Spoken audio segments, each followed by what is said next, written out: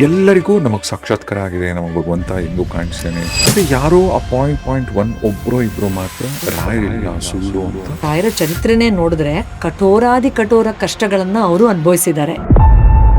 ಆ ಕಷ್ಟದ ಒಳಗಿನ ತಾತ್ಪರ್ಯವನ್ನ ಅರ್ಥ ಮಾಡ್ಕೊಂಡೆ ಆ ಕಷ್ಟಗಳನ್ನ ಅನುಭವಿಸಿದ್ರೆ ಮಾತ್ರ ಉದ್ಧಾರದ ಕಡೆಗೆ ಹೋಗಕ್ಕೆ ಸಾಧ್ಯ ಇದೆ. ರಾಯರ ಆರಾಧನೆ ಇರಬಹುದು, ಮಂತ್ರಪಠನೆ ಇರಬಹುದು, ಧ್ಯಾನ ಇರಬಹುದು, ಕುಳಿತುಕೊಂಡು ಆ ಜಾಗದಲ್ಲಿ ಅವರ ಆ ಶಕ್ತಿಯನ್ನ ಏನಾದ್ರೂ ಅವ್ರು ಅನುಭವಿಸಿದ್ರೆ ಅವ್ರ ಮನೆಗೆ ಯಾರೇ ಬರ್ಲಿ, ಇಲ್ಲೇನೋ ಒಂಥರ ನನ್ಗೆ ಆಧ್ಯಾತ್ಮಿಕವಾದ ಅನುಭವ ಭಾಸ ಆಗುತ್ತೆ, ಏನೋ ವಿಶೇಷ ಅನ್ಸುತ್ತೆ, ಇಲ್ಲಿ ಬಂದ ತಕ್ಷಣ ತಣ್ಣಗನ್ಸುತ್ತೆ, ಇನ್ನೂ ಹೀನಾಯವಾದದ್ದು ಆಗ್ಬೋದಾಗಿತ್ತೇನೋ, ಇಷ್ಟಕ್ಕೆ ನಿಲ್ಸಿದಾನೆ ಅಂತ ಯಾರು ಅರ್ಥ ಮಾಡ್ಕೊಳ್ತಾರೋ ಅವರು ಆ ರಾಯರ ರೀತಿಯ ಬೆಳಕನ್ನ ನೋಡೋಕೆ ಸಾಧ್ಯ. ಬ್ರಹ್ಮನಾಗಿ ವಿಚಾರಗಳನ್ನ ನಮಗೆ ತಿಳಿಸ್ಕೊಡ್ತಾರೆ, ವಿಷ್ಣುವಾಗಿ ನಮ್ಮನ್ನ ಸದಾಕಾಲ ರಕ್ಷಣೆ ಮಾಡ್ತಾ ಇರ್ತಾರೆ, ಮತ್ತು ಶಿವನಾಗಿ ಬೇಡದೇ ಇರೋ ಅಜ್ಞಾನಗಳನ್ನೆಲ್ಲ ಕಿತ್ತು ರುದ್ರನಾಗಿ ಶಿವನಾಗಿ ಆಚೆ ಹೋಗಿತಾ ಇರ್ತಾರೆ. ರಾಯರ ಮತ್ತೊಬ್ರು ಪರಮ ಭಕ್ತರು ಶಿಷ್ಯರು ಅವರೇ ಅಪ್ಪಣ್ಣ ಆಚಾರ್ಯರು. ರಾಯರು ಬೃಂದಾವನ ಪ್ರವೇಶ ಮಾಡಬೇಕು ಅಂತ ನಿರ್ಧಾರ ಮಾಡಿದಾಗ ಅತ್ಯಂತ ಆಪ್ತರಾದ ಅಪ್ಪಣ್ಣಾಚಾರ್ಯರು ಅದನ್ನ ಸ್ವೀಕಾರ ಮಾಡೋದಕ್ಕೆ ಕಷ್ಟ ಆಗತ್ತೆ, ನಮ್ಮನ್ನ ಅಗಲಿ ಹೋಗ್ತಾ ಇದ್ದಾರೆ ಅನ್ನೋ ನೋವನ್ನ ಭರಿಸೋದು ಅಷ್ಟು ಸುಲಭ ಅಲ್ಲ ನೋಡಿ. ರಾಯರು ಬೃಂದಾವನ ಪ್ರವೇಶ ಮಾಡ್ತಾ ಇದ್ದಾರೆ ಅಂತ ತಿಳಿದು ಧಾವಿಸಿ ಓಡೋಡಿ ಬರ್ತಾರೆ. ಆದ್ರೆ ಹತ್ರದಲ್ಲಿ ಓಡೋಡಿ ಬಂದಾಗ ತುಂಗಾ ನದಿ ಜೋರಾಗಿ ಪ್ರವಾಹ ಉಕ್ಕಿ ಹರಿತಾ ಇದೆ. ಗುರು ರಾಘವೇಂದ್ರ ಸ್ವಾಮಿಗಳ ಸ್ತೋತ್ರವನ್ನ ರಚನೆ ಮಾಡಕ್ಕೆ ಶುರು ಮಾಡ್ತಾರೆ. ಓಡೋಡಿ ಬಂದು ನೋಡ್ತಾರೆ, ರಾಯರು ಓಕೆ, ಬಿಚ್ಚಾಲೆ ಎಲ್ಲಿದೆ? ಬಿಚ್ಚಾಲೆ ಅಂದ್ರೆ ಏನು? ನೀವು ಅಲ್ಲಿ ಒಳಗೆ ಹೋಗಿದ ತಕ್ಷಣ ನಿಮಗೆ ಅಲ್ಲೊಂದು ವಿಶೇಷವಾದ ಶಕ್ತಿ ಭಾಸ ಆಗುತ್ತೆ. ಅಗ್ನಿಮೀಳೆ ಪುರೋಹಿತಂ ಯಜ್ಞಸ್ಯ ದೇವರ ತ್ರಿಜಮತಿ ತರ ಬರುತ್ತೆ. ಅದನ್ನ ಪ್ರೋಕ್ಷಣೆಯನ್ನ ಮಾಡಿದ ತಕ್ಷಣವೇ ಆ ಅಕ್ಕಿ ಕಾಳು ಎಲ್ಲ ಅನ್ನ ಆಗಿ ಬೆಂದು ತಯಾರಾಗ್ಬಿಡ್ತಾ ಇತ್ತಂತೆ. ಈ ಪಂಚಮುಖಿ ಆಂಜನೇಯ ಸ್ವಾಮಿಗೂ ರಾಯರಿಗೂ ಏನ್ ಸಂಬಂಧ? ಮಂತ್ರಾಲಯಕ್ಕೆ ಹೋದವ್ರು ಎಲ್ರೂನು ಆ ಗಾಣದಲ್ಲಿ ಪಂಚಮುಖಿ ಆಂಜನೇಯ ದೇವಸ್ಥಾನಕ್ಕೆ ಹೋಗ್ತಾರೆ. ಪಂಚಮುಖಿ ಆಂಜನೇಯ ದೇವಸ್ಥಾನಕ್ಕೆ ಹೋದ್ರೆ ಒಂದ್ ಸುತ್ತು ಬನ್ನಿ ಹಿಂದೆ ಅಲ್ಲ, ಆ ಬಂಡೆಗಳು ಹೇಗೆ ಒಂದ್ರ ಮೇಲೆ ಒಂದು ಕೂತಿದೆ ಅಂದ್ರೆ ಹನುಮಂತ ಹಾಸಿಗೆ ಮತ್ತು ದಿಂಬಿನ ರೀತಿ ಇದೆ. ಯಾಕಂದ್ರೆ ತಾನು ಅಲ್ಲಿಯೂ ಕೂಡ ಇದ್ರು ಕೆಲವು ದಿನಗಳ ಕಾಲ ಅಲ್ಲಿ. ವಿಶ್ವದಲ್ಲಿ ಎಲ್ಲೆಲ್ಲೆಲ್ಲಿ ರಾಯರ ಮಠಗಳಿವೆಲ್ಲ, ಪ್ರತಿ ಮಠದಲ್ಲೂ ಕೂಡ ನೀವು ರಾಯರನ್ನ ಒಂದು ಬೃಂದಾವನ ರೂಪದಲ್ಲೇ ನಾವು ಆರಾಧನೆ ಮಾಡ್ತೀವಿ. ಆದ್ರೆ ರಾಯರಿಗೆ ಒಂದು ಮೂರ್ತಿ ಆಕಾರದ ಒಂದು ದೇವಾಲಯ ಎಲ್ಲಾದ್ರೂ ಇದೆಯಾ? ನಿರ್ದಿಷ್ಟವಾದ ಕಲ್ಲಿನ ಮೇಲೆ ಯಾವಾಗ್ಲೂ ರಾಮ ರಾಮ ರಾಮ ಅನ್ಕೊಂಡು ಬಟ್ಟೆ ಒಗಿತಾ ಇದ್ರಂತೆ. ಆಗ ಅವರಿಗೆ ಕನಸಿನಲ್ಲಿ ರಾಯರು ಬಂದು, ನೋಡಪ್ಪ, ನೀನು ಆ ಕಲ್ಲಿನ ಹಿಂದೆ ನೀನ್ ತಿರುಗಿಸಿದ್ರೆ ನನ್ನ ಮೂರ್ತಿ ಇದೆ, ಈ ಕಲ್ಲನ್ನ ನೀನು ಮರುದಿನ ಒಬ್ರು ವಿಶೇಷವಾದ ಬ್ರಾಹ್ಮಣರು ಬಂದು ನಿನ್ನ ಬಳಿ ಕೇಳ್ತಾರೆ, ಅದನ್ನ ಅವ್ರಿಗೆ ಕೊಟ್ಟು ಬಿಡಬೇಕು ಅಂತ ಹೇಳ್ತಾರೆ. ಕೃಷ್ಣರಾಜ ಒಡೆಯರ್ ಮೂರು ಆವಾಗಿನ ಕಾಲದ ರಾಜರು, ಮೈಸೂರು ಮಹಾರಾಜರಿಗೆ ಕನಸಿನಲ್ಲಿ ಬಂದು, ಈ ರೀತಿಯಾಗಿ ನಾನು ಇಲ್ಲಿ ನಂಜನಗೂಡಿನಲ್ಲಿ ಸ್ಥಾಪನೆ ಆಗಕ್ಕೆ ಇಷ್ಟಪಡ್ತಾ ಇದ್ದೀನಿ, ಆದ್ರಿಂದ ದಯವಿಟ್ಟು ನೀನು ಅದಕ್ಕೆ ಅಣು ಮಾಡಿಕೊಡು ಅಂತ ಹೇಳ್ತಾರೆ. ಮಂತ್ರಾಲಯದ ವಿಚಾರದಲ್ಲಾಗ್ಲಿ ರಾಯರ ವಿಚಾರದಲ್ಲಾಗ್ಲಿ ಐ ಆಮ್ ಶೋರ್ ಸಾಕಷ್ಟು ಕಥೆಗಳಿದೆ. ನಿಮ್ಮ ಲೈಫಲ್ಲಿ ನಡೆದಂತ ಒಂದಷ್ಟು ಮಿರಾಕಲ್ಸ್. 2020 ನಾವು ಮನೆ ಚೇಂಜ್ ಮಾಡಿ ಬೇರೆ ಮನೆಗೆ ಬಂದ್ವಿ. ಆ ಮನೆ ರಿನೋವೇಟ್ ಆಗ್ಬೇಕಾದ್ರೆ ಅವತ್ತು ರಾತ್ರಿ ಸ್ವಲ್ಪ ಲೇಟ್ ಆಯ್ತು. ನನ್ನ ಚೇಂಬರ್ ಇಂದ ಆಚೆ ಬಂದೆ, ಏನೋ ಪಾರ್ಸಲ್ ದೊಡ್ಡದು, ಏನಿರ್ಬೋದು ಇಷ್ಟು ದೊಡ್ಡದು, ಓಪನ್ ಮಾಡಿದ್ರೆ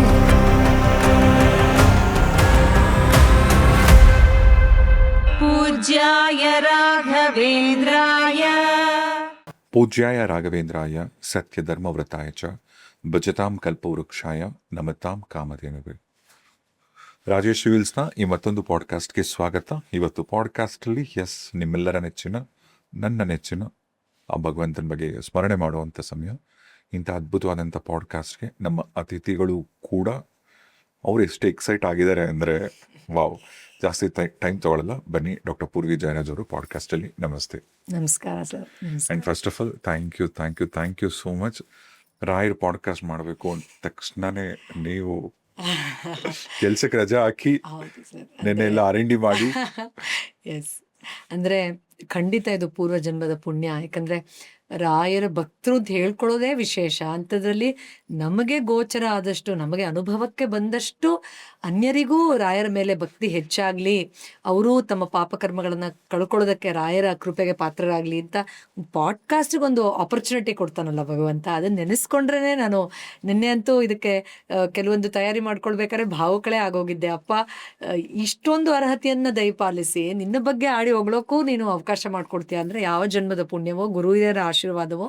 ನಿಮಗೂ ಈ ಪಾಡ್ಕಾಸ್ಟ್ ಟೀಮ್ಗೂ ವೀಕ್ಷಕರಿಗೂ ಮತ್ತೊಮ್ಮೆ ಮೊದಲೇ ಧನ್ಯವಾದಗಳನ್ನು ಸಲ್ಲಿಸ್ತಾ ಇದ್ದೀನಿ. ಧನ್ಯವಾದಗಳು ಸರ್. ಆಸ್ ಯೂಶುವಲ್ ತುಂಬ ಚೆನ್ನಾಗಿ ಕಾಣ್ತಿದ್ರ. Thank you sir, thank you so ಚಂದದ ಹೆಣ್ಣಿಗೆ ಸುಂದರವಾದಂಥ ಸೀರೆ ಎಸ್ ಅಂಡ್ ನಮ್ಮ ಬ್ರ್ಯಾಂಡ್ ಅಂಸುಕಂ ಸಾರೀಸ್ನೇ ಹುಟ್ಟಿದಿರ. ಎಸ್ ಎಸ್ ಸರ್, ಇದು ಅಂಸುಕಂ ಬೈ ರಾಮ್ ಅವರ ಸಾರಿಗಳಲ್ಲಿ ಒಂದು ವಿಶೇಷತೆ ಕ್ವಾಲಿಟಿ, ಅದರಲ್ಲಿ ಎರಡನೇ ಮಾತೇ ಇಲ್ಲ. ಮತ್ತು ನಮ್ಮ ಹಸ್ಬೆಂಡ್ ಪರ್ಸ್ನಲಿ ಕಾಂಪ್ಲಿಮೆಂಟ್ ಮಾಡ್ತಾರೆ, ನಾನು ಅದ್ರದ್ದು ಸೀರೆ ಹಾಕ್ಕೊಂಡಾಗ ಲಾಸ್ಟ್ 2-3 ಸರ್ತಿನೂ ಒಂಥರ ಒಂದು ವಿಶೇಷವಾದ ಗ್ಲೋ ಬರುತ್ತೆ ಅಂತ. ಸೊ ಎರಡನೇದು ವೈಯಕ್ತಿಕವಾಗಿ ಒಂದು part of the profit is going into women welfare.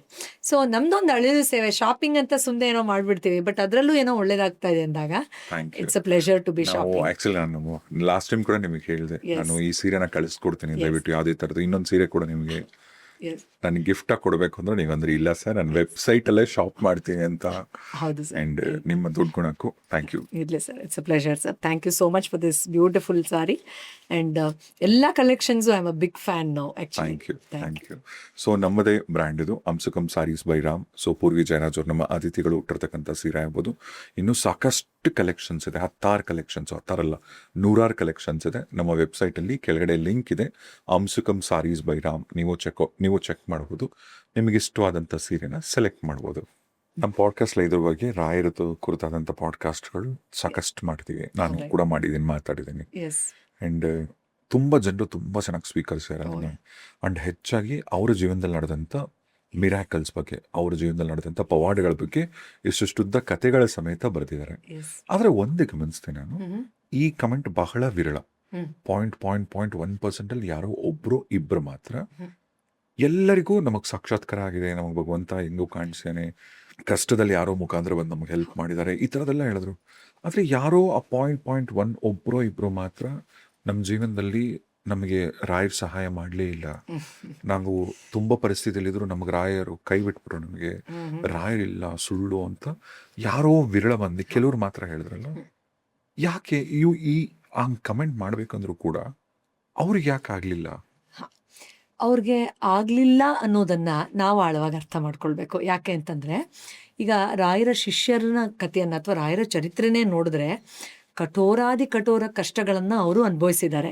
ಇವತ್ತು ರಾಯರಿದ್ದಾರೆ ಅಂತ ನಾವಿಲ್ಲಿ ನೆಮ್ಮದಿಯಾಗಿ ಅವ್ರನ್ನ ಕೂಗ್ತೀವಿ ಅಂದರೆ, ಅವರು ಎಷ್ಟು ಕಷ್ಟಪಟ್ಟು ತಪಸ್ಸು ಮಾಡಿ ಯಾವುದನ್ನೆಲ್ಲ ದಾಟ್ಕೊಂಡು ಬಂದು ಆ ಸಿದ್ಧಿಗಳನ್ನ ಪಡ್ಕೊಂಡ್ರು ಅಂತ ನೋಡಿದಾಗ, ಆ ಕಷ್ಟಗಳನ್ನೇ ನಾವು ಇದು ದೇವರು ಒಲಿತಾ ಇಲ್ಲ ಅಥವಾ ದೇವರು ನಮಗೆ ಸಹಾಯ ಮಾಡಿಲ್ಲ ಅಂತ ನೋಡಿದ್ರೆ, ನಮಗೆ ಆ ಜ್ಞಾನದ ಬೆಳಕು ಅಥವಾ ಅದರ ಒಂದು ನಿಜವಾದ ಒಳ ಅರ್ಥ ಆಗೋದೇ ಇಲ್ಲ. ಅಂದರೆ ಆ ಕಷ್ಟದ ಒಳಗಿನ ತಾತ್ಪರ್ಯವನ್ನು ಅರ್ಥ ಮಾಡ್ಕೊಳ್ದೆ, ಆ ಕಷ್ಟಗಳ ಮುಖಾಂತರ ಯಾವ ನಕಾರಾತ್ಮಕ ಕರ್ಮಗಳನ್ನು ಭಗವಂತ ಕಳೀತಾ ಇದ್ದಾರೆ ಅಂತ ತಿಳ್ಕೊಳ್ದೆ, ಆ ಕಷ್ಟಗಳನ್ನು ಅನುಭವಿಸಿದ್ರೆ ಮಾತ್ರ ಉದ್ಧಾರದ ಕಡೆಗೆ ಹೋಗೋಕ್ಕೆ ಸಾಧ್ಯ ಇದೆ, ಇದು ಇನ್ಯಾವುದೋ ಉತ್ತಮವಾದ ಸ್ಥಿತಿಗೆ ಪೂರ್ವ ತಯಾರಿ ಅನ್ನುವಂತಹ ಮತಿಯೇ ಇಲ್ಲದೆ ಇದ್ದಾಗ ನಾವು ಎಲ್ಲವನ್ನೂ ಲೆಕ್ಕಾಚಾರದ ರೀತಿಯಲ್ಲೇ ನೋಡ್ತೀವಿ. ಆಗ ಭಗವಂತನ ಸಾಕ್ಷಾತ್ಕಾರ ಆಗೋಕ್ಕೆ ಸಾಧ್ಯನೇ ಇಲ್ಲ. ಇನ್ಫ್ಯಾಕ್ಟ್ ಇವತ್ತು ಕೂಡ ನಾವು ಸಾಕಷ್ಟು ಚಮತ್ಕಾರಗಳು ಅಥವಾ ಶಿಷ್ಯವೃಂದರ ಕಥೆಗಳನ್ನು, ರೋಚಕವಾದ ಸಂಗತಿಗಳನ್ನು ನಾನು ಹೇಳಬೇಕಾದ್ರೆ, ನಾನು ಬೆಳಗ್ಗೆ ಮೆಲ್ಕು ಹಾಕ್ಬೇಕಾದ್ರೆ ಅಂದ್ಕೊಳ್ತಾ ಇದ್ದೆ, ಇಷ್ಟು ಕಠೋರ ಕಷ್ಟದಲ್ಲಿ ಅಯ್ಯೋ ದೇವ್ರು ನನಗೆ ಕಷ್ಟ ಕೊಡ್ತಾ ಇದ್ದಾನೆ, ಪರೀಕ್ಷೆ ಮಾಡ್ತಾ ಇದ್ದಾನೆ ಅನ್ನೋ ಆಲೋಚನೆ ಕೂಡ ಆ ಶಿಷ್ಯರಿಗೆ ಬರಲಿಲ್ಲ. ಅದಕ್ಕೆ ಅವರು ಕೂಡ ದೊಡ್ಡ ದೊಡ್ಡ ಮೇಧಾವಿಗಳಾದರು, ವಿದ್ವಾಂಸರಾದರು, ಅವರು ಕೂಡ ಗುರು ಪರಂಪರೆಯಲ್ಲಿ ಗುರುಗಳೇ ಆದರು. ಸೊ ನಾವಿಲ್ಲಿ ಯಾವ ದೃಷ್ಟಿಕೋನದಲ್ಲಿ ಇದನ್ನು ನೋಡ್ತಾ ಇದ್ದೀವಿ ಅನ್ನೋದು ತುಂಬ ಮುಖ್ಯ ಆಗುತ್ತೆ. ಕೇವಲ ಸುಖದಲ್ಲಿ ಮಾತ್ರ ರಾಯರನ್ನು ನೋಡ್ತಿರೋ, ಅದಕ್ಕೆ ನಮ್ಮ ಡಾಕ್ಟರ್ ರಾಜ್ಕುಮಾರ್ ಅವರು ಎಷ್ಟು ಚೆನ್ನಾಗಿ ಹಾಲಲ್ಲಾದರೂ ಹಾಕು ನೀರಲ್ಲಾದರೂ ಹಾಕು ಅಂದರೆ ಎರಡರಲ್ಲೂ ನಿನ್ನನ್ನೇ. ಇನ್ಫ್ಯಾಕ್ಟ್ ನಮ್ಗೆಲ್ಲರಿಗೂ ಗೊತ್ತಿದೆ, ರಾಯರು ಅವರ ಪೂರ್ವಜನ್ಮದಲ್ಲಿ ಪ್ರಹ್ಲಾದರಾಗಿದ್ದರು. ಅದರಲ್ಲಿ ಒಂದು ಸಂಗತಿ ಬರುತ್ತೆ, ನನಗೆ ಬಹಳ ಇಷ್ಟವಾದ ಸಂಗತಿ. ಬೆಟ್ಟದಿಂದ ಮೇಲೆ ದೂಕುವಂತಹ ಒಂದು ಕ್ರಿಯೆಯನ್ನು ಮಾಡಕ್ಕೆ ಹೋಗ್ತಾರೆ. ನೀನು ಈಗಲೂ ನಾರಾಯಣ ಅಂತ್ಯ, ಹಾಗಾದರೆ ದೂಕ್ತೀವಿ ಅಂತ. ಆದರೆ ದೂಕ್ಬೇಕಾದ್ರೆ ಒಂದು ಸ್ವಲ್ಪ ರಾಕ್ಷಸನ ಕರುಳು ಮರಗ್ತಂತೆ. ಅಯ್ಯೋ ಪಾಪ ಎಳೆಯ ಕೂಸು ದೂಕ್ತಾ ಇದ್ದೀನಿ ಅಂತ. ಸೊ ಆ ಒಂದು ಕುತೂಹಲಕ್ಕೆ ಕೇಳಿದ್ರಂತೆ, ಅಲ್ಲ ನೀನು ಇಷ್ಟು ಧೈರ್ಯವಾಗಿ ಬೆಟ್ಟದ ತುದಿಯಲ್ಲಿ ತಂದು ನಿಲ್ಲಿಸಿದ್ರು ನಾರಾಯಣ ಅಂತ ಇದೆಯಲ್ಲ, ಈಗ ದೂಕಿ ನಿನ್ನ ದೇಹ ಛಿದ್ರ ಆಗೋಗತ್ತಲ್ಲ, ನಾರಾಯಣ ಬಂದು ಹಿಡ್ಕೊಳ್ಳಿಲ್ಲ ಅಂದರೆ ಏನು ಮಾಡ್ತೀಯ ಅಂತ. ಆಹಾ ಪರಮಾನಂದ, ಏನು ಪರಮಾನಂದ? ನಿನ್ನ ನಾರಾಯಣ ಬರಲಿಲ್ಲ ಅಂದರೆ, ನಿನ್ನ ರಕ್ಷಣೆ ಮಾಡಲಿಲ್ಲ ಅಂದರೆ ಅದರಲ್ಲಿ ಏನು ಪರಮಾನಂದ ಅಂದರೆ, ಹಾಗಾದರೆ ನನ್ನ ದೇಹ ಈ ರೀತಿಯೇ ನಶಿಸಿ ಹೋಗೋದು ನಾರಾಯಣನ ಆ ಒಂದು ಸಂಕಲ್ಪ, ಇದಕ್ಕಿಂತ ಉನ್ನತವಾದ ಇದ್ಯಾ ಅಂತ ನಾನು ಅಂದ್ಕೊಳ್ತೀನಿ. ಅದೇ ಅವನನ್ನು ಬಂದು ಹಿಡ್ಕೊಂಡ್ರೆ, ಅಪ್ಪ ನನ್ನ ನೀನು ಬಿಡ್ತಾನೇ ಇಲ್ವಲ್ಲ ಅಂತ ಆ ಖುಷಿಯಲ್ಲೂ ಆತನನ್ನೇ ನೋಡ್ತೀನಿ ಅಂತ. ಇದು ಭಕ್ತಿ. ನಾನು ಅನ್ಕೊಂಡಿದ್ದ ಪ್ರಕಾರ ಏನೋ ಆಯಿತು, ಅದಕ್ಕೆ ನನಗೆ ಆ ದೇವರು ಇಷ್ಟ ಅನ್ನೋದು ಯಾವತ್ತೂ ಭಕ್ತಿ ಆಗೋಕ್ಕೆ ಸಾಧ್ಯನೇ ಇಲ್ಲ. ಈ ಕಷ್ಟದಲ್ಲೂ ದೇವರು ನನಗೇನೋ ತಿಳಿಸ್ತಾ ಇದ್ದಾನೆ, ಕೊಡ್ತಾ ಇದ್ದಾನೆ, ಕರ್ಮಗಳನ್ನು ಕಳೀತಾ ಇದ್ದಾನೆ, ಇನ್ನೊಂದೇನೋ ಇನ್ನೂ ಹೀನಾಯವಾದದ್ದು ಆಗ್ಬೋದಾಗಿತ್ತೇನೋ, ಇಷ್ಟಕ್ಕೆ ನಿಲ್ಲಿಸಿದಾನೆ ಅಂತ ಯಾರು ಅರ್ಥ ಮಾಡ್ಕೊಳ್ತಾರೋ ಅವರು ಆ ರಾಯರ ಪ್ರೀತಿಯ ಬೆಳಕನ್ನು ನೋಡೋಕ್ಕೆ ಸಾಧ್ಯ. ಹೊತ್ತು ತರ್ಕ ಮಾಡಿ ಲೆಕ್ಕಾಚಾರ ಹಾಕಿ ನೋಡಿದಾಗ ಅಲ್ಲಿ ಇನ್ನೇನೋ ಒಂದು ತಾತ್ಕಾಲಿಕ ಸುಖ ಅಥವಾ ಖುಷಿ ಕಾಣಿಸುತ್ತೆ ಹೊರತು ಆ ಭಕ್ತಿಯ ಪರಮಾನಂದವನ್ನು ನಾವು ಅನುಭವಿಸೋಕೆ ಸಾಧ್ಯವೇ ಇಲ್ಲ. ತುಂಬ ಸಂದರ್ಭದಲ್ಲಿ ಏನಾಗುತ್ತೆ ಅಂದರೆ ರಾಯರೊಟ್ಟಿಗೆ ಅಥವಾ ನೀವು ಇಷ್ಟಪಡೋ ನಿಮ್ಮ ದೇವರು ದೈವದ ಜೊತೆಗೇನು ಹೇಗಂದರೆ ಬಿಸ್ನೆಸ್ ಥರ ಹೋಗುತ್ತೆ. ಹೌದು, ನೀನು ನಂಗೆ ಇದು ಕೊಡಿಸು, ನಾನು ಹೆಂಗೆ ಇದು ಕೊಡ್ತೀನಿ. ನಾನೊಂದು ಭಗವಂತನಿಗೆ ಬೇಕಾಗಿರೋದು ನಿಮ್ಮ ಶರಣಾಗತಿ, ಹೌದು, ಸರೆಂಡರ್. ಹೌದು, ಭಗವಂತನಿಗೆ ಸರೆಂಡರ್ ಆಗಿ ಹೌದು, ಇನ್ನು ಮಿಕ್ಕಿದೆಲ್ಲ ಅವನಿಗೆ ಬಿಟ್ಬಿಡಿ. ಹೌದು. ಅಣ್ಣವ್ರು ತುಂಬ ಚೆನ್ನಾಗಿ ಹೇಳಿದ್ದಾರೆ, ಹಾಲಲ್ಲಾದರೂ ಹಾಕು, ನೀರೆಲ್ಲ ನೀರೆಲ್ಲಾದರೂ ಹಾಕು ಅಂತ. ಎರಡರಲ್ಲೂ ಸ್ಮರಿಸ್ಲಿಲ್ಲ ಅಂದ್ರೆ ಭಕ್ತಿ ಎಲ್ಲಿ ಬಂತು ಅಲ್ರಲ್ಲಿ? ಅಲ್ಲ, ಭಗವದ್ಗೀತೆಯ ಸಾರ ಅದೇ ಅಲ್ವಾ ಸರ್? ಪೂರ್ತಿ ಯಾವ ರೀತಿಯ ಅನುಭವಗಳು ನಿನಗೆ ಬಂದರು, ಕಷ್ಟ, ಸುಖ, ದುಃಖ, ಅಥವಾ ನಿನಗೆ ಏನೋ ಸರಿ ಹೋಗಲಿಲ್ಲ, ಸರಿ ಹೋಯಿತು, ಎಲ್ಲದರನ್ನು ಸಮ ಪ್ರಮಾಣದಲ್ಲಿ ನೋಡಿದಾಗ ನಿನಗೆ ಅದು ಆಳವಾಗಿ ಅರ್ಥ ಆಗುತ್ತೆ ಅಂತ ತುಂಬ ಸ್ಪಷ್ಟವಾಗಿ ಭಗವದ್ಗೀತೆಯಲ್ಲೂ ಉಲ್ಲೇಖ ಆಗಿದೆ. ಅದರಿಂದ ನಾವು ಭಕ್ತಿಯನ್ನು ಸರಿಯಾಗಿ ಅರ್ಥ ಮಾಡ್ಕೊಳ್ಳೋ ಸಮಯ ಬಂದಿದೆ. ಎಸ್, ರಾಘವೇಂದ್ರ ಅಂತ Yes. ಅಂದ್ರೆ ಮುಗೀತು. ಹೌದು, ಕೆಲವರು ರಾಘವೇಂದ್ರ ಅಂತಾರೆ, ಕೆಲವರು ರಾಯರು ಅಂತಾರೆ, ಹೌದು, ಕೆಲವರು ರಾಗಜ್ಜ ಅಂತಾರೆ, ಹೌದು. ಕೆಲವರು ತಂದೆ ಅಂತ ಕರೀತಾರೆ. ಹ್ಮ್, ಆ ಪದದಲ್ಲೇ ಎಂಥ ವೈಬ್ರೇಷನ್ ಇದೆ ಅಂದರೆ ರಾಘವೇಂದ್ರ, yes. ಆ ಪದದ ಅರ್ಥ. ಖಂಡಿತ ಸರ್, ಇದು ಸೌಭಾಗ್ಯವೇ ಸರಿ. ಅದಕ್ಕಿಂತ ಮುಂಚೆ ಒಂದು ಸಣ್ಣ ಪೀಠಿಕೆ. ಈಗ ಚಿಕ್ಕ ಮಗುವಿಗೆ ಅಮ್ಮ ದೇವರಿದ್ದಾನೆ ಕೈ ಮುಗಿ ಅಂತ ಹೇಳಿದಾಗ ಅದು ಕೈ ಜೋಡ್ಸೋಕ್ಕೂ ಬರಲ್ಲ, ಅದು ಹೇಗೇಗೋ ಕೈ ಜೋಡಿಸುತ್ತೆ. ಅಡ್ಡು ಬೀಳು ಅಂದಾಗ ನೆಲದ ಮೇಲೆ ಉರುಳಾಡುತ್ತೆ. ಅಯ್ಯೋ ಏನು ಹಿಂಗಲ್ಲ, ಹೀಗೆ ಹೀಗೆ ಅಂತ ಅಮ್ಮ ಹೇಳ್ಕೊಡ್ತಾಳೆ. ಹಾಗೆ ರಾಯರ ಬಗ್ಗೆ ಮಾತಾಡಬೇಕಾದ್ರೆ ನಮ್ಮಂಥವರು ಎಲ್ಲೋ ಒಂದು ಕಡೆ ನಮ್ಮ ಅನುಭವನ ಉತ್ಸಾಹದಿಂದ ಹೇಳಬೇಕಾದ್ರೆ ಅಕಸ್ಮಾತ್ ಏನಾದರೂ ತಪ್ಪಾದರೆ ಉಚ್ಚಾರಣೆಯಲ್ಲೋ ಅಥವಾ ಆ ಪೌರಾಣಿಕ ಕಥೆಗಳನ್ನು ನಾನು ಓದಿರೋದು, ತಿಳಿದಿರೋದು, ಅನುಭವಿಸಿರೋದು, ದಯವಿಟ್ಟು ಕ್ಷಮೆ ಇರಲಿ ಅಂತ ಹೇಳ್ತಾ ಇದನ್ನು ಹೇಳುವಂಥ ಒಂದು ಪ್ರಯತ್ನವನ್ನು ಮಾಡ್ತೀನಿ. ರಾಘವೇಂದ್ರ ಅಂದರೆ ರಾಘವ ಪ್ಲಸ್ ಇಂದ್ರ. ರಾಘವ ಅಂದರೆ ನಮ್ಗೆಲ್ರಿಗೂ ಗೊತ್ತೇ ಇದೆ, ರಾಮ ಅಂತ. ಸೊ ರ ಮತ್ತು ಮ ಅಂದರೆ ಆ ಜ್ಞಾನದ ಬೆಳಕು ರಾಮ, ಆತ್ಮದ ಬೆಳಕು ರಾಮ, ಆ ಪರಮಾನಂದದ ಅನುಭವ ರಾಮ. ಅದೇ ರೀತಿ ರಾಘವ ಅಂತ ಹೇಳಿದಾಗ ಈ ರಾಮ ಅನ್ನುವ ತಾತ್ಪರ್ಯವನ್ನೇ ನಾವು ತಗೊಂಡು ಜ್ಞಾನ ಮತ್ತು ಬೆಳಕು, ಆ ಜ್ಞಾನದಿಂದ ಬರುವ ಆನಂದ ಮತ್ತು ಆ ಬೆಳಕು, ಈ ಎರಡರ ಮಧ್ಯೆ ಒಂದು ಘಾ ಇದೆ. ರಾ ಮತ್ತು ವಾ ಮಧ್ಯೆ ಘಾ ಇದೆ. ಅಂದರೆ ಏನೋ ಒಂದು ಅಡೆತಡೆ ಇದೆ. ಅದನ್ನು ಘಾ ಅಂದರೆ ಅದನ್ನು ಭೇದಿಸೋದು, ಅದನ್ನು ಛಿದ್ರ ಮಾಡಿ ಹೊಡೆದು ಅದು ಎರಡನ್ನು ಒಂದು ಮಾಡುವ ಅನುಭವವನ್ನು ಕೊಡುವವರೇ ರಾಘವೇಂದ್ರರು. ಸೊ ಆ ಜ್ಞಾನದ ಪರಮಾನಂದದ ಅನುಭವವನ್ನು, ಆ ಅಡೆತಡೆಗಳನ್ನು ಮೀರಿ ಇಂದ್ರಿಯಗಳು ಏನು ಆ ನಿಯಂತ್ರಣವನ್ನು ಮಾಡಿಸಿ ಆ ಒಂದು ಸಕಲ ಸೌಭಾಗ್ಯವನ್ನು ಅನುಭವಿಸೋಕ್ಕೆ ಆ ಕರುಣಾಮಯಗಳು ತೋರಿಸುವ ಆ ದಾರಿ. ಯಾಕಂದರೆ ರಾಘವೇಂದ್ರ ಅಂದಾಗ ಬಹುಪಾಲು ಜನರಿಗೆ ಅವರ ಬೃಂದಾವನವೇ ನೆನಪಾಗೋಗುತ್ತೆ. ರಾಘವೇಂದ್ರ ಅಂದ ತಕ್ಷಣ ಬೃಂದಾವನ ಕಣ್ಮುಂದೆ ಬರುತ್ತೆ. ಇನ್ನೂ ಆಳವಾಗಿ ಗಮನಿಸಿದಾಗ ಅವರ ಸೌಮ್ಯವಾದ ರೂಪ ಕಣ್ಮುಂದೆ ಬರುತ್ತೆ.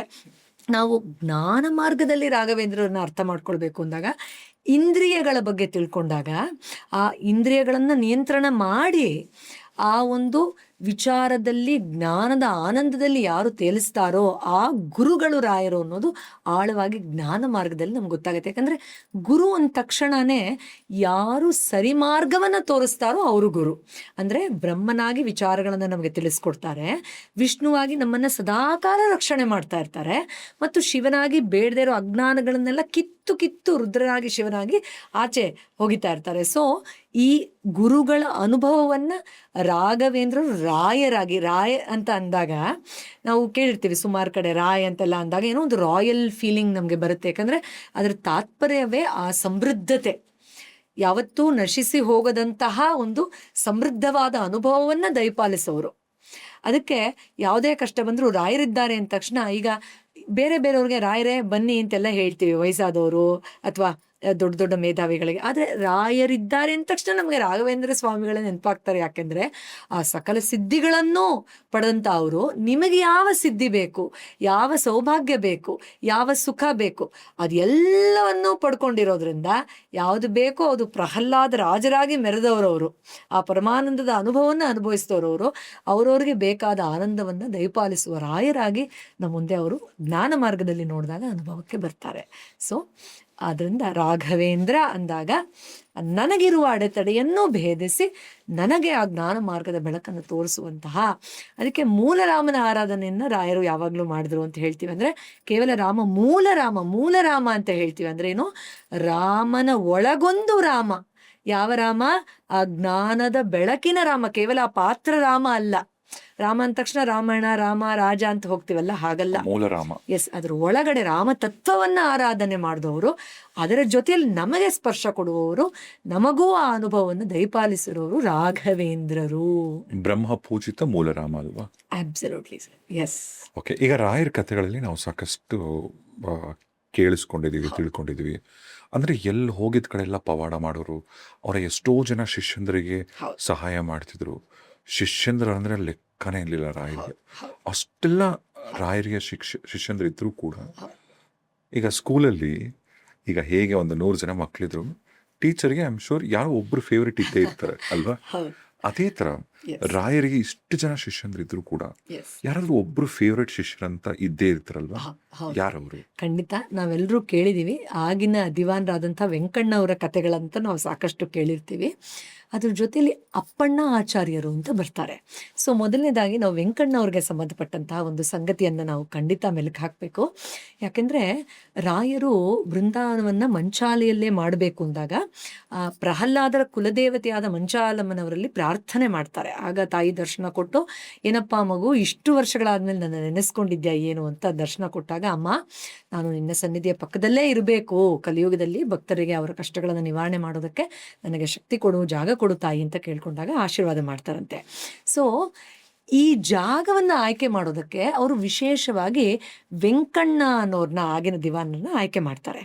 ಅವರು ಪರಮಾನಂದದಲ್ಲಿ ರಾಯರ ಜೊತೆಯಲ್ಲಿ ಹೋಗಿ ಆ ಜಾಗನೆಲ್ಲ ಗುರುತು ಮಾಡ್ಬೇಕಾದ್ರೆ ಬರೀ ಬರಡು ಪ್ರದೇಶ, ಅಲ್ಲಿ ಏನೂ ಇಲ್ಲ, ಏನೂ ಬೆಳೆಯೋಕ್ಕಾಗಲ್ಲ, ಕಲ್ಲು ಬಂಡೆ ಇರೋ ಜಾಗವನ್ನು ಗುರುತು ಮಾಡ್ತಾರೆ, ಇಲ್ಲೇ ನನ್ನ ಬೃಂದಾವನ ಆಗಬೇಕು ಅಂತ.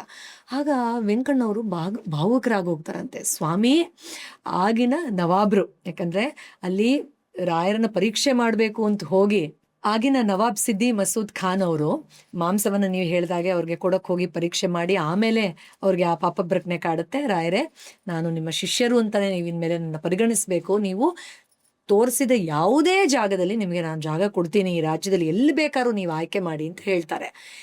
ಈ ರೀತಿಯಾಗಿ ಅವ್ರು ಹೇಳಬೇಕಾದ್ರೆ ನೀವು ಬಂದು ಈ ಬಂಡೆ ಇರೋ ಪ್ರದೇಶದಲ್ಲಿ ನಾನು ಬೃಂದಾವನ ಬೇಕು ಅಂತ ಹೇಳ್ತಾ ಇದ್ದೀರಲ್ಲ ಸ್ವಾಮಿ, ಏನಿದು ಅಂತ ಕೇಳಿದಾಗ ರಾಯರು ಹೇಳ್ತಾರಂತೆ, ನೋಡಿ, ಅದಕ್ಕೆ ಹೇಳೋದು ಗುರುಗಳಲ್ಲಿ ಒಂದು ಮಾತೃ ರೀತಿಯ ಪ್ರೀತಿ ಇರುತ್ತೆ. ಯಾಕಂದರೆ ನಾವು ಯಾವುದೇ ಗುರು ಸನ್ನಿಧಿಗೆ ಹೋದಾಗ ಒಂಥರ ತಾಯಿ ಥರ ಯಾರೋ ನಮ್ಮನ್ನು ಅರ್ಥ ಮಾಡ್ಕೊಳ್ತಾ ಇದ್ದಾರೆ ಅಂತ ಎಂಥವ್ರು ಭಾವುಕರಾಗೋಗ್ತಾರೆ.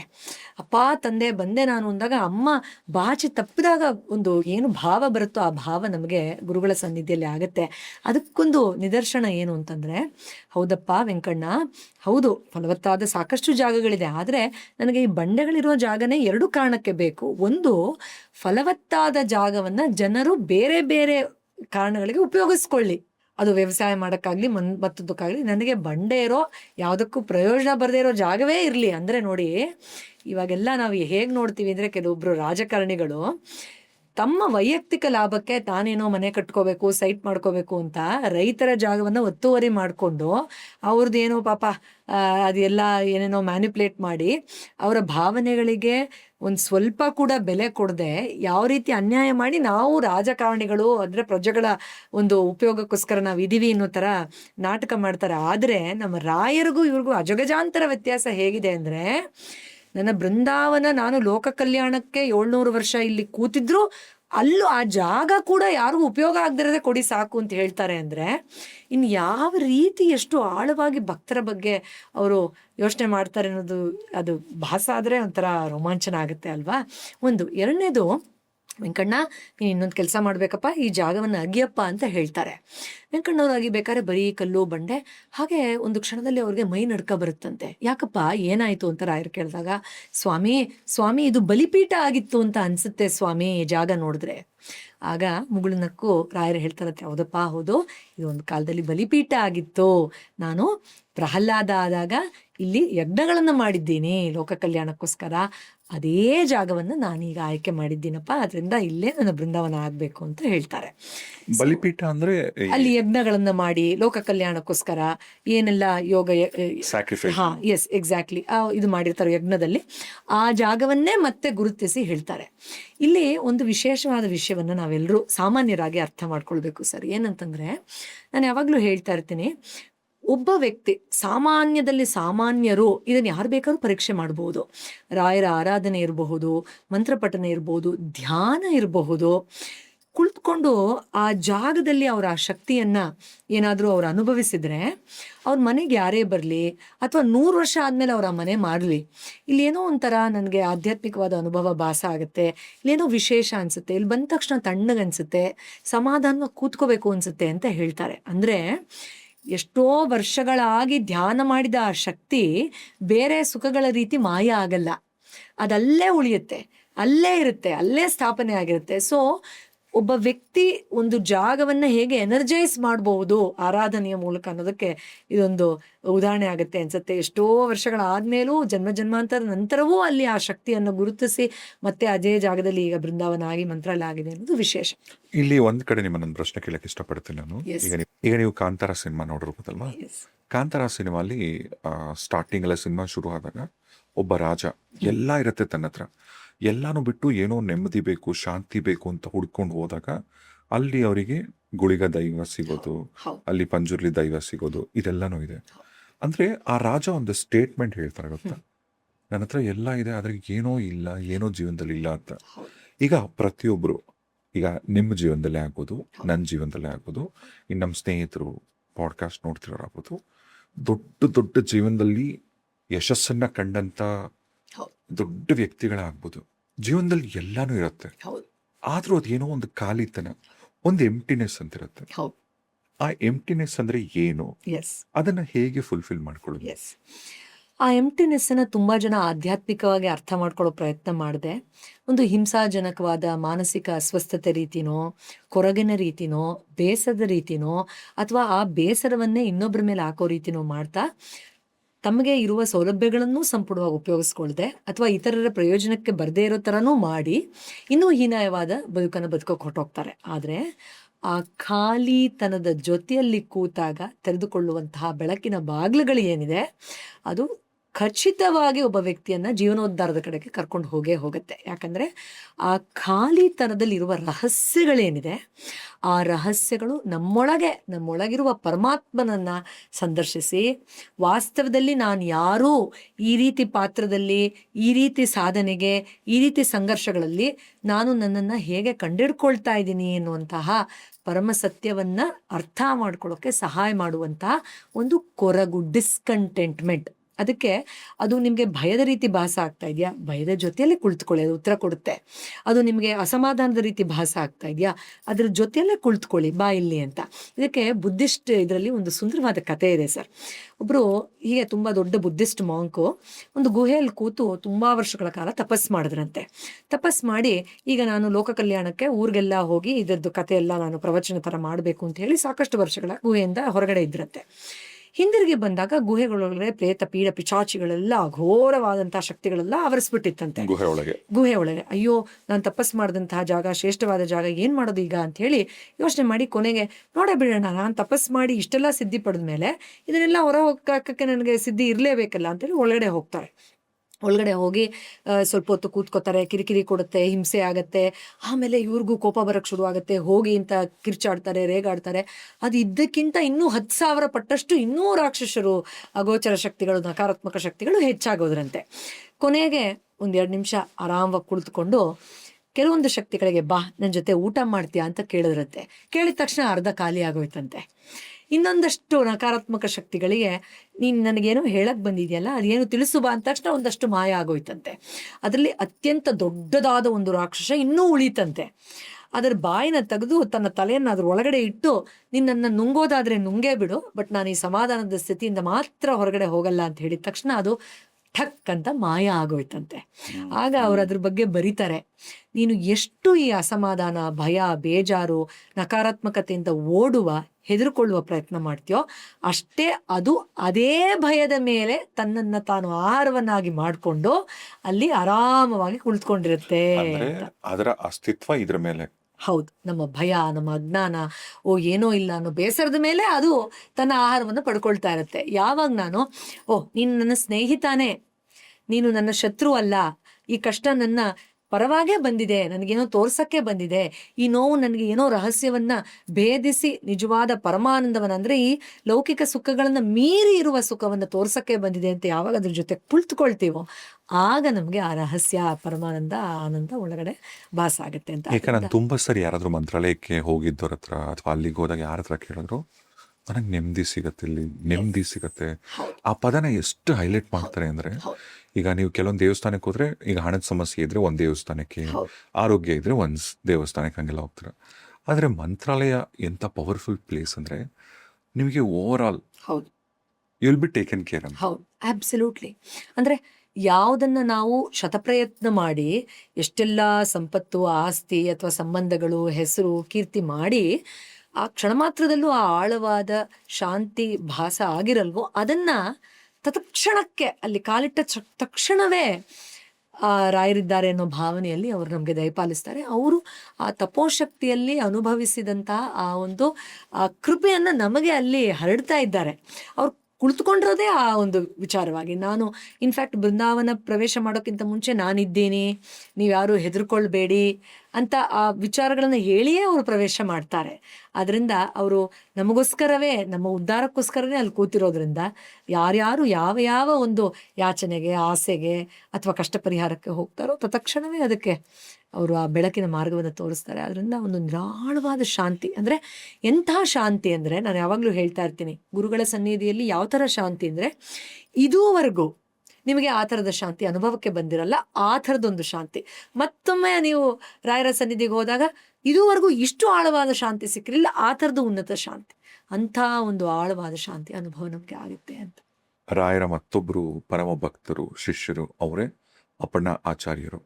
ಸೊ ಅವ್ರ ಬಗ್ಗೆ, ಅಪ್ಪಣ್ಣಾಚಾರ್ಯರ ವಿಚಾರವಾಗಿ ನಾವು ಕತೆಗಳನ್ನ, ಸಂಗತಿಗಳನ್ನ ಕೇಳ್ತಾ ಹೋದ್ರೆ ಸಾಕಷ್ಟು ವಿಷಯಗಳು ನಮಗೂ ತಿಳ್ಕೊಳ್ಳೋಕೆ ಸಿಗತ್ತೆ ಮತ್ತು ಅತ್ಯಂತ ರೋಚಕವಾದ ಸಂಗತಿಗಳಿದೆ. ರಾಯರು ಬೃಂದಾವನ ಪ್ರವೇಶ ಮಾಡಬೇಕು ಅಂತ ನಿರ್ಧಾರ ಮಾಡಿದಾಗ ಅತ್ಯಂತ ಆಪ್ತರಾದ ಅಪ್ಪಣ್ಣಾಚಾರ್ಯರು ಅದನ್ನ ಸ್ವೀಕಾರ ಮಾಡೋದಕ್ಕೆ ಕಷ್ಟ ಆಗತ್ತೆ. ಯಾಕಂದ್ರೆ ಅಷ್ಟು ಆಪ್ತರಾಗಿ, ಅಷ್ಟು ಹತ್ತಿರದಲ್ಲಿ ಇದ್ದವರು ನಮ್ಮನ್ನ ಅಗಲಿ ಹೋಗ್ತಾ ಇದ್ದಾರೆ ಅನ್ನೋ ನೋವನ್ನು ಭರಿಸೋದು ಅಷ್ಟು ಸುಲಭ ಅಲ್ಲ ನೋಡಿ. ರಾಯರು ಅದನ್ನೂ ಅರ್ಥ ಮಾಡಿಕೊಂಡು ಕೆಲವು ದಿನಗಳ ಹಿಂದೆಯೇ ಅವ್ರನ್ನ ಮಂತ್ರಾಲಯದಿಂದ ಬಿಚ್ಚಾಲೆಯ ಕಡೆಗೆ, ಅಂದರೆ ಅಪ್ಪಣ್ಣಾಚಾರ್ಯರ ಊರದು, ಅಲ್ಲಿಗೆ ಕೆಲವು ಕೆಲಸಕ್ಕೋಸ್ಕರ ನೇಮಿಸಿ ಕಳಿಸ್ತಾರೆ. ಬಿಚ್ಚಾಲೆ ಅಂದರೆ ಭಿಕ್ಷಾಲಯ ಅನ್ನೋದು ಬಿಚ್ಚಾಲೆ ಅಂತ ಆಗುತ್ತೆ. ಸೊ ಅಲ್ಲಿಗೆ ಕಳಿಸ್ತಾರಂತೆ.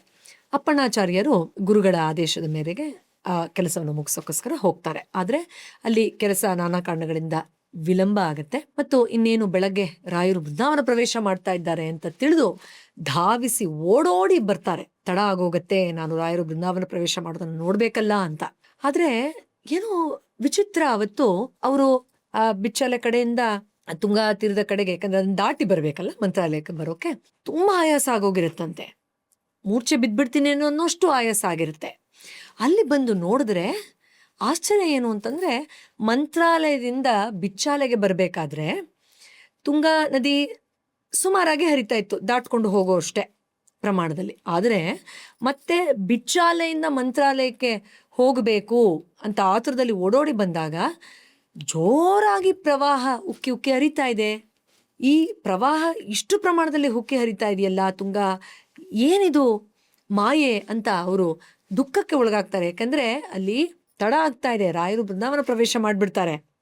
ಆದ್ರೆ ಅಪ್ಪಣ್ಣಾಚಾರ್ಯರ ಭಕ್ತಿ ಹೇಗಿತ್ತು ಅಂದ್ರೆ, ರಾಯರೇ ಯಾವುದೇ ಸಂದರ್ಭ ಬರಲಿ, ಅದು ಸಂತೋಷ ಇರಲಿ, ದುಃಖ ಇರಲಿ, ಎಲ್ಲಾ ಸನ್ನಿವೇಶಗಳು, ಸಂದರ್ಭಗಳಲ್ಲೂ ನಾನು ನಿಮ್ಮನ್ನೇ ನೋಡ್ತೀನಿ ಅಂತ ಹೇಳಿ ಮನಸ್ಸಿನಲ್ಲಿ ಒಂದು ಹೂವ ಬಾಡಿದ್ರೆ ಎಷ್ಟು ನೋವಾಗುತ್ತೋ ಅಷ್ಟು ನೋವಾಗಿದ್ರೂ ಕೂಡ, ತೀವ್ರತೆ ಅಷ್ಟು ಹೆಚ್ಚಿದ್ರೂ ಕೂಡ, ಆ ಸಂಕಷ್ಟದಲ್ಲಿ ಆಳವಾದ ಭಕ್ತಿಯಿಂದ ಗುರು ರಾಘವೇಂದ್ರ ಸ್ವಾಮಿಗಳ ಸ್ತೋತ್ರವನ್ನ ರಚನೆ ಮಾಡೋಕ್ಕೆ ಶುರು ಮಾಡ್ತಾರೆ. ಶ್ರೀ ಪೂರ್ಣ ಭೇದ ಗುರು ತೀರ್ಥ ಪಯೋಬ್ಧಿಪಾರ, ಹೀಗೆ ರಚನೆ ಮಾಡ್ತಾ ಇದ್ದ ಹಾಗೆ ತುಂಗೆ ತಾಯಿ ನಿಧಾನವಾಗಿ ಜಾಗ ಮಾಡ್ಕೊಡೋಕೆ ಶುರು ಮಾಡಿದ್ರಂತೆ. ಅಪ್ಪಣ್ಣ ಆಚಾರ್ಯರು ನಿಧಾನವಾಗಿ ಸುಲಭವಾಗಿ ಅದನ್ನ ದಾಟ್ತಂದ್ರೆ ಅವರು ಎಷ್ಟು ಮೈಮರ್ತು ಬಿಟ್ಟಿದ್ರು ಅಂದ್ರೆ ರಾಯರ ಆರಾಧನೆಯಲ್ಲಿ, ಧ್ಯಾನದಲ್ಲಿ ಅದು ಯಾವ ರೀತಿ ತುಂಗಾ ನದಿ ದಾರಿ ಮಾಡಿಕೊಡ್ತಾ ಇದೆ, ಇವ್ರು ಹೇಗೆ ಅದನ್ನ ದಾಟಿ ಬರ್ತಾ ಇದ್ದಾರೆ, ಯಾವುದೂ ಲಕ್ಷ್ಯ ಇಲ್ಲದೆ ಓಡೋಡಿ ಬರ್ತಾ ಇದ್ದಾರೆ ಮಂತ್ರಾಲಯದ ಕಡೆಗೆ. ಹೀಗೆ ಓಡೋಡಿ ಬಂದು ನೋಡ್ತಾರೆ, ರಾಯರು ಬೃಂದಾವನ ಪ್ರವೇಶ ಮಾಡಿಬಿಟ್ಟಿರ್ತಾರೆ.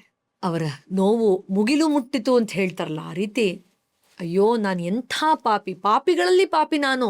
ಒಂದು ರಾಯರು ಬೃಂದಾವನ ಪ್ರವೇಶ ಮಾಡ್ತಾರೆ ಎಂದಾಗ ದೇಶದಾದ್ಯಂತ ಭಕ್ತಾದಿಗಳು ಬಂದು ರಾಯರ ದರ್ಶನವನ್ನ ಮಾಡ್ತಾ ಇದ್ದಾರೆ. ಆದ್ರೆ ರಾಯರ ಜೊತೆಯಲ್ಲೇ ಇದ್ದುಕೊಂಡು ಪಕ್ಕದ ಊರಿನಲ್ಲೇ ಇದ್ರೂ ನನಗೆ ಆ ಪುಣ್ಯ ಪ್ರಾಪ್ತಿ ಆಗ್ಲಿಲ್ವಲ್ಲ ರಾಯರ ದರ್ಶನವನ್ನ ಕೊನೆ ಬಾರಿಗೆ ಮಾಡುವಂಥದ್ದು. ಅದು ಒಂದಾದರೆ, ಸ್ವಾಮಿ ಗುರುಗಳೇ, ನಾನು ನಿಮ್ಮ ಭಕ್ತಿಯಲ್ಲಿ ಸ್ತೋತ್ರವನ್ನ ರಚನೆ ಮಾಡ್ತಾ ಬಂದೆ, ಆದ್ರೆ ಈ ದುಃಖದಲ್ಲಿ ನನಗೆ ಕೊನೆಯ ಭಾಗವನ್ನು ರಚನೆ ಮಾಡೋಕ್ಕೂ ಸಾಧ್ಯ ಆಗ್ತಾ ಇಲ್ಲ. ಈ ರೀತಿ ಬದುಕೋಕ್ಕಿಂತ ಸಾಯೋದೇ ಲೇಸು ಅಂತ ಹೇಳಿ ಬೃಂದಾವನದ ಮುಂದೆ ಸಾಷ್ಟಾಂಗ ನಮಸ್ಕಾರವನ್ನ ಮಾಡಿ ಎದ್ದು ಹೋಗ್ತಾ ಇರಬೇಕಾದ್ರೆ ಬೃಂದಾವನದ ಒಳಗಿನಿಂದ ರಮಣೀಯವಾದ ಒಂದು ಧ್ವನಿ ಘಳಿರೆಂದು ಝೇಂಕರಿಸ್ತಂತೆ. ಏನಿದು ಧ್ವನಿ, ಏನಿದು ಧ್ವನಿ? ಭಕ್ತಾದಿಗಳಿಗೆ, ಶಿಷ್ಯರಿಗೆ ರಾಯರ ಧ್ವನಿಯ ಪರಿಚಯ ಇದೆ, ರಾಯರದೇ ಧ್ವನಿ ಇದು. ಏನಿದು ಧ್ವನಿ ಅಂದ್ರೆ, ರಾಯರೇ ಯಾವ ಸ್ತೋತ್ರವನ್ನ ದುಃಖದಲ್ಲಿ 30ನೇ ಶ್ಲೋಕ ಮುಗಿತಾ ಇದ್ದ ಹಾಗೆ ಅಪ್ಪಣ್ಣಾಚಾರ್ಯರು ನಿಲ್ಲಿಸ್ಬಿಟ್ಟಿದ್ರು, ಅಲ್ಲಿಂದ ಮುಂದಕ್ಕೆ ಫಲಶ್ರುತಿಯ ರೀತಿ ರಾಯರೇ ಸಾಕ್ಷಾತ್ ಸಾಕ್ಷಿ ಹಯಾಸ್ಯೋತ್ರಯಿ ಅಂತ ಹೇಳಿ ಅದನ್ನ ಮುಗಿಸಿಕೊಡ್ತಾರೆ. ನೋಡಿ, ಅಬ್ಬಬ್ಬಾ, ರಾಯರ ಕರುಣೆ, ಮಮತೆ, ನಾನು ಆಗ್ಲೇ ಹೇಳ್ದೆ, ಒಂದು ಮಾತೆಯ ರೀತಿ ಅವರ ಒಂದು ಪ್ರೀತಿ ಅಂತ. ಸೊ ಆ ಸ್ತೋತ್ರದ ಆ ಒಂದು ಕೊನೆಯ ಭಾಗವನ್ನು ನಾವು ಗಮನಿಸಿದಾಗ, ಯಾರು ಈ ರಾಯರ ಸ್ತೋತ್ರವನ್ನ ಪಠನೆ ಮಾಡ್ತಾರೋ, ಆಲಿಸ್ತಾರೋ, ಧ್ಯಾನಿಸ್ತಾರೋ ಅವರಿಗೆ ಕಷ್ಟಗಳೆಲ್ಲ ಪರಿಹಾರ ಆಗೋದು ಒಂದು ಕಡೆ. ಆದ್ರೆ ಶ್ರೀಮನ್ನಾರಾಯಣ ಮಹಾಲಕ್ಷ್ಮಿಯರೇ ಬಂದು ಅವರಿಗೆ ಆ ಸಮೃದ್ಧವಾದ ಜೀವನವನ್ನ ದಯಪಾಲಿಸ್ತಾರೆ, ಅವರ ಎಲ್ಲ ಇಷ್ಟಾರ್ಥಗಳನ್ನ ಪೂರ್ಣ ಮಾಡ್ತಾರೆ ಅನ್ನುವಂತಹ ಆ ಭಾಗದಲ್ಲಿ ಇದಕ್ಕೆ ಸಾಕ್ಷಿ ಹಯಗ್ರೀವರೇ ಅಂತ ಸಾಕ್ಷಾತ್ ರಾಯರೇ ಬೃಂದಾವನದ ಒಳಗಿನಿಂದ ಆ ರಮಣೀಯವಾದ ಧ್ವನಿಯ ಮೂಲಕ ಪೂರ್ಣಗೊಳಿಸಿಕೊಡ್ತಾರೆ. ಇದು ಬೃಂದಾವನದಲ್ಲಿ ಉದ್ಭವವಾದ ಮೊದಲನೆಯ, ಅವರು ಬೃಂದಾವನ ಒಂದು ಪ್ರವೇಶ ಮಾಡಿದ್ಮೇಲೆ ಅದು ಮೊದಲನೆಯ ಚಮತ್ಕಾರ ಇದು. ಅಬ್ಬಬ್ಬಾ, ಎಂಥ ರಮಣೀಯವಾದ ಅನುಭವ ಅಲ್ವಾ ಸರ್? ಸೊ ಈ ರೀತಿಯಾಗಿ ಅಪ್ಪಣ್ಣಾಚಾರ್ಯರು ಅಷ್ಟು ಆಪ್ತರಾದ ಶಿಷ್ಯರು, ಮತ್ತು ಅದೇ ರೀತಿಯಾಗಿ ಹಲವಾರು ಕಥೆಗಳನ್ನು ನಾವು ರಾಯರ ಜೊತೆಯಲ್ಲಿ, ಅಪ್ಪಣ್ಣಾಚಾರ್ಯರ ಜೊತೆಯಲ್ಲಿ ನಾವು ಗಮನಿಸಬಹುದಾಗಿದೆ. ನೀವು ಅಪ್ಪಣ್ಣಾಚಾರ್ಯ ಬಗ್ಗೆ ಮಾತಾಡ್ತಾ ಬಿಚ್ಚಾಲೆ ಬಿಚ್ಚಾಲೆ ಅಂತ ತುಂಬಾ ಹೇಳ್ತಿದ್ರಲ್ಲ, ಈಗ ಮಂತ್ರಾಲಯ ಓಕೆ, ಬಿಚ್ಚಾಲೆ ಎಲ್ಲಿದೆ? ಬಿಚ್ಚಾಲೆ ಅಂದ್ರೆ ಏನು? ಬಿಚ್ಚಾಲೆಯಲ್ಲಿ ಯಾರಿದ್ರು? ಇದು ಮಂತ್ರಾಲಯದಿಂದ ಸುಮಾರು ಒಂದು 6 ಮೈಲಿ ಇದೆ. ಈಗಂತೂ ವಾಹನಗಳು ಸುಲಭವಾಗಿ ಲಭ್ಯ ಆಗತ್ತೆ. ನಾವು ಹೋಗ್ಬೇಕು ಅಂತಾದ್ರೆ ಸಾಕಷ್ಟು, ನೀವು ನಿಮ್ಮ ಸ್ವಂತ ವಾಹನದಲ್ಲಿ ಹೋಗ್ಲಿಲ್ಲ ಅಂದ್ರೂ ಸಾಕಷ್ಟು ಬೇರೆ ವ್ಯವಸ್ಥೆಗಳಿದೆ. ಈಗ ಅವ್ರು ನಿಮ್ಮನ್ನ ಖಂಡಿತವಾಗಿಯೂ ಭಿಕ್ಷಾಲಯ, ಆಗಿನ ಬಿಚ್ಚಾಲೆಗೆ ಕರ್ಕೊಂಡು ಹೋಗ್ತಾರೆ, ಅದರ ದರ್ಶನವನ್ನ ಮಾಡಬಹುದು. ಆದರೆ ಇಲ್ಲಿ ರೋಚಕವಾದ ಸಂಗತಿಗಳು ಏನು ಅಂತಂದ್ರೆ, ಅಪ್ಪಣ್ಣಾಚಾರ್ಯರು ಸಾಕಷ್ಟು ತಿಳ್ಕೊಂಡವರು, ಮೇಧಾವಿಗಳವರು, ವಿದ್ವಾಂಸರು. ಅವರು ರಾಯರಲ್ಲಿ ಅತ್ಯಂತ ವಿಶೇಷವಾದ ಒಲವು ಅವರಿಗೆ. ಸುಮಾರು 12-13 ವರ್ಷಗಳ ಕಾಲ ಆ ಒಂದು ಜ್ಞಾನದ ಕಟ್ಟೆ ಬಿಚ್ಚಾಲೆಯಲ್ಲಿ ನಾವು ಹೋಗಿ ನೋಡಿದ್ರೆ ಈಗಲೂ ಕಾಣುತ್ತೆ. ಅಲ್ಲಿ ಕೂತು ಸಾಕಷ್ಟು ವಿಷಯಗಳ ಬಗ್ಗೆ ಚರ್ಚೆ ಆಗ್ತಾ ಇತ್ತು, ಆ ಒಂದು ವಿಮರ್ಶೆ ಮಾಡ್ತಾ ಇದ್ರು. ಅಷ್ಟೇ ಅಲ್ಲ, ಅಪ್ಪಣ್ಣಾಚಾರ್ಯರ ಮನೆ ಇದೆ ಅಲ್ಲಿಂದ ಸ್ವಲ್ಪ ದೂರದಲ್ಲೇ ಬಿಚ್ಚಾಲೆಯಲ್ಲಿ. ಖಂಡಿತ ಮಂತ್ರಾಲಯಕ್ಕೆ ಹೋದವರು ನಾನು ಮನವಿ ಮಾಡ್ತೀನಿ, ಸಾಧ್ಯ ಆದ್ರೆ ಖಂಡಿತ ಅಲ್ಲೂ ಕೂಡ ಹೋಗಿ. ಯಾಕಂದ್ರೆ ನೀವು ಅಲ್ಲಿ ಒಳಗೆ ಹೋಗಿದ ತಕ್ಷಣ ನಿಮಗೆ ಅಲ್ಲೊಂದು ವಿಶೇಷವಾದ ಶಕ್ತಿ ಭಾಸ ಆಗುತ್ತೆ. ಯಾಕೆ ಅಂತಂದ್ರೆ, ಅಲ್ಲಿ ರಾಯರು ಸುಮಾರು 12 ವರ್ಷಗಳ ಕಾಲ ಅಲ್ಲಿ ಇದ್ರು. ಅಲ್ಲಿ ಬೇರೆ ಬೇರೆ ರೀತಿಯ ಅಧ್ಯಯನಗಳು ಇತ್ಯಾದಿಗಳು ನಡೀತಾ ಇತ್ತು ಅಂತೆಲ್ಲ ಹೇಳ್ತಾರೆ. ಅಲ್ಲಿ ಪ್ರತಿನಿತ್ಯ ಒಂದು ಸರ್ಪ ಬರ್ತಾ ಇತ್ತಂತೆ. ಯಾಕಂದ್ರೆ ಅಪ್ಪಣ್ಣ ಅವರ ಮನೆಯಲ್ಲಿ ಅಲ್ಲಿ ಒಂದು ದೊಡ್ಡ ಹುತ್ತ ಇತ್ತು, ನಾಗ ಅಲ್ಲಿ ದರ್ಶನ ಕೊಡ್ತಾ ಇತ್ತು ಅಂತ. ಆದ್ರೆ ನೋಡಿ, ರಾಯರಿದ್ದಂತಹ ಜಾಗದಲ್ಲಿ ಶಕ್ತಿ ಹೇಗಿತ್ತು ಅಂದ್ರೆ, ಒಂದು ಸರ್ಪ ಬಂದ್ರೂ ಕೂಡ ಅದು ತುಂಬಾ ಸೌಮ್ಯವಾಗಿ ಸಮಾಧಾನವಾಗಿ, ಯಾವುದೇ ರೀತಿಯ ರೋಷ ಇಲ್ಲದೆ, ಆ ಹಾವಿಗೆ ನಾವು ಆಕ್ರೋಶ ರೋಷ ಏನು ನೋಡ್ತೀವಿ ಆ ರೀತಿ ಬುಸುಗುಟ್ಟದೆ ನಿಧಾನವಾಗಿ ಸಮಾಧಾನವಾಗಿ ಬಂದು ಅಪ್ಪಣ್ಣ ಆಚಾರ್ಯರು ಅಥವಾ ರಾಘವೇಂದ್ರ ಸ್ವಾಮಿಗಳು ಕೊಡ್ತಾ ಇದ್ದಂತಹ ಹಾಲನ್ನು ಸ್ವೀಕಾರ ಮಾಡಿ ಮತ್ತೆ ಆ ಬಿಲ್ಲದೊಳಗೆ ಹುತ್ತದೊಳಗೆ ಸಮಾಧಾನವಾಗಿ ಹೊರಟು ಹೋಗ್ಬಿಡ್ತಾ ಇತ್ತಂತೆ ಒಳಗೆ. ತುಂಬಾ ವರ್ಷಗಳ ಕಾಲ ಇದೇ ರೀತಿಯಾಗಿ ಇತ್ತಂತೆ. ಅಷ್ಟೇ ಅಲ್ಲ, ಇಲ್ಲಿ ವಿಶೇಷ ಏನು ಅಂತಂದ್ರೆ, ರಾಘವೇಂದ್ರ ಸ್ವಾಮಿಗಳು ಇನ್ನೇನು ಕೆಲವು ದಿನಗಳಲ್ಲಿ ನಾನು ಬೃಂದಾವನ ಪ್ರವೇಶ ಮಾಡ್ತೀನಿ ಅಂತ ಗೊತ್ತಾದಾಗ ಇದನ್ನ ಹೇಳದೆ ಅಪ್ಪಣ್ಣಾಚಾರ್ಯರಿಗೆ ಇನ್ನು ಈ ಹುತ್ತವನ್ನ ಇಲ್ಲಿಂದ ಬೇರ್ಪಡೆ ಮಾಡ್ಬಿಡೋಣ, ತೆಗಿಯೋಣ. ಯಾಕಂದ್ರೆ ರಾಘವೇಂದ್ರ ಸ್ವಾಮಿಗಳಿಗೆ ಒಳಗಡೆ ಏನು ವಿಚಾರ ಇತ್ತು ಅಂತಂದ್ರೆ, ನಾನಿದ್ದೀನಿ ಅಂತ ಹೇಳಿ ಧೈರ್ಯದಲ್ಲಿ ಎಲ್ಲರೂ ರಾಯರಿದ್ದಾರೆ ಅಂತ ಹೇಳಿ ಆ ಸರ್ಪ ಬಂದಾಗ ಹೋದಾಗ ಸಮಾಧಾನವಾಗಿ ಇರ್ತಾ ಇದ್ರು. ಆದರೆ ನಾನು ಹೋದ ಮೇಲೆ ಎಲ್ಲರೂ ಜರ್ಜರಿತರಾಗಿ ಹೋಗ್ತಾರೆ. ಒಂದು ಸರ್ಪ ಆಚೆ ಬರ್ತಾ ಇದೆ ಅಂದ್ರೆ ಅದಕ್ಕೂ ಹಾನಿ ಮಾಡಬಹುದು, ಭಕ್ತಾದಿಗಳು ಕೂಡ ಹೆದರ್ಕೊಳ್ತಾರೆ ಅಂತ ಹೇಳಿ ಅದರ ಆ ಸ್ಥಾನವನ್ನ ಅಲ್ಲಿಂದ ಜರುಗಿಸ್ಬೇಕು ಅಂತ ಹೇಳಿ ಇದನ್ನ ತೆಗಿಸ್ಬಿಡಿ ಅಂತ ಹೇಳ್ತಾರೆ. ನೋಡಿ, ಗುರುಭಕ್ತಿ ಹೇಗಿರ್ಬೇಕು ಅನ್ನೋದಕ್ಕೆ ಇನ್ನೊಂದು ನಿದರ್ಶನ ಇದು. ಒಂದೇ ಒಂದು ಎದುರು ಮಾತಿಲ್ಲದೆ, ಪ್ರಶ್ನೆ ಇಲ್ಲದೆ ಗುರುಗಳ ಅಪ್ಪಣೆಯಾಗೆ ಅದನ್ನ ಅಲ್ಲಿಂದ ತೆಗಿಸ್ತಾರೆ. ಇವತ್ತಿಗೂ ಕೂಡ ನೀವು ಬಿಚ್ಚಾಲೆಯಲ್ಲಿರೋ ಆ ಒಂದು ಅಪ್ಪಣಾಚಾರ್ಯರ ಮನೆಗೆ ನೀವು ಹೋದಾಗ ಅಲ್ಲಿ ಪ್ರಮುಖವಾಗಿ ನಿಮಗೇನು ಆ ಜಾಗ ಸಿಗತ್ತೆ, ನಾವು ಲಿವಿಂಗ್ ಹಾಲ್ ಅಂತ ಏನು ಹೇಳ್ತೀವಿ, ಆ ಥರದೊಂದು ಜಾಗ ಏನು ಸಿಗುತ್ತೆ, ಅದರ ಹಿಂಭಾಗದಲ್ಲಿ ಸ್ವಲ್ಪ ನೀವು ಒಳಗಡೆ ಹೋದರೆ ಅಲ್ಲಿ ಗೋಡೆಯ ಮೇಲೆ ಸರ್ಪದ ರೀತಿ ಒಂದು ಆಕೃತಿಯನ್ನು ನೀವು ಗಮನಿಸಬಹುದು. ಅಂದರೆ ಆ ಸರ್ಪ ಅಲ್ಲಿಂದ ಹೋಗಿ ಅದ್ರ ಒಳಗಡೆ ಆ ರೂಪದಲ್ಲಿ ಐಕ್ಯ ಆಗಿ ಅಲ್ಲಿ ಬರುವ ಭಕ್ತಾದಿಗಳಿಗೆ ಈಗಲೂ ಕೂಡ ಅವರ ದೋಷಗಳ ನಿವಾರಣೆಗೆ ಸಹಾಯ ಮಾಡ್ತಾ ಇದೆ ಅಂತ ಹೇಳಿ ಈಗಲೂ ಅಲ್ಲಿ ಪೂಜೆಗಳನ್ನು ಮಾಡ್ತಾರೆ. ಕೆಲವರೆಲ್ಲ ಹರಿಕೆ ಅಂತ ಹೇಳ್ತಾರಲ್ಲ, ಆ ಥರ ಪೂಜೆಗಳನ್ನು ಮಾಡ್ಕೊಂಡು ಹೋಗಿದ್ದು ಇದೆ. ಇನ್ನೊಂದು ವಿಶೇಷ ನನಗೆ ವೈಯಕ್ತಿಕವಾಗಿ ತುಂಬ ಇಷ್ಟವಾದದ್ದು ಏನು ಅಂದರೆ, ಆ ಮನೆಯಲ್ಲಿ ಅಪ್ಪಣ್ಣ ಆಚಾರ್ಯರು ಪೂಜೆ ಮಾಡ್ತಾ ಇದ್ದಂಥ ಮುದ್ದಾದ ಪುಟ್ಟ ವಿಠ್ಠಲನ ವಿಗ್ರಹ ಇದೆ. ಎಷ್ಟು ಮುದ್ದಾಗಿದೆ ಅಂದರೆ ಅಷ್ಟು ಮುದ್ದಾಗಿದೆ. ಅದರ ದರ್ಶನವನ್ನು ನಾವು ಮಾಡ್ಬೋದಾಗಿದೆ. ಈ ಭಿಕ್ಷಾಲಯ ಅನ್ನುವಂತಹ ಜಾಗಕ್ಕೆ ಅಪ್ಪಣ್ಣಾಚಾರ್ಯರು ಆಗಿನ ಕಾಲಕ್ಕೆ ಅತ್ಯಂತ ಅಂದ್ರೆ ಒಂದು ರೀತಿಯ ಸಾಹುಕಾರರು, ಸಾಕಷ್ಟು ಜಾಗ ಎಲ್ಲ ಇತ್ತು ಅವ್ರಿಗೆ. ಸೊ ಅಲ್ಲಿ ಬಂದ ಪ್ರತಿ ಭಕ್ತಾದಿಗಳಿಗೂ ಅನ್ನದಾನವನ್ನು ನಿರಂತರವಾಗಿ ಮಾಡ್ತಾ ಇದ್ದವರು. ಅಂಡ್ ಇಲ್ಲಿ ನಾವು ಗಮನಿಸ್ಬೇಕು, ಮಂತ್ರಾಲಯದಲ್ಲಾಗ್ಲಿ ಅಥವಾ ಅಪ್ಪಣ್ಣಾಚಾರ್ಯರ ಕಥೆಗಳನ್ನಾಗ್ಲಿ ನಾವು ಕೇಳಿದಾಗ ಅಲ್ಲಿ ಸಂಸಾರಸ್ಥರಾದ್ರೂ ಕೂಡ ಎಷ್ಟು ಅಚ್ಚುಕಟ್ಟಾಗಿ ಅಲ್ಲಿನ ನಿಯಮಗಳನ್ನ ಪಾಲನೆ ಮಾಡ್ತಾರೆ ಅನ್ನೋದನ್ನೆಲ್ಲ ನಾವು ಗಮನಿಸಿದಾಗ ತುಂಬಾ ಒಂಥರ ಆನಂದ ಆಗತ್ತೆ. ಯಾಕಂದ್ರೆ ಈಗ ಬ್ರಹ್ಮಚಾರ್ಯ, ಸನ್ಯಾಸತ್ವ ಮತ್ತು ಸಂಸಾರತ್ವ ಇದನ್ನೆಲ್ಲ ನಾವು ಬೇರೆ ಬೇರೆ ತರ ನೋಡಿದಾಗ, ಸಂಸಾರಿ ಆದಾಗ ಗಂಡ ಮತ್ತು ಹೆಂಡತಿ ಯಾವ ರೀತಿ ತನ್ನ ಜವಾಬ್ದಾರಿಯನ್ನ ನಡೆಸ್ಕೊಂಡು ಹೋಗಬೇಕು ಅನ್ನೋದನ್ನು ಕೂಡ ನಾವಿಲ್ಲಿ ಸೂಕ್ಷ್ಮವಾಗಿ ಅರ್ಥ ಮಾಡ್ಕೊಳ್ಬೇಕು. ನಮ್ಮ ಭಾರತದಲ್ಲಿ ಅದನ್ನ ಈಗಲೂ ಕೂಡ ಆ ಒಂದು ಸಾತ್ವಿಕ ಅಂಶವನ್ನ ಅಥವಾ ಆ ಒಂದು ಧರ್ಮವನ್ನ ಪಾಲನೆ ಮಾಡ್ತಾ ಇರೋರು ಗಂಡ ಹೆಂಡತಿಯರು ಸಂಸಾರದಲ್ಲಿ ನೋಡ್ಬೋದಾಗಿದೆ. ಅಂದ್ರೆ ನಾವಿಬ್ರು ಜೊತೆಗೂಡಿ ಈ ಸೌಲಭ್ಯಗಳನ್ನ, ಈ ಸುಖವನ್ನ ಅನುಭವಿಸ್ತಾ ಪ್ರಮುಖವಾಗಿ ನಾವು ಸೇವೆಯನ್ನ, ದಾನವನ್ನ ಮಾಡಬೇಕು. ಅಂದ್ರೆ ನಾವು ಸಂಪತ್ತನ್ನ ಸಂಗ್ರಹಿಸೋದೇ ಈ ರೀತಿ ಸಾಧು ಸಂತರಿಗೆ, ಈ ರೀತಿ ಆಧ್ಯಾತ್ಮದ ಪಥದಲ್ಲಿರೋರಿಗೆ ಸೇವೆ ಮಾಡೋದಕ್ಕೋಸ್ಕರ ನಾವು ಈ ಒಂದು ಕಾರ್ಯವನ್ನು ನೆರವೇರಿಸಬೇಕು ಅನ್ನುವಂತಹ ಒಂದು ಮನಸ್ಥಿತಿ ಇದೆಯಲ್ಲ, ತುಂಬಾ ವಿಶೇಷ ಅದು. ಆ ರೀತಿಯಾಗಿ ಅಪ್ಪಣ್ಣಾಚಾರ್ಯರು ಆ ರೀತಿಯಾಗಿ ಅದನ್ನ ಮಾಡ್ಕೊಂಡು ಬಂದವರು ಕೂಡ. ಇಲ್ಲಿ ಆ ಬಿಚ್ಚಾಲೆ ನೀವು ಈಗಲೂ ಹೋದ್ರೆ ಅಲ್ಲೊಂದು ಬೃಂದಾವನ ಈಗಲೂ ಕಾಣಿಸುತ್ತೆ. ಅದರ ರೋಚಕ ಕಥೆಯನ್ನು ನಾನು ನಿಮಗೆ ಹೇಳ್ತೀನಿ. ಬಟ್ ತಮ್ಮ ಶಿಷ್ಯರ ಜೊತೆಯಲ್ಲಿ ಪ್ರತಿನಿತ್ಯ ಭಿಕ್ಷಾಟನೆಗೆ ಹೋಗಿ ಆ ಅಕ್ಕಿಯನ್ನ, ಬೇಳೆಯನ್ನ ಇತ್ಯಾದಿಯನ್ನ ಒಂದು ದೊಡ್ಡ ಬಟ್ಟೆಯಲ್ಲಿ ಕಟ್ಟಿ, ಅಲ್ಲಿದ್ದ ಅಶ್ವತ್ಥರಳ್ಳಿ ಮರಕ್ಕೆ ಕಟ್ಟಿ ಅವರು ವೇದಾಧ್ಯಯನ ಮತ್ತು ಇತ್ಯಾದಿಯನ್ನೆಲ್ಲ ಮಾಡಿ ಮಂತ್ರಗಳ ಪಠನೆ ಎಲ್ಲ ಮಾಡಿದಾಗ ನಾವು ಹೇಳ್ತೀವಲ್ಲ, ಅಗ್ನಿ ಸೂಕ್ತ ಋಗ್ವೇದದಲ್ಲಿ ಮೊದಲನೇ ಭಾಗದಲ್ಲೇ ಬರುತ್ತೆ. ಅಗ್ನಿಮೀಳೆ ಪುರೋಹಿತಂ ಯಜ್ಞಸ್ಯ ದೇವಋತ್ವಿಜಮತಿ ಈ ಥರ ಬರುತ್ತೆ. ಅದನ್ನ ಅಗ್ನಿಮಂತ್ರ ಇರ್ಬೋದು, ಅನ್ನಪೂರ್ಣೇಶ್ವರಿಯ ಸ್ಮರಣೆ ಇರಬಹುದು ಮಾಡ್ತಾ ಅಲ್ಲಿ ಪ್ರೋಕ್ಷಣೆಯನ್ನ ಮಾಡಿದ್ರೆ ತತ್ಕ್ಷಣವೇ ಆ ಅಕ್ಕಿ ಕಾಳು ಎಲ್ಲ ಅನ್ನ ಆಗಿ ಬೆಂದು ತಯಾರಾಗ್ಬಿಡ್ತಾ ಇತ್ತಂತೆ. ಆ ಕಥೆಯನ್ನ ಈಗಲೂ ಕೂಡ ಅರ್ಚಕರು ಅಲ್ಲಿ ಹೋದಾಗ ರೋಮಾಂಚನ ಆಗತ್ತೆ, ಹೇಳ್ತಾರೆ, ಹಂಚ್ಕೊಳ್ತಾರೆ. ಸೊ ಅದನ್ನೇ ಉಣಬಡಿಸ್ತಾ ಇದ್ರು ಅಂತ ಕೂಡ ಹೇಳ್ತಾರೆ. ಅಂದ್ರೆ ನೀವು ಊಹಿಸಬಹುದು ಇನ್ ಯಾವ ರೀತಿಯ ಅಗ್ನಿ ತತ್ವವನ್ನ ಒಳಗಡೆ ಅನುಭವಿಸ್ತಾ ಇದ್ರು ಆ ಸಾಧು ಸಂತರುಗಳು ಅಂತ ನಾವು ಅರ್ಥ ಮಾಡ್ಕೊಳ್ಬಹುದು. ಅಗ್ನಿಯ ತತ್ವವನ್ನ ಒಳಗೆ ಅನುಭವಿಸಿದಾಗ ಯಾವ ರೀತಿ, ಇದನ್ನ ನಾವು ಹಿಂದೆನೂ ಕೇಳಿದೀವಲ್ಲ ಸರ್. ಅಂದ್ರೆ ರಾಯರ ಆ ಕಥೆಯಲ್ಲಿ ನಾವು ಚೆನ್ನಾಗಿ ನೋಡ್ತೀವಿ. ರಾಜ್ಕುಮಾರ್ ಅವ್ರ ಸಿನಿಮಾದಲ್ಲಂತೂ ಎಷ್ಟು ಚೆನ್ನಾಗಿ ನಮ್ಗೆ ಮನದಟ್ಟು ಮಾಡಿಸಿದ್ದಾರೆ. ಗಂಧ ತೇಯ್ತಾ ಇರ್ತಾರೆ, ಅಗ್ನಿ ಸೂಕ್ತ ಹೇಳ್ಕೊಂಡು ಅಗ್ನಿ ಮೀಳೆ ಪುರೋಹಿತ ಮತ್ತೆ ಹೇಳ್ತಾ ಮಾಡ್ತಾ ಇರ್ತಾರೆ. ಆ ಗಂಧ ಲೇಪನೆ ಮಾಡಿದಾಗ ಅವರೆಲ್ಲರಿಗೂ ಮೈ ಉರಿ ಉರಿ ಉರಿ ಉರಿ ಆಗುತ್ತೆ. ಆಮೇಲೆ ಮತ್ತೆ ಮಂತ್ರಗಳ ಮೂಲಕ ಅದನ್ನು ಇದು ಮಾಡ್ತಾರೆ. ಸೊ ಇದು ನಮ್ಗೆ ಗೊತ್ತಿದೆ. ಸೊ ಆ ರೀತಿಯಾಗಿ ಬಿಚ್ಚಾಲೆಯಲ್ಲಿ ನಿರಂತರವಾಗಿ ಭಿಕ್ಷಾಲಯ ಅಲ್ಲಿ ಅನ್ನದಾನವನ್ನು ಮಾಡ್ತಾ ಇದ್ರು. ಇವತ್ತಿಗೂ ಸಹ ಅಲ್ಲಿ ಅನ್ನದಾನ ನಿರಂತರವಾಗಿ ನಡೆಯುತ್ತೆ ಸಾಧು ಸಂತರಿಗೆ.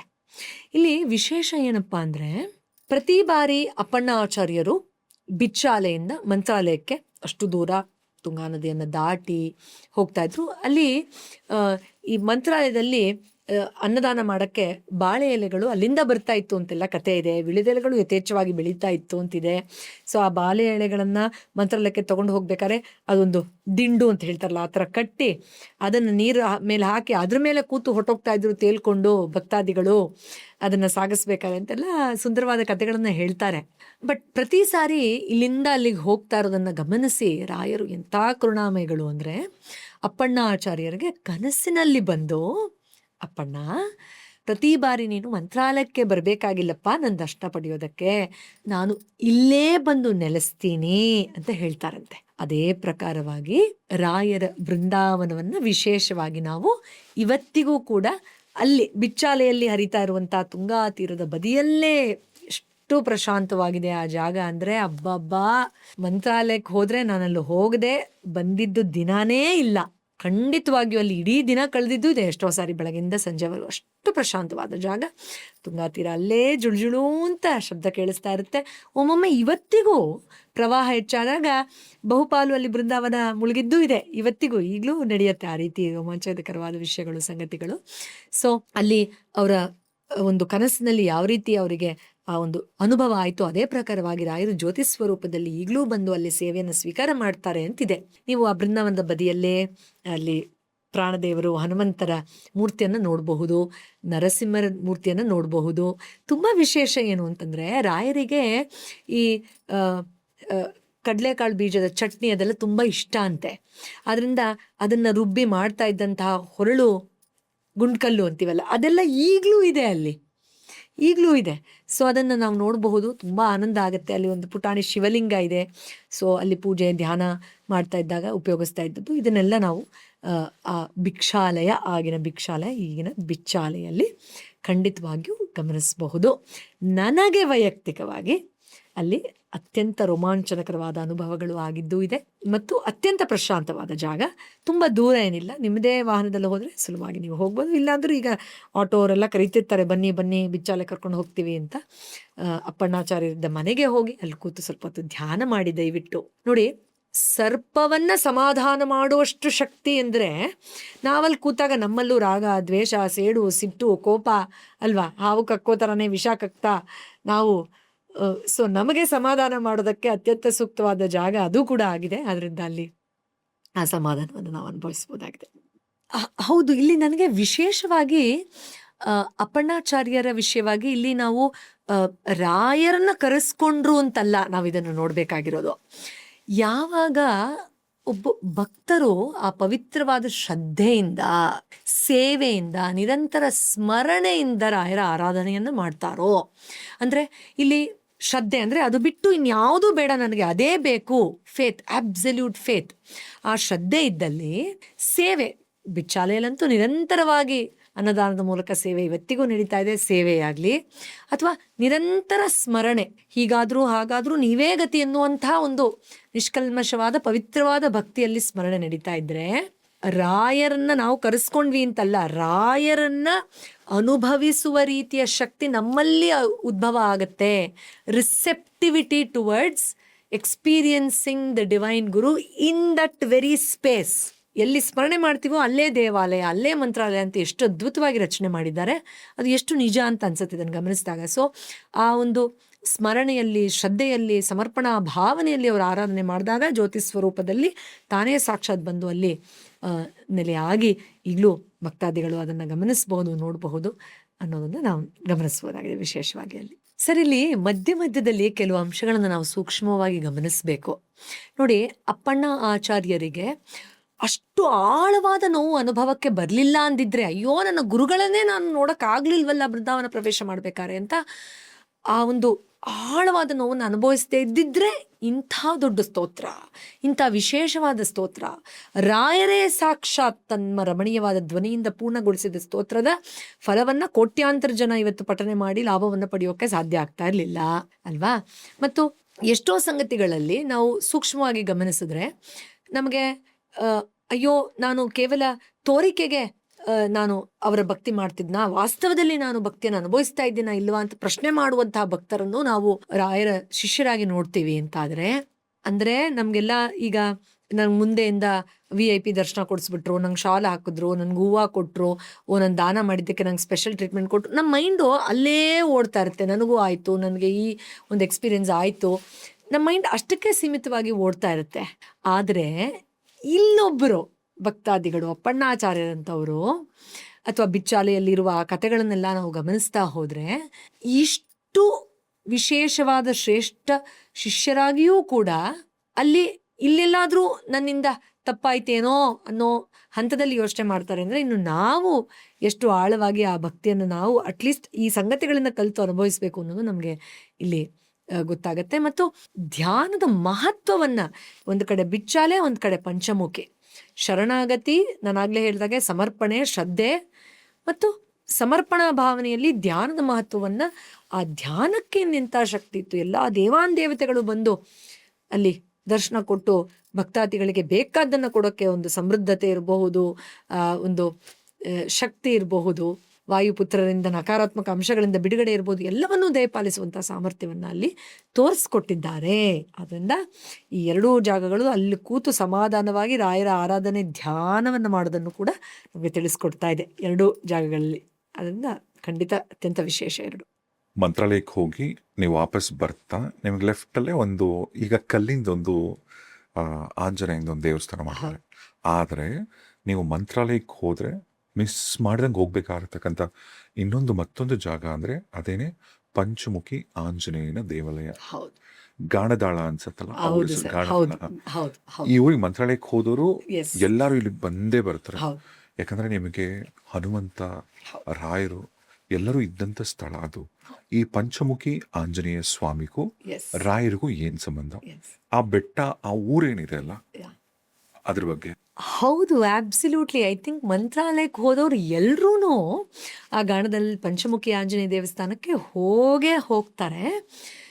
ಎಷ್ಟು ರೋಮಾಂಚನಕರವಾದಂತಹ ಜಾಗ ಅದು. ಅಂದರೆ ಆ ಬಂಡೆಗಳು ಯಾವ ರೀತಿ ಇದೆ ಅಂದರೆ, ಎಷ್ಟೋ ಜನ ತಮ್ಮ ಒಂದು ಆಧ್ಯಾತ್ಮಿಕ ಅನುಭವದಲ್ಲಿ ಬರೀತಾರೆ, ಇದು ಬೇರೆ ಪ್ಲ್ಯಾನೆಟ್ಟಿಂದ ಬಂದಿದೆಯೇನೋ ಈ ಕಲ್ಲುಗಳು. ಯಾಕಂದರೆ ಅದರ ಜೋಡಣೆ ಯಾವ ರೀತಿ ಆಗಿದೆ ಅಂದರೆ, ನೀವು ಪಂಚಮುಖಿ ಆಂಜನೇಯ ದೇವಸ್ಥಾನಕ್ಕೆ ಹೋದರೆ ಒಂದು ಸುತ್ತು ಬನ್ನಿ, ಹಿಂದೆ ಎಲ್ಲ ಸ್ವಲ್ಪ ಐಸೋಲೇಟೆಡ್ ಅನಿಸುತ್ತೆ. ಅಲ್ಲಿ ಆ ಬಂಡೆಗಳು ಹೇಗೆ ಒಂದ್ರ ಮೇಲೆ ಒಂದು ಕೂತಿದೆ ಅಂದರೆ, ಒಬ್ಬರು ಹೇಳ್ತಾರೆ ಅದು ವಿಮಾನದ ರೀತಿ ಇದೆ ಅಂತ, ಇನ್ನೊಬ್ಬರು ಹೇಳ್ತಾರೆ ಹನುಮಂತ ಹಾಸಿಗೆ ಮತ್ತು ದಿಂಬಿನ ರೀತಿ ಇದೆ. ಯಾಕಂದರೆ ಹನುಮಂತ ತಾನು ಅಲ್ಲಿಯೂ ಕೂಡ ಇದ್ದರು ಕೆಲವು ದಿನಗಳ ಕಾಲ, ಅಲ್ಲಿ ಸೀತಾಮಾತೆಯನ್ನು ಕರೆದೊಯ್ದಾಗ ಅಥವಾ ರಾಮ ಲಕ್ಷ್ಮಣರನ್ನು ಪಾತಾಳ ಲೋಕದಲ್ಲಿ ಬಚ್ಚಿಟ್ಟಾಗ ಅಂತೆಲ್ಲ ಬೇರೆ ಬೇರೆ ಕಥೆಗಳು ಬರುತ್ತೆ. ಸೊ ದಿಂಬಿದು ಅಂತೆಲ್ಲ ಆ ಬಂಡೆಗಳನ್ನು ನೋಡಿದ್ರೆ ನಮಗೆ ಸಾಮಾನ್ಯ ಬಂಡೆ ಅಂತ ನಿಜವಾಗ್ಲೂ ಅನಿಸೋದಿಲ್ಲ. ಆ ಬಂಡೆಯ ತುದಿಯಲ್ಲಿ ಅಲ್ಲಿ ಹೋಗಿ ಸುಮಾರು 12 ವರ್ಷಕ್ಕಿಂತ ಹೆಚ್ಚು ಕಾಲ ರಾಯರು ಬೃಂದಾವನ ಪ್ರವೇಶ ಮಾಡೋದಕ್ಕಿಂತ ಮುಂಚೆ ಧ್ಯಾನದಲ್ಲಿ ತನ್ನನ್ನು ತಾನು ತೊಡಗಿಸ್ಕೊಂಡ್ಬಿಟ್ಟಿದ್ರು. ಅಂದರೆ ಆಗಾಗ ರಾಯರು ಮಂತ್ರಾಲಯಕ್ಕೆ ಬಂದಾಗೆಲ್ಲ ಅಲ್ಲಿ ಮಾವಿನ ತೋಪುಗಳಿತ್ತಂತೆ, ಕಾಡು ಥರ ಇತ್ತಂತೆ, ಹಲವಾರು ಸುಂದರವಾದ ರಮಣೀಯವಾದ ಅಂಥ ಒಂದು ಸ್ಥಳ ಅದಾಗಿತ್ತು ಅಂತೆಲ್ಲ ಹೇಳ್ತಾರೆ. ಆದರೆ ಆ ಬಂಡೆ ಸಹಜವಾಗಿ ಅದು ಹಾಗೆ ಇದ್ದಿದ್ದು, ಆ ಗುಹೆ ಯಾರು ಮಾಡಿದ್ದಲ್ಲ. ಸೊ ಆ ಗುಹೆ ಒಳಗಡೆ ಆಗಿನ ಕಾಲಕ್ಕೆ ಅದು ದಟ್ಟವಾದ ಕಾಡು, ಆ ಕಾಡಿನ ಒಳಗಡೆ ಹೋಗಿ ರಾಯರು ಅಲ್ಲಿ ಧ್ಯಾನ ಮಾಡ್ತಾ ಇದ್ರು. ಕೊನೆಗೆ ನಿರಂತರವಾಗಿ 12 ವರ್ಷಗಳ ಕಾಲ ಧ್ಯಾನದಲ್ಲಿ ತೊಡಗಿಸ್ಕೊಳ್ತಾರೆ. ಇವತ್ತಿಗೂ ನೀವು ಪಂಚಮುಖಿ ಆಂಜನೇಯ ದೇವಸ್ಥಾನಕ್ಕೆ ಹೋದರೆ ಪ್ರಮುಖವಾಗಿ ಹೋಗ್ತಾನೆ ನಿಮಗೆ ಆ ಬಂಡೆಗಳ ವಿಶೇಷವಾದ ದರ್ಶನದ ಜೊತೆಯಲ್ಲಿ ಹನುಮಂತನ ಪಾದಗಳನ್ನು ನೀವಲ್ಲಿ ಗಮನಿಸಬಹುದು ಮತ್ತು ಪಾದದ ಗುರುತನ್ನು ಗಮನಿಸಬಹುದು. ಇಲ್ಲಿ ಹನುಮಂತ ಬಂದಿದ್ರು, ರಾಯರಿಗೆ ದರ್ಶನ ಕೊಟ್ಟರು, ಅಥವಾ ಈ ಹಿಂದೇನೋ ರಾಮಾಯಣದ ಕಾಲದಲ್ಲೂ ಕೂಡ ಹನುಮಂತರು ಬಂದು ಹೋಗಿದ್ದಾರೆ ಅನ್ನೋದು ರೀತಿ ಬೇರೆ ಬೇರೆ ಕಥೆಗಳನ್ನು ಪುರಾವೆಯಾಗಿ ತೋರಿಸುವಂಥ ಸ್ಥಳ ಇದೆ. ಇನ್ನು ಒಳಗೆ ನೀವು ಆ ಗುಹೆ ಒಳಗೆ ಪ್ರವೇಶ ಮಾಡಿದಾಗ, ಅಬ್ಬಬ್ಬಾ, ರಾಯರು ಧ್ಯಾನ ಮಾಡಬೇಕಾದ್ರೆ ಪಂಚಮುಖಿ ಆಂಜನೇಯರ ದರ್ಶನ ಅವರಿಗೆ ಆಗುತ್ತೆ ಅಂತ ಹೇಳಿ ಆ ಬಂಡೆಯ ಮೇಲೆ ಇವತ್ತಿಗೂ ಅರ್ಚಕರು ನೋಡಿ ದರ್ಶನ ಮಾಡ್ಕೊಳ್ಳಿ ಪಂಚಮುಖಿ ಆಂಜನೇಯ ಅಂತ ಹೇಳಿ ವರಾಹ ಇರಬಹುದು, ಹಯಗ್ರೀವ, ಗರುಡ, ಹನುಮಂತ, ಈ ರೀತಿ ಆ ಪಂಚಮುಖದ ಇದನ್ನು ತೋರಿಸ್ತಾರೆ. ಆ ಒಂದು ನರಸಿಂಹ ಮುಖಗಳನ್ನು ತೋರಿಸಿ ಗುರುತು ಮಾಡಿ ಹೇಳ್ತಾರೆ. ಅದ್ರ ಜೊತೆಯಲ್ಲಿ ವಿಶೇಷತೆ ಏನು ಗೊತ್ತಾ ಸರ್, ಸ್ವಲ್ಪ ನಾವು ಬಗ್ಗೆ ಎಲ್ಲ ಸಮಾಧಾನವಾಗಿ ನೋಡೋ ಪ್ರಯತ್ನವನ್ನು ತಾಳ್ಮೆಯಿಂದ ಮಾಡಿದ್ದೇ ಆದರೆ ಕೊಲ್ಲಾಪುರದ ಮಹಾಲಕ್ಷ್ಮಿಯ ದರ್ಶನ ರಾಯರಿಗೆ ಆಯ್ತು, ವೆಂಕಟೇಶ್ವರರ ದರ್ಶನ ಆಯ್ತು ಅಂತ ಹೇಳಿ ಅಲ್ಲಿ ಅದನ್ನ ಆ ವಿಗ್ರಹಗಳನ್ನ ನಾವಲ್ಲಿ ಗಮನಿಸಬಹುದು. ಹೀಗೆ ಬಗ್ಗೆ ಎಲ್ಲ ಗುಹೆ ತುಂಬಾ ಆಳವಾಗಿ ಒಳಗಡೆ ಇದ್ದಂಗಿದೆ ಅದು ಅಲ್ಲಿ ನೋಡಿದಾಗ. ಅಂದ್ರೆ ಇಲ್ಲಿ ಹಲವಾರು ರೀತಿಯಲ್ಲಿ ನಾವು ಇದನ್ನ ಅರ್ಥ ಮಾಡ್ಕೊಳ್ಬಹುದು. ಒಂದು ಮನುಕುಲದ ಒಳಿತಿಗಾಗಿ ತಾನು ತಪಸ್ಸನ್ನ ಮಾಡ್ತಾ ಇದ್ದಾಗ ಪಂಚಮುಖಿ ಆಂಜನೇಯನ ಕಥೆ ಅಂತೂ ನಾವು ಕೇಳಿದೀವಿ. ಪಾತಾಳ ಲೋಕದಲ್ಲಿ ರಾಮ ಮತ್ತು ಲಕ್ಷ್ಮಣನನ್ನ ಅಡಗಿಟ್ಟಿದಾಗ 5 ದೀಪವನ್ನ ಒಂದೇ ಬಾರಿಗೆ ಆರಿಸ್ಬೇಕು ಅಂದಾಗ 5 ಮುಖಗಳಾಗಿ ಆರಿಸಿದ್ರು ಅಂತೆಲ್ಲ. ಆದ್ರೆ ಸ್ವಲ್ಪ ಜ್ಞಾನ ಮಾರ್ಗದಲ್ಲಿ ಇದನ್ನು ನೋಡಿದಾಗ ಹೀನಾಯವಾದ ದುಷ್ಕರ್ಮಗಳು ತುಂಬಿರುವಂತಹ ಪಾಪಕರ್ಮಗಳನ್ನು ಹೋಗಲಾಡಿಸೋದಕ್ಕೆ ನಮಗೆ ವರಾಹ ಆಗಿರಬಹುದು, ಆಧ್ಯಾತ್ಮಿಕವಾಗಿ ಉನ್ನತ ಸ್ಥಿತಿಗೆ ಹೋಗ್ತಾ ಇರ್ಬೇಕಾದ್ರೆ ಅಲ್ಲಿ ಬರುವ ಅಹಮ್ಮಿನ ಅಡೆತಡೆಗಳನ್ನು ನಮಗೆ ನಿವಾರಣೆ ಮಾಡಿಕೊಡುವಂತಹ ವಾಯು ಆಗಿರಬಹುದು, ಮತ್ತು ನಮ್ಮ ಅಹಮ್ಮಿನಿಂದ, ಅಜ್ಞಾನದಿಂದ, ದುರಹಂಕಾರದಿಂದ ಬರುವ ಏನು ನಕಾರಾತ್ಮಕ ಅಂಶಗಳನ್ನು ಭೇದಿಸಿ ನಿಲ್ಲೋದಕ್ಕೆ ಸಹಾಯ ಮಾಡುವಂತಹ ನರಸಿಂಹರ ಅವತಾರ ಆಗಿರ್ಬೋದು. ಈ ರೀತಿಯಾಗಿ ನಾವು ಆ ಪಂಚಭೂತಗಳಿಗೆ ಸಂಬಂಧಪಟ್ಟಂತಹ ಪಂಚೇಂದ್ರಿಯಗಳ ನಿಯಂತ್ರಣಕ್ಕೆ ಸಂಬಂಧಪಟ್ಟ ಹಾಗೆ 5 ಅಂಶದಲ್ಲಿ ನಮಗೆ ಸಹಾಯ ಮಾಡುವಂಥದ್ದಾಗಿರಬಹುದು.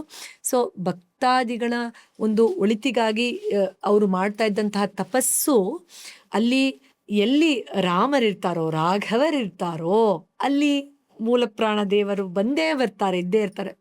ಮೂಲ ಪ್ರಾಣ ಅಂದ್ರೆ ಪ್ರಾಣ ಅಂದಾಗ ನಾವು ಪ್ರಾಣಶಕ್ತಿ, ಪ್ರಾಣಾಯಾಮದ ಪ್ರಾಣ, ಅದನ್ನ ಮೀರಿ ಯಾವ ಆ ಪರಮಶಕ್ತಿಯ ಬಗ್ಗೆ, ಆ ಪರಬ್ರಹ್ಮನ ಆ ಒಂದು ಇದರ ಬಗ್ಗೆ ಮಾತಾಡ್ತಾ ಇದೀವೋ ಆ ಅಂಶ, ಆ ಒಂದು ಪ್ರಾಣದೇವರ ಆ ಒಂದು ಶಕ್ತಿಯ ಅನಾವರಣ ಅಲ್ಲಿ ಸಹಜವಾಗಿ ಆಗತ್ತೆ. ಯಾಕಂದ್ರೆ ನಾವು ಧ್ಯಾನ ಮಾಡ್ತಾ ಮಾಡ್ತಾ ಅದರ ಕಡೆಗೆ ಗುಣಗಳನ್ನ ಲಭಿಸ್ಕೊಳ್ತೀವಿ, ಅದರ ಅನುಭವ ಪಡಿತೀವಿ, ಅದೇ ಆಗ್ಬಿಡ್ತೀವಿ ಅಂತ ಹಂತಗಳು. ಸ್ವರಾಯರು ಅದೇ ಆ ಶಕ್ತಿಗಳೇ ತಾವಾಗಿ ಅದು ಅಲ್ಲಿ ಬಂದು ಪ್ರಕಟ ಆಯಿತು ಅನ್ನೋದು ನಮಗೆ ಸಾಮಾನ್ಯರಿಗೆ ಆ ರೀತಿಯಾಗಿ ನಾವು ಅದರ ದರ್ಶನವನ್ನು ಪಡೆದು ಅದರ ಪುಣ್ಯವನ್ನು ನಾವು ಪಡಿಬೋದಾಗಿದೆ.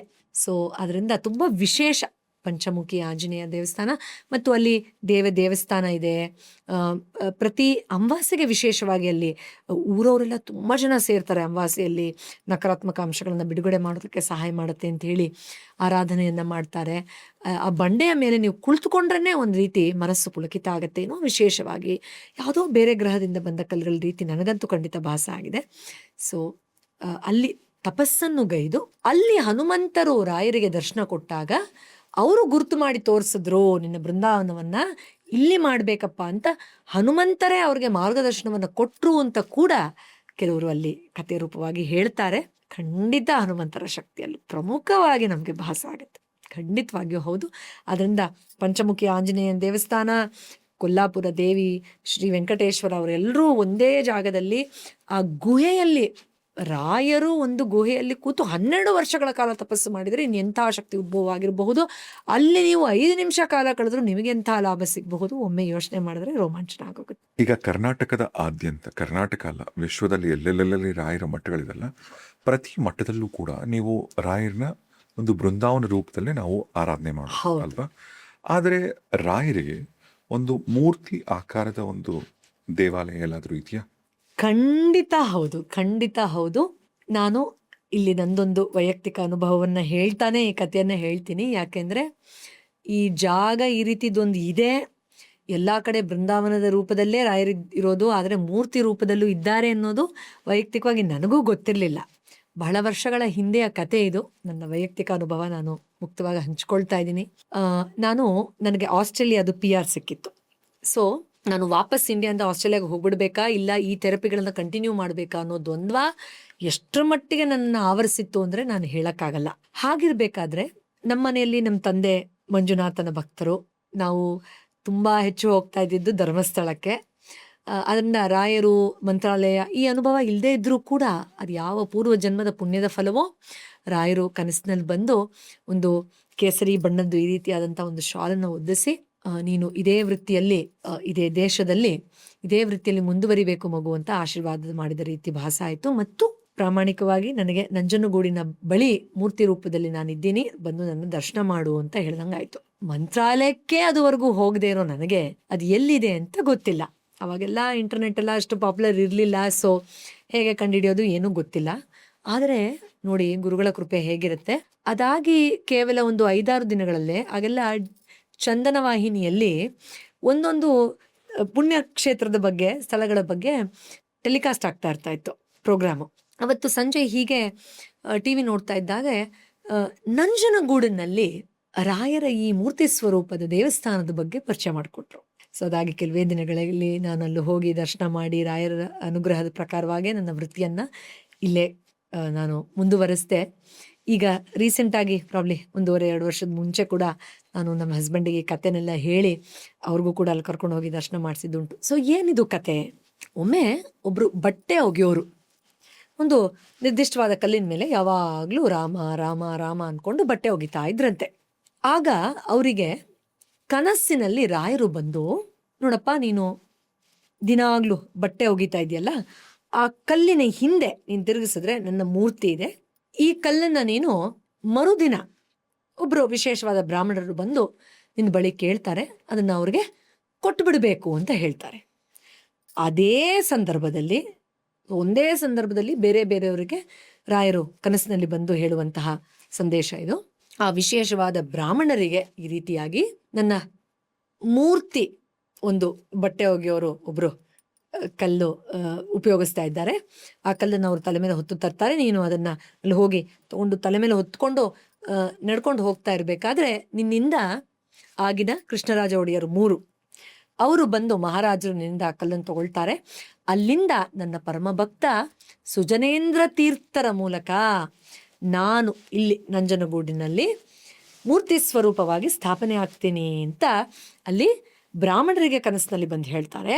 ಅದೇ ಸಮಯದಲ್ಲಿ ಕೃಷ್ಣರಾಜ ಒಡೆಯರ್ 3 ಆವಾಗಿನ ಕಾಲದ ರಾಜರು, ಮೈಸೂರು ಮಹಾರಾಜರಿಗೆ ಕನಸಿನಲ್ಲಿ ಬಂದು ಈ ರೀತಿಯಾಗಿ ನಾನು ಇಲ್ಲಿ ನಂಜನಗೂಡಿನಲ್ಲಿ ಸ್ಥಾಪನೆ ಆಗೋಕ್ಕೆ ಇಷ್ಟಪಡ್ತಾ ಇದ್ದೀನಿ, ಆದ್ದರಿಂದ ದಯವಿಟ್ಟು ನೀನು ಅದಕ್ಕೆ ಅಣು ಮಾಡಿಕೊಡು ಅಂತ ಹೇಳ್ತಾರೆ. ಅದೇ ಸಂದರ್ಭದಲ್ಲಿ ಸುಜನೇಂದ್ರ ತೀರ್ಥರು ನಂಜನಗೂಡದಲ್ಲಿ ವಾಸ ಇದ್ದವರು ಪಾಪ ಪ್ರತಿ ಬಾರಿ ಮಂತ್ರಾಲಯಕ್ಕೆ ಹೋಗಿ ಬಂದು ಮಾಡ್ತಾ ಇರ್ತಾರೆ. ಇನ್ನೇನು ವಯಸ್ಸಾಗ್ತಾ ಇದೆ, ಹೋಗಕ್ಕೆ ಬರಕ್ಕೆ ಆಗಲ್ಲ, ಏನಪ್ಪ ಮಾಡೋದು ಅನ್ಬೇಕಾರೆ ನೋಡಿ ಎಂಥ ಕರುಣಾಮಯಿ ರಾಯರು ಅನ್ನೋದು ಇದರಲ್ಲಿ ಗೊತ್ತಾಗತ್ತೆ. ಅಷ್ಟು ದೂರ ಯಾಕಪ್ಪ ನೀನು ಓಡಾಡಬೇಕು ಅಂತ ಅದನ್ನೂ ಕೂತ್ಕೊಂಡು ಯೋಚನೆ ಮಾಡಿದಾರಾ ಅಂತ ಅನಿಸುತ್ತೆ ಅಲ್ವಾ? ಸೊ ನೀನು ಇಷ್ಟು ದೂರ ಬರೋದು ಬೇಡ, ಎಲ್ಲ ಕಡೆ ಬೃಂದಾವನ ಸ್ವರೂಪದಲ್ಲಿ ಇರೋ ನಾನು ನಂಜನಗೂಡಿನಲ್ಲಿ ಈ ರೀತಿ ಮೂರ್ತಿ ಸ್ವರೂಪವಾಗಿ ನಾನು ಸ್ಥಾಪನೆ ಆಗ್ತೀನಿ, ನೀನು ಇಲ್ಲೇ ನನ್ನ ಆರಾಧನೆ ಮಾಡಿ ನಿನ್ನ ಕೊನೆಗಾಲವನ್ನು ನೀನು ಕಳಿಬಹುದು ಅಂತ ಹೇಳಿ ಅವರಿಗೂ ಕೂಡ ಗೋಚರ ಆಗ್ತಾರೆ. ಅದೇ ರೀತಿಯಾಗಿ ಗಸರು ಆ ಕಲ್ಲನ್ನ ಕೊಡ್ತಾರೆ, ಬ್ರಾಹ್ಮಣರು ತಲೆ ಮೇಲೆ ಹೊತ್ತು ತರ್ತಾರೆ, ಮಹಾರಾಜರು ಸುಜನೇಂದ್ರ ತೀರ್ಥರ ಮೂಲಕ ಅಲ್ಲಿ ಅದನ್ನು ಪ್ರತಿಷ್ಠಾಪನೆ ಮಾಡ್ತಾರೆ. ಇವತ್ತಿಗೂ ನೀವು ಮೈಸೂರರಾಗಿದ್ರಂತೂ ಖಂಡಿತ ಹೋಗಿ, ಇಲ್ಲ ಅಂದರೆ ನಂಜನಗೂಡಿಗೆ ಹೋದಾಗ, ಮೈಸೂರು ಕಡೆ ಹೋದಾಗ ನಂಜುಂಡೇಶ್ವರರ ದರ್ಶನ ಮಾಡಿ ಅಲ್ಲೇ ಹತ್ರ ಯಾರು ಕೇಳಿದ್ರು ಹೇಳ್ತಾರೆ. ಅಲ್ಲಿ ರಾಯರ ಮೂಲಮಠ ಅಂತೆಲ್ಲ ಬೋರ್ಡ್ ಇದೆ ನಿಮಗೆ, ಅಂದರೆ ಒಂದು ಸಣ್ಣ ರೋಡ್ ಥರ ಅನಿಸುತ್ತೆ, ಅಲ್ಲೇ ನಿಮಗೆ ಗೊತ್ತಾಗತ್ತೆ. ಒಳಗೆ ಹೋದರೆ ಅಂಥ ಪರಮಾನಂದ ನಮಗೆ ರಾಯರ ಮೂರ್ತಿ ಕಾಣಿಸುತ್ತೆ. ಒಂದು ಬಾಲಸ್ವರೂಪದಲ್ಲಿದ್ದಾರೇನೋ ಅಂತ ಅನಿಸುತ್ತೆ. ಅಲ್ಲೂ ಕೂಡ ಸಾಕಷ್ಟು ಸೇವೆಗಳಿದೆ, ಬೇರೆ ಬೇರೆ ಗುರುತೀರ್ಥರ ಬೃಂದಾವನಗಳಿರುವ ಜಾಗ ಇದೆ. ಅಲ್ಲಿಂದ ಸ್ವಲ್ಪ ದೂರದಲ್ಲಿ ನಡ್ಕೊಂಡು ಹೋದರೆ ತುಂಬಾ ರಮಣೀಯವಾದಂತಹ ಜಾಗ, ವಿಶೇಷವಾದ ಒಂದು ಶಕ್ತಿ ಭಾಸ ಆಗುತ್ತೆ ಅಲ್ಲಿ. ನಿಧಾನವಾಗಿ ಸಾವಧಾನವಾಗಿ ಅನುಭವಿಸೋಕ್ಕೆ ನೀವು ತಾಳ್ಮೆ ಇದ್ದಿದ್ದೇ ಆದರೆ ಅಲ್ಲಿ ನಿಮಗೆ ಅದು ಗೋಚರ ಆಗುತ್ತೆ. ಸೊ ಈ ರೀತಿಯಾಗಿ ಬಟ್ಟೆ ಒಗಿತಾ ಇದ್ದವ್ರ ಕನಸಿಗೂ ಅವ್ರಿಗೂ ಕೃಪೆ ತೋರಿ, ಮಹಾರಾಜರಿಗೂ ಅಲ್ಲಿದ್ದ ಬ್ರಾಹ್ಮಣರಿಗೂ ವಿಶೇಷವಾಗಿ ಕೃಪೆ ತೋರಿ, ಸುಜನೇಂದ್ರ ತೀರ್ಥರಿಗೆ ಇಷ್ಟು ದೂರ ನೀವು ಬಂದು ಹೋಗೋದು ಬೇಡ, ಇಲ್ಲೇ ನಾನು ಮೂರ್ತಿ ಸ್ವರೂಪವಾಗಿ ನೆಲೆ ಆಗ್ತೀನಿ ಅಂತ ಬಂದು ಹೇಳ್ತಾರೆ. ನನಗೆ ಈ ರೀತಿಯಾಗಿ ಅದು ಅಲ್ಲಿದ್ದಾರೆ ಅಂತ ಗೊತ್ತಾಯಿತು. ಅದು ನನ್ನ ಪೂರ್ವಜನ್ಮದ ಪುಣ್ಯ. ಸೊ ಅದೊಂದು ವಿಶೇಷವಾದ ಸ್ಥಳ, ಅಲ್ಲಿ ನಾವು ರಾಯರನ್ನ ಮೂರ್ತಿ ಸ್ವರೂಪವಾಗಿ ನೋಡಬಹುದು. ಎಸ್, ನೀವೊಬ್ಬರು ವರ್ಲ್ಡ್ ರೆಕಾರ್ಡ್ ಹೋಲ್ಡರ್. 1 ಅಲ್ಲ 2 ಅಲ್ಲ 40,000 ಜನಕ್ಕೆ, ಈಗ ವೈದ್ಯೋ ನಾರಾಯಣ ಹರಿ ಅಂತಿರಲ್ಲ, ಭಗವಂತ ವೈದ್ಯ ರೂಪದಲ್ಲಿ ಎಷ್ಟೋ ಜನರ ಜೀವನ ಉಳಿಸಿದ್ರ ನೀವು. ಯಾಕಂದರೆ ತಮಾಷೆ ಇಲ್ಲ, 40,000 ಕೇಸಸ್ ವಿತ್ ಪ್ರೂಫ್, ಯಾವುದೇ ಥರದ ಇಂಜೆಕ್ಷನ್ ಕೊಡದೆ, ಮೆಡಿಸಿನ್ ಕೊಡದೆ, ಇದೆಲ್ಲ ಹೆಂಗೆ ಸಾಧ್ಯ ಆಗತ್ತೆ? ನಿಜವಾಗ್ಲೂ ನನ್ನ ಪ್ರಕಾರ ಅಂದರೆ ಸರಿಯಾಗಿ ಚಿಕಿತ್ಸೆ ಕೊಟ್ಟು, ಅಂದರೆ ತುಂಬ ಕಮರ್ಷಿಯಲ್ಲು ದುಡ್ಡು ಗಿಡ್ಡು ಅಂತ ಯೋಚನೆ ಮಾಡಿದೆ. ಈಗ ಜನರ ಸೇವೆ ಜನಾರ್ದನ ಸೇವೆ ಅಂತಾರಲ್ಲ, ಅಂಥ ಎಲ್ಲ ವೈದ್ಯರು ನನ್ನ ಪ್ರಕಾರ ದೇವ್ರ ಸಮಾನ ಅವರು. ಈಗ ನೀವು 40,000 ಕೇಸಸ್ನ ಹ್ಯಾಂಡ್ಲ್ ಮಾಡಿ, ಆಮೇಲೆ ನೀವು ಡೆಲ್ಲಿ ಕೂಡ ಹೋಗಿದ್ರಿ ಪ್ರಶಸ್ತಿ ತಗೊಳಕ್ಕೆ ಲಾಸ್ಟ್ ಟೈಮ್, ದೊಡ್ಡವರೆಲ್ಲ ಮೀಟ್ ಮಾಡಿದಿರ. ಇವತ್ತಿನ ನಿಮ್ಮ ಯಶಸ್ಸಿಗೆ ಖಂಡಿತ ನಿಮ್ಮೊಟ್ಟಿಗೆ ಸಹಕರಿಸಿದಂಥ ಅವರು ಪೇಷಂಟ್ಸ್ ಎಲ್ಲ ಯಾರಿದ್ರಲ್ಲ, ಅವರು ಕೂಡ ನಿಮಗೆ ಒಳ್ಳೇದಾಗಲಿ ಅಂತ ನಿಮಗೇನು ಹರಿಸಿದ್ರಲ್ಲ, ಅದರ ಒಂದು ಪ್ರತಿಫಲನೆ ಇವತ್ತಿನ ದಿನ ಇದೆಲ್ಲನೂ. ನಿಮ್ಮ ಲೈಫಲ್ಲಿ ಮಂತ್ರಾಲಯದ ವಿಚಾರದಲ್ಲಾಗಲಿ, ರಾಯರ್ ವಿಚಾರದಲ್ಲಾಗಲಿ, ಐ ಆಮ್ ಶ್ಯೂರ್ ಸಾಕಷ್ಟು ಕಥೆಗಳಿದೆ. ನಿಮ್ಮ ಲೈಫಲ್ಲಿ ನಡೆದಂಥ ಒಂದಷ್ಟು miracles. Sir, first of all thank you so much. ನಾನು ಖಂಡಿತವಾಗಿಯೂ ರಾಯರ ಕೃಪೆ ಇಲ್ಲದೆ, ರಾಯರ ಪವಾಡಗಳನ್ನು ಅನುಭವಿಸದೆ, ರಾಯರ ಆ ಪ್ರೀತಿಗೆ ಪಾತ್ರರಾಗದೇ ಇದ್ದಿದ್ರೆ ಇದರಲ್ಲಿ ಎಳ್ಳಷ್ಟು ಕೂಡ ಮಾಡೋದಕ್ಕೆ ಸಾಧ್ಯನೇ ಇರ್ತಾ ಇರಲಿಲ್ಲ. ಇದು ನಿಜವಾಗ್ಲೂ ಯಾವುದೋ ಪೂರ್ವಜನ್ಮದ ಪುಣ್ಯದ ಫಲ ಅಂತ ನಾನು ಹೇಳಬಹುದು. ಇದು ನನ್ನ ಜೀವನದಲ್ಲಿ ವಾಸ್ತವದಲ್ಲಿ ನಡೆದಂತಹ ಕೆಲವೊಂದು ಸಂಗತಿಗಳು, ಅತ್ಯಂತ ವಿಶೇಷ, ಅತ್ಯಂತ ವಿಸ್ಮಯಕಾರಿ. ಈ ಸಂಗತಿಗಳು ಒಂದೊಂದು ನಡೀತಾ ಇದ್ದಾಗಲೇ ನನಗೆ ಯಾವ ರೀತಿ ಅನ್ನಿಸ್ತು ಅಂದರೆ ಯಾರೇ ರಾಯರ ಭಕ್ತರು ಅಂದರೂ ನಮ್ಗೆ ಪವಾಡ ಆಗಿದೆ ಅಂತ 100ರಲ್ಲಿ 95 ಜನ ಆದರೂ ಹೇಳ್ತಾರೆ. ದೊಡ್ಡ ದೊಡ್ಡ ಮೇಧಾವಿಗಳು ಹಂಚ್ಕೊಂಡಿದ್ದಾರೆ. ಅಂತರದಲ್ಲಿ ನಮ್ಮಂಥವ್ರಿಗೂ ರಾಯರು ಈ ಥರ ವಿಸ್ಮಯಕಾರಿ ಅನುಭವಗಳನ್ನು ಕೊಡ್ತಾರಾ ಅಪ್ಪ ಅಂತ ಭಾವುಕರಾಗಿ ಇವತ್ತಿಗೂ ನಾನು ಅದನ್ನು ನೆನೆಸ್ಕೊಂಡು ಹಂಚ್ಕೊಳ್ಬೇಕಾದ್ರೆ ಭಾವುಕರಾಗಿ ಹತ್ತಿದ್ದಿದೆ. ಒಂದು ರೀಸೆಂಟ್ ಸಂಗತಿ ಹೇಳ್ತೀನಿ. 2020ಯಲ್ಲಿ ನಾವು ಮನೆ ಚೇಂಜ್ ಮಾಡಿ ಬೇರೆ ಮನೆಗೆ ಬಂದ್ವಿ. ಆ ಮನೆ ರಿನೋವೇಟ್ ಆಗ್ಬೇಕಾದ್ರೆ ನಿಮ್ಗೆ ಗೊತ್ತಿದೆ, ಪೀಕ್ ಆಫ್ ಕೋವಿಡ್ ನಡೀತಾ ಇತ್ತು. ಸೊ ನಾನು ನಮ್ಮ ಹಸ್ಬೆಂಡ್ಗೆ ನನಗೆ ಅನ್ನಿಸ್ತಾ ಇದೆ, ನಾನು ಈ ಮನೆಗೆ ರಾಯರದೇ ಹೆಸರಿಡಬೇಕು ಅಂತ, ಗುರು ವೈಭವ ನಿಲಯ ಅಂತ ಹೆಸರಿಡಬೇಕು ಅಂತಿದ್ದೀನಿ. ಸೊ ನನಗೆ ಒಂದು ದೊಡ್ಡ ರಾಯರ ಫೋಟೋ ಬೇಕು. ಮತ್ತು ನಾನು ತುಂಬಾ ನಿಖರವಾಗಿ ಅವ್ರಿಗೆ ಡಿಸ್ಕ್ರಿಪ್ಷನ್ ಕೊಟ್ಟಿದ್ದೆ, ನನಗೆ ಯಾವ ಥರ ಫೋಟೋ ಬೇಕು ರಾಯರ್ದು ಅಂತ.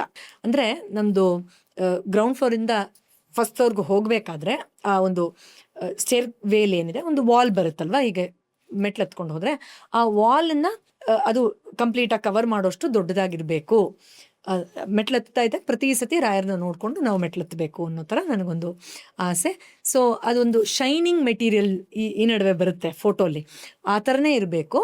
ಮತ್ತು ರಾಯರದು ಆ ಮೂಲರಾಮರ ಮೂರ್ತಿಯನ್ನು ಹಿಡಿದು ಈಗ ಕೂತಿದಾರಲ್ಲ, ಅದು ತುಂಬ ಫೇಮಸ್, ನೀವು ನೋಡಿರ್ತೀರ ಪಿಕ್ಚರು, ಅದೇ ಫೋಟೋ. ಮತ್ತು ನನಗೆ ಈ golden with black photo frames ತುಂಬ ಇಷ್ಟ.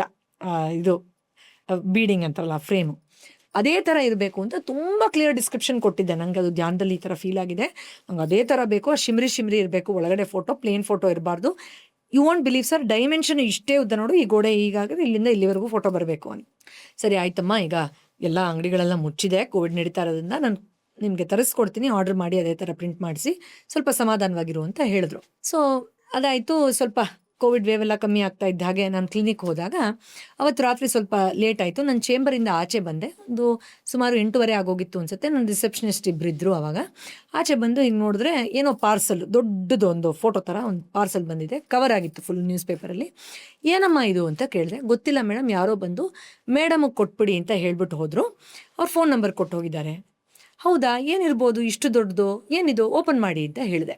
ಓಪನ್ ಮಾಡಿದ್ರೆ ರಾಯರ ಫೋಟೋ ಎಕ್ಸಾಕ್ಟಾಗಿ ಹೇಗೆ ನಾನು ನನ್ನ ಹಸ್ಬೆಂಡಿಗೆ ನನಗೆ ಇದೇ ಥರ ಫೋಟೋ ಬೇಕು ಅಂತ ಅದೇ ಥರ.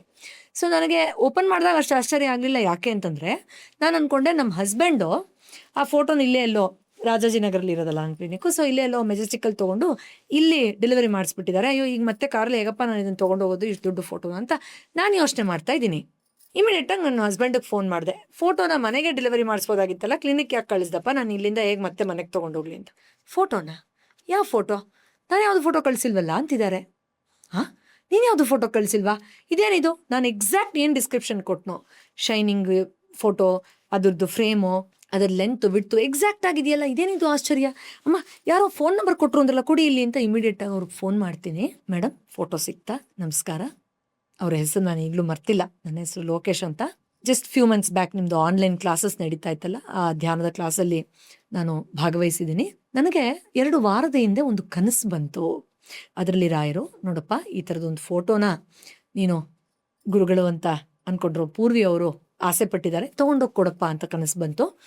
ಬೆಳಗ್ಗೆ ಎದ್ದು ನನ್ನ ಹೆಂಡತಿಗೆ ಈ ಥರ ಕನಸು ಹೇಳಿದಾಗ, ರೀ ಸುಮ್ಮನೆ ಇರ್ರಿ, ಅವರೆಲ್ಲ ದೊಡ್ಡವರು, ಏನು ಈ ಥರ ಫೋಟೋ ಎಲ್ಲ ತೊಗೋತಾರ, ಏನು ಅನ್ಕೋತಾರೆ, ಸುಮ್ಮನೆ ಇರಿ ಅಂತ ಹೇಳಿದ್ರು. ಅದಕ್ಕೆ ನಾನು ಸುಮ್ಮನಾಗ್ಬಿಟ್ಟೆ. ಆದರೆ ಕೆಲವೇ ದಿನಗಳ ನಂತರ ಮತ್ತೆ ನನಗೆ ಕನಸು ಬೀಳತ್ತೆ. ಆಗ ನಾನು ಇದನ್ನು ಹಗುರವಾಗಿ ತಗೊಳ್ಳಿಲ್ಲ. ಏನಪ್ಪ, ತಲುಪಿಸ್ತೀಯಪ್ಪ ಫೋಟೋನ ಅನ್ನೋ ಥರ ನನಗೆ ಕನಸು ಬಿತ್ತು. ಅದನ್ನು ನಾನು ಮಂತ್ರಾಲಯಕ್ಕೆ ನನ್ನದೇ ವ್ಯಾನ್ ತೊಗೊಂಡು ಹೊರಟುಬಿಟ್ಟೆ ಮೇಡಮ್. ಅಲ್ಲಿ ಹೋಗಿ ಫೋಟೋ ಖರೀದಿ ಮಾಡಿ ಮಂತ್ರಾಲಯದಲ್ಲಿ ಪೂಜೆ ಮಾಡಿಸಿ ನಾನು ಅಲ್ಲಿಂದ ಡೈರೆಕ್ಟಾಗಿ ನಿಮ್ಮ ಹೀಲಿಂಗ್ ಸೆಂಟ್ರಿಗೆ ಬಂದು ಅದನ್ನು ಡೆಲಿವರಿ ಮಾಡಿದ್ದೀನಿ. ರಾಯರ ಪ್ರಸಾದನೂ ಇತ್ತು. ತೊಗೊಂಡ್ರಾ ಮೇಡಮ್ ಫೋಟೋ ಅಂತೂ? ನೀವು ಎಲ್ಲ ಹಾಕ್ತಿರೋ ನನಗೆ ಗೊತ್ತಿಲ್ಲ, ನಾನು ಕೊಡಬೇಕು ಅಂತ 2 ಸತಿ ಕನಸು ಬಂತು. ಅವರು ಅದನ್ನು ಹೇಳ್ತಾ ಇದ್ದಾರೆ, ನಾನು ಗಳಗಳ ಅಂತ ಅಳ್ತಾ ಇದ್ದೀನಿ. ಸರ್ ಏನು ಹೇಳೋದು ಸರ್ ಇದಕ್ಕೆ ನಾನು ಹೇಳಿ? ಅಂದರೆ ಅವ್ರು ಏನೋ ಒಂದು ಫೋಟೋ ತಂದಿದ್ರು, ಓಕೆ, ಅದು ತುಂಬ ವಿಶೇಷ. ಆದರೆ ಅದೇ ಡೈಮೆನ್ಷನು, ಅದೇ ಶೈನಿಂಗ್ ಪೇಪರು, ಆ ಫೋಟೋ ಫ್ರೇಮ್ ಕೂಡ ನಾನು ಸಾಕಷ್ಟು ವಿಡಿಯೋಗಳಲ್ಲಿ ಅದನ್ನು ತೋರಿಸಿದ್ದೀನಿ, ರಾಯರ ಈ ಅನುಗ್ರಹದ ಬಗ್ಗೆ ಹಂಚ್ಕೊಂಡಿದ್ದೀನಿ. ಆದರೆ ಇಷ್ಟು ಹತ್ತಿರದಿಂದ ಅದಕ್ಕೆ ಕಾಮಧೇನು ಕಲ್ಪವೃಕ್ಷ, ಆಶ್ಚರ್ಯನೇ ಇಲ್ಲ. ನಾವು ಏನು ಸಂಕಲ್ಪ ಮಾಡ್ತೀವೋ ಅದು ಗೊತ್ತಾಗೋಗುತ್ತೆ, ಏನು ಅಂದ್ಕೊಳ್ತೀವೋ ಅದು ಆಲ್ರೆಡಿ ಅವ್ರಿಗೆ ಗೊತ್ತಾಗುತ್ತೆ, ಏನು ಮಾಡ್ತಿರ್ತೀವೋ ಅದ್ರ ಜೊತೆ ಕೈ ಜೋಡಿಸಿ ಆ ಕೆಲಸವನ್ನು ಮಾಡಿಬಿಡ್ತಾರೆ. ಒಂದು ಯಾವ ಪ್ರಾಣಿಯ ಮಲಮೂತ್ರವೋ ಪವಿತ್ರವೋ ಆ ರೀತಿ ಕಾಮಧೇನು, ಯಾವ ಮರದ ಪ್ರತಿಯೊಂದು ಅಂಶವೂ ಉಪಯೋಗಕ್ಕೆ ಬರುತ್ತೋ ಆ ರೀತಿಯ ಕಲ್ಪವೃಕ್ಷ ಅಂತ. ಅದಕ್ಕೆ ಸರ್ ಅವ್ರನ್ನ ಹೇಳೋದು, ಅಪ್ಪ ಗುರು ವೈಭವ ನಿಲಯ ಅಂತ ನಮ್ಮ ಮನೆಗೆ ಹೆಸರಿಟ್ಟು ನಾವು ಪ್ರತಿನಿತ್ಯ ಬೆಳಗ್ಗೆ ಎದ್ದ ತಕ್ಷಣ ನಾನಂತೂ ನೋಡೋದೆ ಆ ಒಂದು ಚಿತ್ರವನ್ನು. ಸೊ ಇದು ಒಂದು ಅನುಭವ. ಇನ್ನೊಂದು ರೋಚಕವಾದ ಅನುಭವ ಇದೆ. ಅದು ನಾನು ಆಗಲೇ ಹೇಳಿದಾಗೆ ನಂಜನಗೂಡಿಗೆ ಸಂಬಂಧಪಟ್ಟಾಗೆ ತುಂಬ ಚಿಕ್ಕ ವಯಸ್ಸಲ್ಲಿ ನನಗೆ ಈ ಥರ ಇದೆ ಅಂತ ಹೇಳಿ ನಾನೇನೋ ಒಂದು ಲೆಕ್ಕಾಚಾರದ ಮೇಲೆ ಹೋಗಿ ನೋಡಿದ್ರೆ ಅಲ್ಲಿತ್ತು ನಂಜನಗೂಡಿನ ಅನುಭವ. ಇನ್ನೊಂದು ವಿಶೇಷವಾದ ಅನುಭವ ಇದೆ. ಇದು ತುಂಬ ಪರ್ಸ್ನಲ್, ಬಟ್ ನೀವು ನನ್ನ ಫ್ಯಾಮ್ಲಿ ಥರನೇ, ನಮ್ಮ ವೀಕ್ಷಕರು ನಮ್ಮ ಫ್ಯಾಮ್ಲಿ ಥರನೇ, ಆದ್ದರಿಂದ ಏನು ಮುಜುಗರ ಇಲ್ಲದೆ ಹೇಳ್ಕೊಳ್ತೀನಿ. ಈ ಥರದ ಪವಾಡಗಳು ತುಂಬ ಜನಕ್ಕೆ ನಡೆದಿರುತ್ತೆ, ಅದರಲ್ಲಿ ಆಶ್ಚರ್ಯನೇ ಇಲ್ಲ. ಸೊ ನಾವು ಮದುವೆ ಆದಮೇಲೆ ಸುಮಾರು 5 ವರ್ಷಗಳ ಕಾಲ ನಾವು ಮುಂದಿನ ವರ್ಷ ಮಗು ಮಾಡ್ಕೊಳ್ಳೋಣ, ಮುಂದಿನ ವರ್ಷ ಅಂತ ಪೋಸ್ಟ್ಪೋನ್ ಮಾಡ್ತಾನೆ ಹೋದ್ವಿ. ಅಂದರೆ ಎಲ್ಲರೂ ಏನಿದೆ 5 ವರ್ಷ ಯಾರಾದರೂ ಮಕ್ಕಳು ಪೋಸ್ಟ್ಪೋನ್ ಮಾಡ್ತಾರೆ ಮದುವೆ ಆದಮೇಲೆ? ಒಳ್ಳೆ ವಿಚಿತ್ರವಾಗಿದೆಯಲ್ಲ, ಏನೋ ಪ್ರಾಬ್ಲಮ್ ಇರ್ಬೋದೇನೋ ಅನ್ನೋ ಲೆವೆಲ್ಗೆಲ್ಲ ನೆಂಟರೆಲ್ಲ ಮಾತಾಡೋ ರೀತಿ. ಯಾಕಂದರೆ ನಾನವಾಗ ನಾನು 2ನೇ PhD ಮಾಡ್ತಾ ಇದ್ದೆ. I was very busy. ಸುಮಾರು ವಾಹಿನಿಗಳಲ್ಲಿ ನಂದು ಕಾರ್ಯಕ್ರಮ ಬರ್ತಾಯಿತ್ತು, ಸಿಕ್ಕಾಪಟ್ಟೆ ಪೇಷಂಟ್ಗಳು. ಸೊ ಆ್ಯಂಡ್ ಇವ್ರದ್ದು ಕೆರಿಯರ್ ಪೀಕಲ್ಲಿ ತುಂಬ ದೊಡ್ಡ ದೊಡ್ಡ ಕಂಪ್ನಿಗಳಲ್ಲಿ ಇದು ಮಾಡ್ತಿದ್ರು. ಸೊ ನಾವು ಸಮಾಧಾನವಾಗಿ ಮಗುಗೆ ಸಮಯ ಕೊಡೋ ರೀತಿಯಲ್ಲಿ ಪ್ಲ್ಯಾನ್ ಮಾಡ್ಕೊಂಡು ಮಾಡಬೇಕು ಅಂತ ಏನೋ ಲೆಕ್ಕಾಚಾರ ನಮ್ಮದು. ಆಗ ನಮ್ಮ ತಾಯಿ ಬೈದು, 5 ವರ್ಷ ಆದರೂ ಇನ್ನೂ ಏನೋ ಲೆಕ್ಕಾಚಾರ ಮಾಡ್ತಾ ಇದ್ದೀರಾ, ನಾನು ರಾಯರಿಗೆ ಹರಕೆ ಕಟ್ಕೊಂಡು ಬಿಟ್ಟಿದ್ದೀನಿ ಅಂತ ಹೇಳಿದ್ರು. ಏನಮ್ಮ ಇದು? ಹೌದು, ಈ ವರ್ಷವೇ ನನ್ನ ಮಗಳು ಮಗುವಾಗಲಿ ಅಂತ ನಾನು ಹರಕೆ ಕಟ್ಕೊಂಡ್ಬಿಟ್ಟಿದ್ದೀನಿ ಅಂತ 2017 ನಮ್ಮ ತಾಯಿ ಹೇಳಿ, ಈ ಥರ ಹರಕೆ ಇದೆ, ನೀವು ಮಗು ಆದಮೇಲೆ ನೀವು ಹೋಗಿ ಮಂತ್ರಾಲಯದಲ್ಲಿ ಪೂಜೆ ಮಾಡಿಸ್ಬೇಕು, ನಾನು ಬರ್ತೀನಿ ಅಂತೆಲ್ಲ ಹೇಳಿದ್ದಿದೆ. ಆ್ಯಂಡ್ ನಾನು ಆ ವರ್ಷ ಪ್ರೆಗ್ನೆಂಟ್ ಆದಾಗ ಮೊದಲನೇ ತಿಂಗಳೇ ಇನ್ನೂ ನನ್ನ ಮತ್ತೆ ಹೇಳೇ ಇರಲಿಲ್ಲ. ಅಷ್ಟೊತ್ತಾಗಲೇ ನಮ್ಮ ಅತ್ತೆ ಫೋನ್ ಮಾಡಿ, ನಿನ್ನ ಗಂಡಂಗೆ ಫೋನ್ ಕೊಡೋರ್ಗೆ ಮುಜುಗರ ನನ್ನನ್ನೇ ಕೇಳೋಕ್ಕೆ. ಏನಪ್ಪ, ನನಗೊಂದು ಕನಸು ಬಂತು, ಅದರಲ್ಲಿ ಒಂದು ಹಸು, ಅದರ ಹಿಂದೆ ಒಂದು ಕರು, ಆ ಕರು ನೋಡ್ತಾ ನಾನು ಇದು ಗಂಡು ಕರು ರಾಯರೇ ಅಂತ ಇದ್ದೀನಿ. ಅದು ನಮ್ಮ ಮನೆ ಒಳಗಡೆ ಪ್ರವೇಶ ಮಾಡ್ತು. ನಿನ್ನ ಹೆಂಡತಿ ಗರ್ಭಿಣಿನ ಅಪ್ಪ, ಬೇಜಾರು ಮಾಡ್ಕೋಬೇಡ, ಕೇಳ್ತಾ ಇದ್ದೀನಿ. ಈಗಿನ ಕಾಲದ ಮಕ್ಕಳಿಗೆ ಅದೊಂಥರ ಮುಜುಗರ ಅಂತ ಹೇಳಿದ್ದು ಉಂಟು. ಸೊ ಅದೇ ರೀತಿಯಾಗಿ ನಾವು ಮಗು ಆದಮೇಲೆ ಮಂತ್ರಾಲಯಕ್ಕೆ ಹೋಗಿ ಅಮ್ಮ ಏನೇನೋ ಹರಕೆ ಕಟ್ಕೊಂಡಿದ್ರು, ಅದನ್ನೆಲ್ಲ ತೀರಿಸಿ ಬಂದ್ವಿ ತುಂಬ ಆನಂದದಿಂದ. ಅಲ್ಲಿ ಅಮ್ಮ ಹೇಳ್ತಾರೆ ಮಂತ್ರಾಲಯದಲ್ಲಿ, ಇದು ಪೂಜೆ ಮಾಡಿದ ತಕ್ಷಣ ಮುಗಿದೋಗ್ಲಿಲ್ಲ, ನಾನು ರಾಯರಿಗೆ ಏನು ಹೇಳ್ಬಿಟ್ಟಿದ್ದೀನಿ ಅಂದರೆ, ಪ್ರತಿ ವರ್ಷ ಮಗುನ ಕರ್ಕೊಂಡು ಬರ್ತಾರೆ ರಾಯರೇ ಅಂತ ಹೇಳ್ಬಿಟ್ಟಿದ್ದೀನಿ ಅಂತ ಹೇಳಿದ್ರು. ನಾನು, ಅಮ್ಮ ನೀನು ಹರಕೆ ಮಾಡೋಕ್ಕಿಂತ ಮುಂಚೆ ನಮ್ಮನ್ನ ಕೇಳಬೇಕು ಅಂತ ಹಾಸ್ಯ ಮಾಡ್ಕೊಂಡು ಬಂದ್ವಿ. ಆದರೆ ಅದೇ ಪ್ರಕಾರವಾಗಿ ನಡೆಸ್ಕೊಳ್ಳೋಣ ಅಂತ ನಾನು ನಮ್ಮ ಹಸ್ಬೆಂಡು ಖಂಡಿತ, ಯಾಕಂದರೆ ಅಲ್ಲಿ ಆದ ಚಮತ್ಕಾರಗಳು, ಆ ಅನುಭವ. ಆದರೆ ಮುಂದಿನ ವರ್ಷ ಅಂದರೆ ನನ್ನ ಮಗು 1 ವರ್ಷ ಇದ್ದಾಗ, ಮುಂದಿನ ವರ್ಷ ಆಗ ಅವನಿಗೆ ಹುಷಾರಿರಲಿಲ್ಲ, ಸ್ವಲ್ಪ ಕೋಲ್ಡ್ ಆಗಿತ್ತು. ಸೊ ಆಗ ರೇನಿ ಸೀಸನ್ನು, ನಾವು ಹೋಗಬೇಕು ಅಂತ ಅಂದ್ಕೊಂಡಾಗ, ಬೇಡ ಮಗುಗೆ ಮತ್ತೆ ನೆಗಡಿ ಆದರೆ ಬೇಡ, ಈ ವರ್ಷ ಮಗು ಕರ್ಕೊಂಡು ಹೋಗೋದು ಬೇಡ, ನಾವಿಬ್ಬರೇ ಹೋಗಿ ಪೂಜೆ ಮಾಡಿಸ್ಕೊಂಬರೋಣ ಅಂತ ಹೊರಟ್ವಿ. ಅಲ್ಲಿ ಬಿಚ್ಚಾಲೆಯಲ್ಲಿ ಪ್ರದಕ್ಷಿಣೆ ಹಾಕ್ತಾ ಇದ್ದೀನಿ ನಾನು. ನಮ್ಮ ಹಸ್ಬೆಂಡ್ ಮುಂದೆ ಹೋಗ್ತಾ ಇದ್ದಾರೆ, ನಾನು ಹಿಂದೆ ಪ್ರದಕ್ಷಿಣೆ ಹಾಕ್ತಾ ಇದ್ದೀನಿ. ಸರ್ ಇದು ಎಂಥ ರೋಮಾಂಚನಕರವಾದ ಅನುಭವ ಅಂದರೆ, 1-2 ಪ್ರದಕ್ಷಿಣೆ ಹಾಕಿದ್ದೆ ಈಗಾಗಲೇ ಅನಿಸುತ್ತೆ. 3ನೇ ಪ್ರದಕ್ಷಿಣೆ ಹಾಕ್ಬೇಕಾದ್ರೆ ಒಬ್ಬರು ವಯಸ್ಸಾದವರು ಏನಮ್ಮ ಅಂತ ನನ್ನ ತಡೆ ಮಾಡ್ತಾರೆ. ನಾನು ತಿರುಗಿ ನೋಡ್ತೀನಿ, ಅವ್ರು ಮಾತಾಡೋದು ನನಗೆ ಸ್ಪಷ್ಟವಾಗಿ ಕೇಳಿಸ್ತಿಲ್ಲ, ತುಂಬ ವಯಸ್ಸಾದವರು. ರಾಯರು ಕೊಟ್ಟ ಪ್ರಸಾದವನ್ನು, ರಾಯರ್ನ ನೀನು ಕಾಡಿಬೇಡಿ ಕೇಳಿದ ಪ್ರಸಾದವನ್ನು, ಈಗ ಆ ಪ್ರಸಾದವನ್ನೇ ಬಿಟ್ಟು ನೀನು ನಿನ್ನ ಗಂಡ ಮಾತ್ರ ದರ್ಶನ ತಗೊಳಕ್ ಬಂದಿದ್ದೀರಲ್ಲ, ಸರಿನಾ ಅಮ್ಮ ಅಂತ ಕೇಳಿದ್ರು. ನನಗೊಂದು ಸ್ವಲ್ಪ ತಬ್ಬಿಬ್ಬಾಯಿತು, ಅರ್ಥ ಆಗಲಿಲ್ಲ ಆ ಸಮಯಕ್ಕೆ. ಸೊ ನಮಸ್ಕಾರ ಸ್ವಾಮಿ, ಹಾಗೆ ಹೇಗೆ ಅಂತ ಅಂದ್ಕೊಂಡು ಹಾಗೆ ಮುಂದಕ್ಕೆ ಹೊರಟೋಗ್ಬಿಟ್ಟೆ. ಒಂದು 10-15 ಹೆಜ್ಜೆ ಮುಂದಕ್ಕೆ ಹೋಗಿರ್ತೀನಿ ಅನಿಸುತ್ತೆ. ಬಿಚ್ಚಾಲೆಯಲ್ಲಿ ಅದು ಪ್ರದಕ್ಷಿಣೆ ಹಾಕೋದು ಸ್ವಲ್ಪ ವಿಸ್ತಾರವಾಗಿದೆ ಜಾಗ. ತಕ್ಷಣಕ್ಕೆ ನನಗೆ ಗೋಚರ ಆಗೋಯ್ತು, ಓಹೋ ಆ ಪ್ರಸಾದವನ್ನೇ ಬಿಟ್ಟು ಬಂದಿದ್ಯಾ ಅಂದ್ರೆ ನಿಮ್ಮ ಮಗನನ್ನ ರಾಯರ ಹತ್ರ ಬೇಡಿ ಪಡ್ಕೊಂಡು ಈಗ ಆ ಮಗನ್ನೇ ಬಿಟ್ಟು ಬಂದಿದ್ಯಮ್ಮ ಅಂತ ಕೇಳ್ತಾ ಇದಾರಲ್ವಾ. ಅವ್ರು ಅದನ್ನ ಹೇಳಿದ್ದು, ಅದೇನಾ ನನ್ನ ಮಗನ್ ಬಿಟ್ಟು ಬಂದಿದ್ಯಾ ದರ್ಶನಕ್ಕೆ ಅಂತ ಹೇಳ್ತಿದಾರ ಅಂತ ಹಿಂದೆ ತಿರುಗಿ ಓಡೋಡಿ ಹೋಗ್ತೀನಿ. ಜಗಲಿ ಮೇಲೆ ಕೂತವ್ರು ಅವ್ರು ಇಲ್ಲ ಸರ್ ಅಲ್ಲಿ. ನೀವು ನಂಬಲ್ಲ, ನಾನು ತುಂಬ ಹುಡುಕಿದ್ದೀನಿ. ಈ ಥರದ ಅನುಭವಗಳು ಸಾಕಷ್ಟು ಜನಕ್ಕೆ ಆಗಿರಬಹುದು. ತುಂಬ ಹುಡುಕಾಡಿದ್ವಿ. ನಾನು ನಮ್ಮ ಹಸ್ಬೆಂಡ್ಗೆ ಓಡೋಗಿ ಹೇಳಿದೆ ಈ ಥರ ಅನುಭವ ಆಯಿತು ಅಂತ. ಅಲ್ಲಿ ಎಲ್ಲೂ ಅವ್ರು ಇರಲಿಲ್ಲ. ಅಲ್ಲಿ ಮತ್ತೆ ಬೃಂದಾವನದ ಮುಂದೆ ರಾಯರೇ ತಪ್ಪಾಯಿತು, ರಾಯರೇ ತಪ್ಪಾಯಿತು, ಪ್ರತಿ ವರ್ಷ ನನ್ನ ಮಗನ್ನೂ ಕರ್ಕೊಂಡು ಬರ್ತೀವಿ ಅಂತ ಹೇಳಿದ್ವಿ. ಅಷ್ಟೇ ಅಲ್ಲ ಸರ್, ಇನ್ನೊಂದು ರೋಮಾಂಚಕರವಾದ ಅನುಭವ ನಡೆಯುತ್ತೆ. ಇದಂತೂ ಅತ್ಯಂತ ವಿಸ್ಮಯಕಾರಿ. ಏನು ಅಂತಂದರೆ, ಇದು ನನ್ನ ಮಗನಿಗೆ ಒಂದು 2.25 ವರ್ಷ ಇದೆ ಅನಿಸುತ್ತೆ. ನಾನು ಯೂಶ್ವಲಿ ಹೋದರೆ ಬಿಚ್ಚಾಲೆಗೆಲ್ಲ ಒಂದು ವಾರ 5 ದಿನ ಆ ಥರ ಆಳವಾದ ಅನುಭವ ತೊಗೋಬೇಕು ಅಂತ ಹೋಗೋಳು ನಾನು ಒಂದು ಸ್ವಲ್ಪ. ಸೊ ಅವರು ನೀನು ಮಗು ಹೋಗಿರಿ ಡ್ರೈವರ್ ಜೊತೆಲಿ, ನಾನು ಒಂದು 4-5 ಡೇಸ್ ಆದಮೇಲೆ ನಾನು ಬರ್ತೀನಿ ಅಂತ ಹೇಳಿ ನಮ್ಮನ್ನು ಕಳಿಸ್ಕೊಟ್ರು. ಸೊ ನಾವಲ್ಲೇ ಇದ್ವಿ. ನಾನು ನನ್ನ ಮಗ ಅಲ್ಲಿ ತುಗ್ಗಾ ತೀರದಲ್ಲಿ, ಆಗ ಅಷ್ಟು ನದಿ ಪ್ರವಾಹ ಅಷ್ಟು ಇರಲಿಲ್ಲ. ಸೊ ಅಲ್ಲಿ ತುಂಬ ಚೆನ್ನಾಗಿ ಸನ್ಸೆಟ್ ಎಲ್ಲ ತುಂಬ ಅದ್ಭುತವಾಗಿ ಆಗುತ್ತೆ, ಸೂರ್ಯಾಸ್ತ ಎಲ್ಲ ಎಂಜಾಯ್ ಮಾಡ್ತಾ ಧ್ಯಾನ ಮಾಡ್ತಾ. ಹೀಗೆ ಒಂದಿನ ತುಂಗೆಯಲ್ಲಿ ಒಂದು ದೊಡ್ಡ ಆನೆಗೆ ಸ್ನಾನ ಮಾಡಿಸ್ತಾ ಇದ್ರು. ನನ್ನ ಮಗ ನೋಡ್ಬಿಟ್ಟ, ನಂಗೆ ಆನೆ ಬೇಕು, ಆನೆ ಬೇಕು, ಆನೆ ಬೇಕು ಅಂದರೆ ಅದೇನು ಬೊಂಬೆನಾ ಕೊಡ್ಸೋಕ್ಕೆ, ಅಷ್ಟು ದೊಡ್ಡ ಆನೆ ಯಾರು ಸ್ನಾನ ಮಾಡಿಸ್ತಾ ಇದ್ದಾರೆ ಏನೂ ಗೊತ್ತಿಲ್ಲ. ಹಠ ಅಂದರೆ ನೀವು ನಂಬಲ್ಲ ಸರ್, ಆ ಆನೆನ ಸ್ನಾನ ಮಾಡಿಸ್ಕೊಂಡು ಆ ಮಾವುತ ಕರ್ಕೊಂಡು ಹೋಗಿದ್ದಾರೆ. ಇವನು ನನಗೆ ಆನೆ ಹತ್ರ ಹೋಗಕ್ಕೆ ಭಯ, ಇದು ಬೇರೆ ಇಷ್ಟೇ ಎಷ್ಟಿದೆ. ಬಿದ್ದು ಒದ್ದಾಡ್ತಾ ಇದ್ದಾನೆ ಬೀದಿಯಲ್ಲಿ, ನನಗೆ ಆನೆ ಬೇಕು, ನನಗೆ ಆನೆ ಬೇಕು. ಅಯ್ಯೋ ರಾಮ, ಹಿಡಿಯೋಕ್ಕೆ ಆಗ್ತಾ ಇಲ್ಲ ನನಗೆ. ಆ ಸಮಯದಲ್ಲಿ ಆ ಕಡೆಯಿಂದ ಸ್ಕೂಟ್ರಲ್ಲಿ ಒಬ್ಬರು ಸ್ವಾಮಿ ಬರ್ತಾರೆ. ಬಂದು ಮಗು ಹಠ ಮಾಡ್ತಾ ಇರೋದು, ಒದ್ದಾಡ್ತಾ ಇರೋದು ನೋಡಿ ಗಾಡಿ ನಿಲ್ಲಿಸ್ತಾರೆ. ಏನಮ್ಮ ಏನಾಯಿತು, ಮಗು ಹಠ ಮಾಡ್ತಾ ಇದೆ, ತಿನ್ನಕ್ಕೆ ಏನಾದ್ರು ಕೊಡಿಸ್ತೀಯಮ್ಮ, ಏನು ನೀರು ಬೇಕಾ ಏನು ಅಂತ. ಇಲ್ಲ ಸ್ವಾಮಿ, ಅಲ್ಲೊಂದು ಆನೆಗೆ ಸ್ನಾನ ಮಾಡಿಸ್ತಾ ಇದ್ರು, ಆನೆ ಬೇಕು ಆನೆ ಬೇಕು ಅಂತಾನೆ ನಂಗೆ ಆನೆ ಹತ್ರ ಕರ್ಕೊಂಡು ಹೋಗೋಕ್ಕೂ ಭಯ ಆಯಿತು. ಅವ್ರು ಹಂಗೆ ಕರ್ಕೊಂಡು ಹೊರಟೋಗ್ಬಿಟ್ರು. ಯಾವ ಕಡೆ ಹೋದ್ರು ನನಗೆ ಗೊತ್ತಿಲ್ಲ. ಇವ್ನು ನೋಡಿದ್ರೆ ಈ ರೀತಿ ಯಾವತ್ತೂ ಇಷ್ಟು ಇವನು ಹಠ ಮಾಡಿಲ್ಲ. ಅದಕ್ಕೆ ಅವ್ರು ನಕ್ಬಿಟ್ಟು, ಅಮ್ಮ ಆನೆ ಲಕ್ಷ್ಮಿ ಅಂತ, ನಮ್ಮ ಮನೇಲೇ, ನಮ್ಮ ಮನೆ ಪಕ್ಕದಲ್ಲಿರೋ ಜಾಗದಲ್ಲೇ ಅದು ಕಟ್ಟಿರೋದು, ಬಾರಮ್ಮ ನಮ್ಮದೇ ಆನೆ ಅದು, ಬಾರಮ್ಮ ಅಂತ ಹೇಳ್ತಾರೆ. ಏನು ಹೇಳೋದು ಸರ್ ಇದಕ್ಕೆ. ಸೊ ಅಲ್ಲಿ ಹೋದರೆ ಅಯ್ಯೋ ಎಷ್ಟು ಆಟ ಆಡ್ದ ಆನೆ ಜೊತೆ ಅಂದರೆ, ಪಳಗಿರೋ ಆನೆಮ್ಮ ಹೆದರ್ಕೋಬೇಡ ಅಂತ ಹೇಳಿದ್ರು ತುಂಬ ಸಂತೋಷವಾಗಿ. ಹಾಗೆ ನಾಗೇಸ್ವಾಮಿಗಳು ಅಂತ ಈಗಲೂ ಬಿಚ್ಚಾಲೆಗೆ ಹೋದರೆ ತುಂಬ ಹೆಸರು ಮಾಡಿರುವಂಥವ್ರು ಸರ್. ಅವತ್ತಿಂದ ನಮಗೂ ಅವ್ರಿಗೂ ಯಾವ ರೀತಿ, ಆಮೇಲೆ ನಮ್ಮ ಹಸ್ಬೆಂಡ್ ಎಲ್ಲ ಬಂದಮೇಲೆ ಅವ್ರ ಮನೆಗೆಲ್ಲ ಕರ್ಕೊಂಡು ಹೋದ್ವಿ. ಯಾವ ರೀತಿ ಅದು ಏನು ಪೂರ್ವಜನ್ಮದ ಅನುಬಂಧನೋ ಗೊತ್ತಿಲ್ಲ, ಸಂಬಂಧ ಅಂದರೆ ಇವತ್ತಿಗೂ ಮನೆ ಮಗಳ ರೀತಿ ಅವರು. ಪ್ರತಿ ವರ್ಷ ಬಿಚ್ಚಾಲೆಯಲ್ಲಿ ಜಾತ್ರೆ ನಡೆಯುತ್ತೆ, ತುಂಬ ಫೇಮಸ್ ಜಾತ್ರೆ ಸರ್. ಯಾಕಂದರೆ ಈಗ ಮಂತ್ರಾಲಯದ ಕಡೆ ಬಂದರೆ ಸ್ವಲ್ಪ ಅಂದರೆ, ಆ ಕಡೆ ಹೋದರೆ ನಮಗೆ ರಾಯಚೂರು ಕರ್ನಾಟಕ ಅಲ್ವಾ. ಸೊ ಅಲ್ಲಿ ತುಂಬ ರಾಯಚೂರವರು ತುಂಬ ಜೋರಾಗಿ ಜಾತ್ರೆ ಎಲ್ಲ ಮಾಡ್ತಾರೆ. ಪ್ರತಿ ವರ್ಷ ನನ್ನ ಕರೀತಾರೆ, ಮಡ್ಲಕ್ಕಿ ಕೊಡ್ತಾರೆ, ನಾವು ಜಾತ್ರೆಗೆ ಹೋಗಲೇಬೇಕು ಕಂಪಲ್ಸರಿ. ಸೊ ಅಲ್ಲಿ ಇನ್ನೊಂದು ವಿಶೇಷತೆ ಏನು ಅಂದರೆ, ನನಗೆ ಅಲ್ಲಿ ಕೆಲವು ದಿನಗಳ ಕಾಲ ಮಗು ಕರ್ಕೊಂಡು ಹೋಗಿದ್ದೆ ನಾನು ಮೊದಲೇ ಧ್ಯಾನ ಮಾಡ್ತಾ ಇರ್ಬೇಕಾದ್ರೆ. ಇಲ್ಲಿ ಅನ್ನದಾನ ಮಾಡಬೇಕು ಅಂತ ನಂಗೆ ತುಂಬ ಅನ್ನಿಸ್ತಾ ಇತ್ತು. ಹೇಗೆ ಮಾಡೋದು, ಯಾರನ್ನ ಕೇಳೋದು, ಅಲ್ಲಿ ಅವ್ರದ್ದೇ ಸಿಸ್ಟಮ್ ಇರುತ್ತೆ ಅಲ್ವಾ, ನಾವು ಹೋಗಿ ಹಂಗೆಲ್ಲ ಕೇಳೋಕ್ಕಾಗಲ್ಲ. ಹೀಗೆ ಮಾತಾಡ್ತಾ ನಾನು ಹಂಚ್ಕೊಂಡೆ, ಸ್ವಾಮಿ ನನಗೆ ಇಲ್ಲಿ ಏನಾದರೂ ಒಂದು ಸೇವೆ ಮಾಡಬೇಕು ಬಿಚ್ಚಾಲೆಯಲ್ಲಿ. ಯಾಕಂದರೆ ನಿರಂತರವಾಗಿ ಶಿಷ್ಯರಿಗೆ ಅನ್ನದಾನ, ಭಕ್ತಾದಿಗಳಿಗೆ ಅನ್ನದಾನ ಮಾಡಿದಂಥ ಜಾಗ ಇದು, ಅಪ್ಪಣ್ಣ ಆಚಾರ್ಯರು ಅಂತ.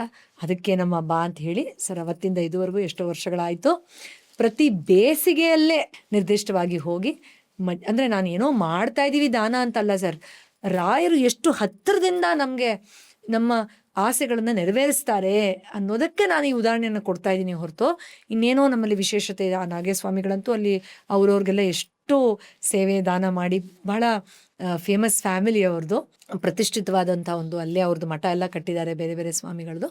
ಸೊ ಅಲ್ಲಿ ನಮಗೆ ತುಂಬ ಅಣು ಮಾಡಿಕೊಡ್ತಾರೆ.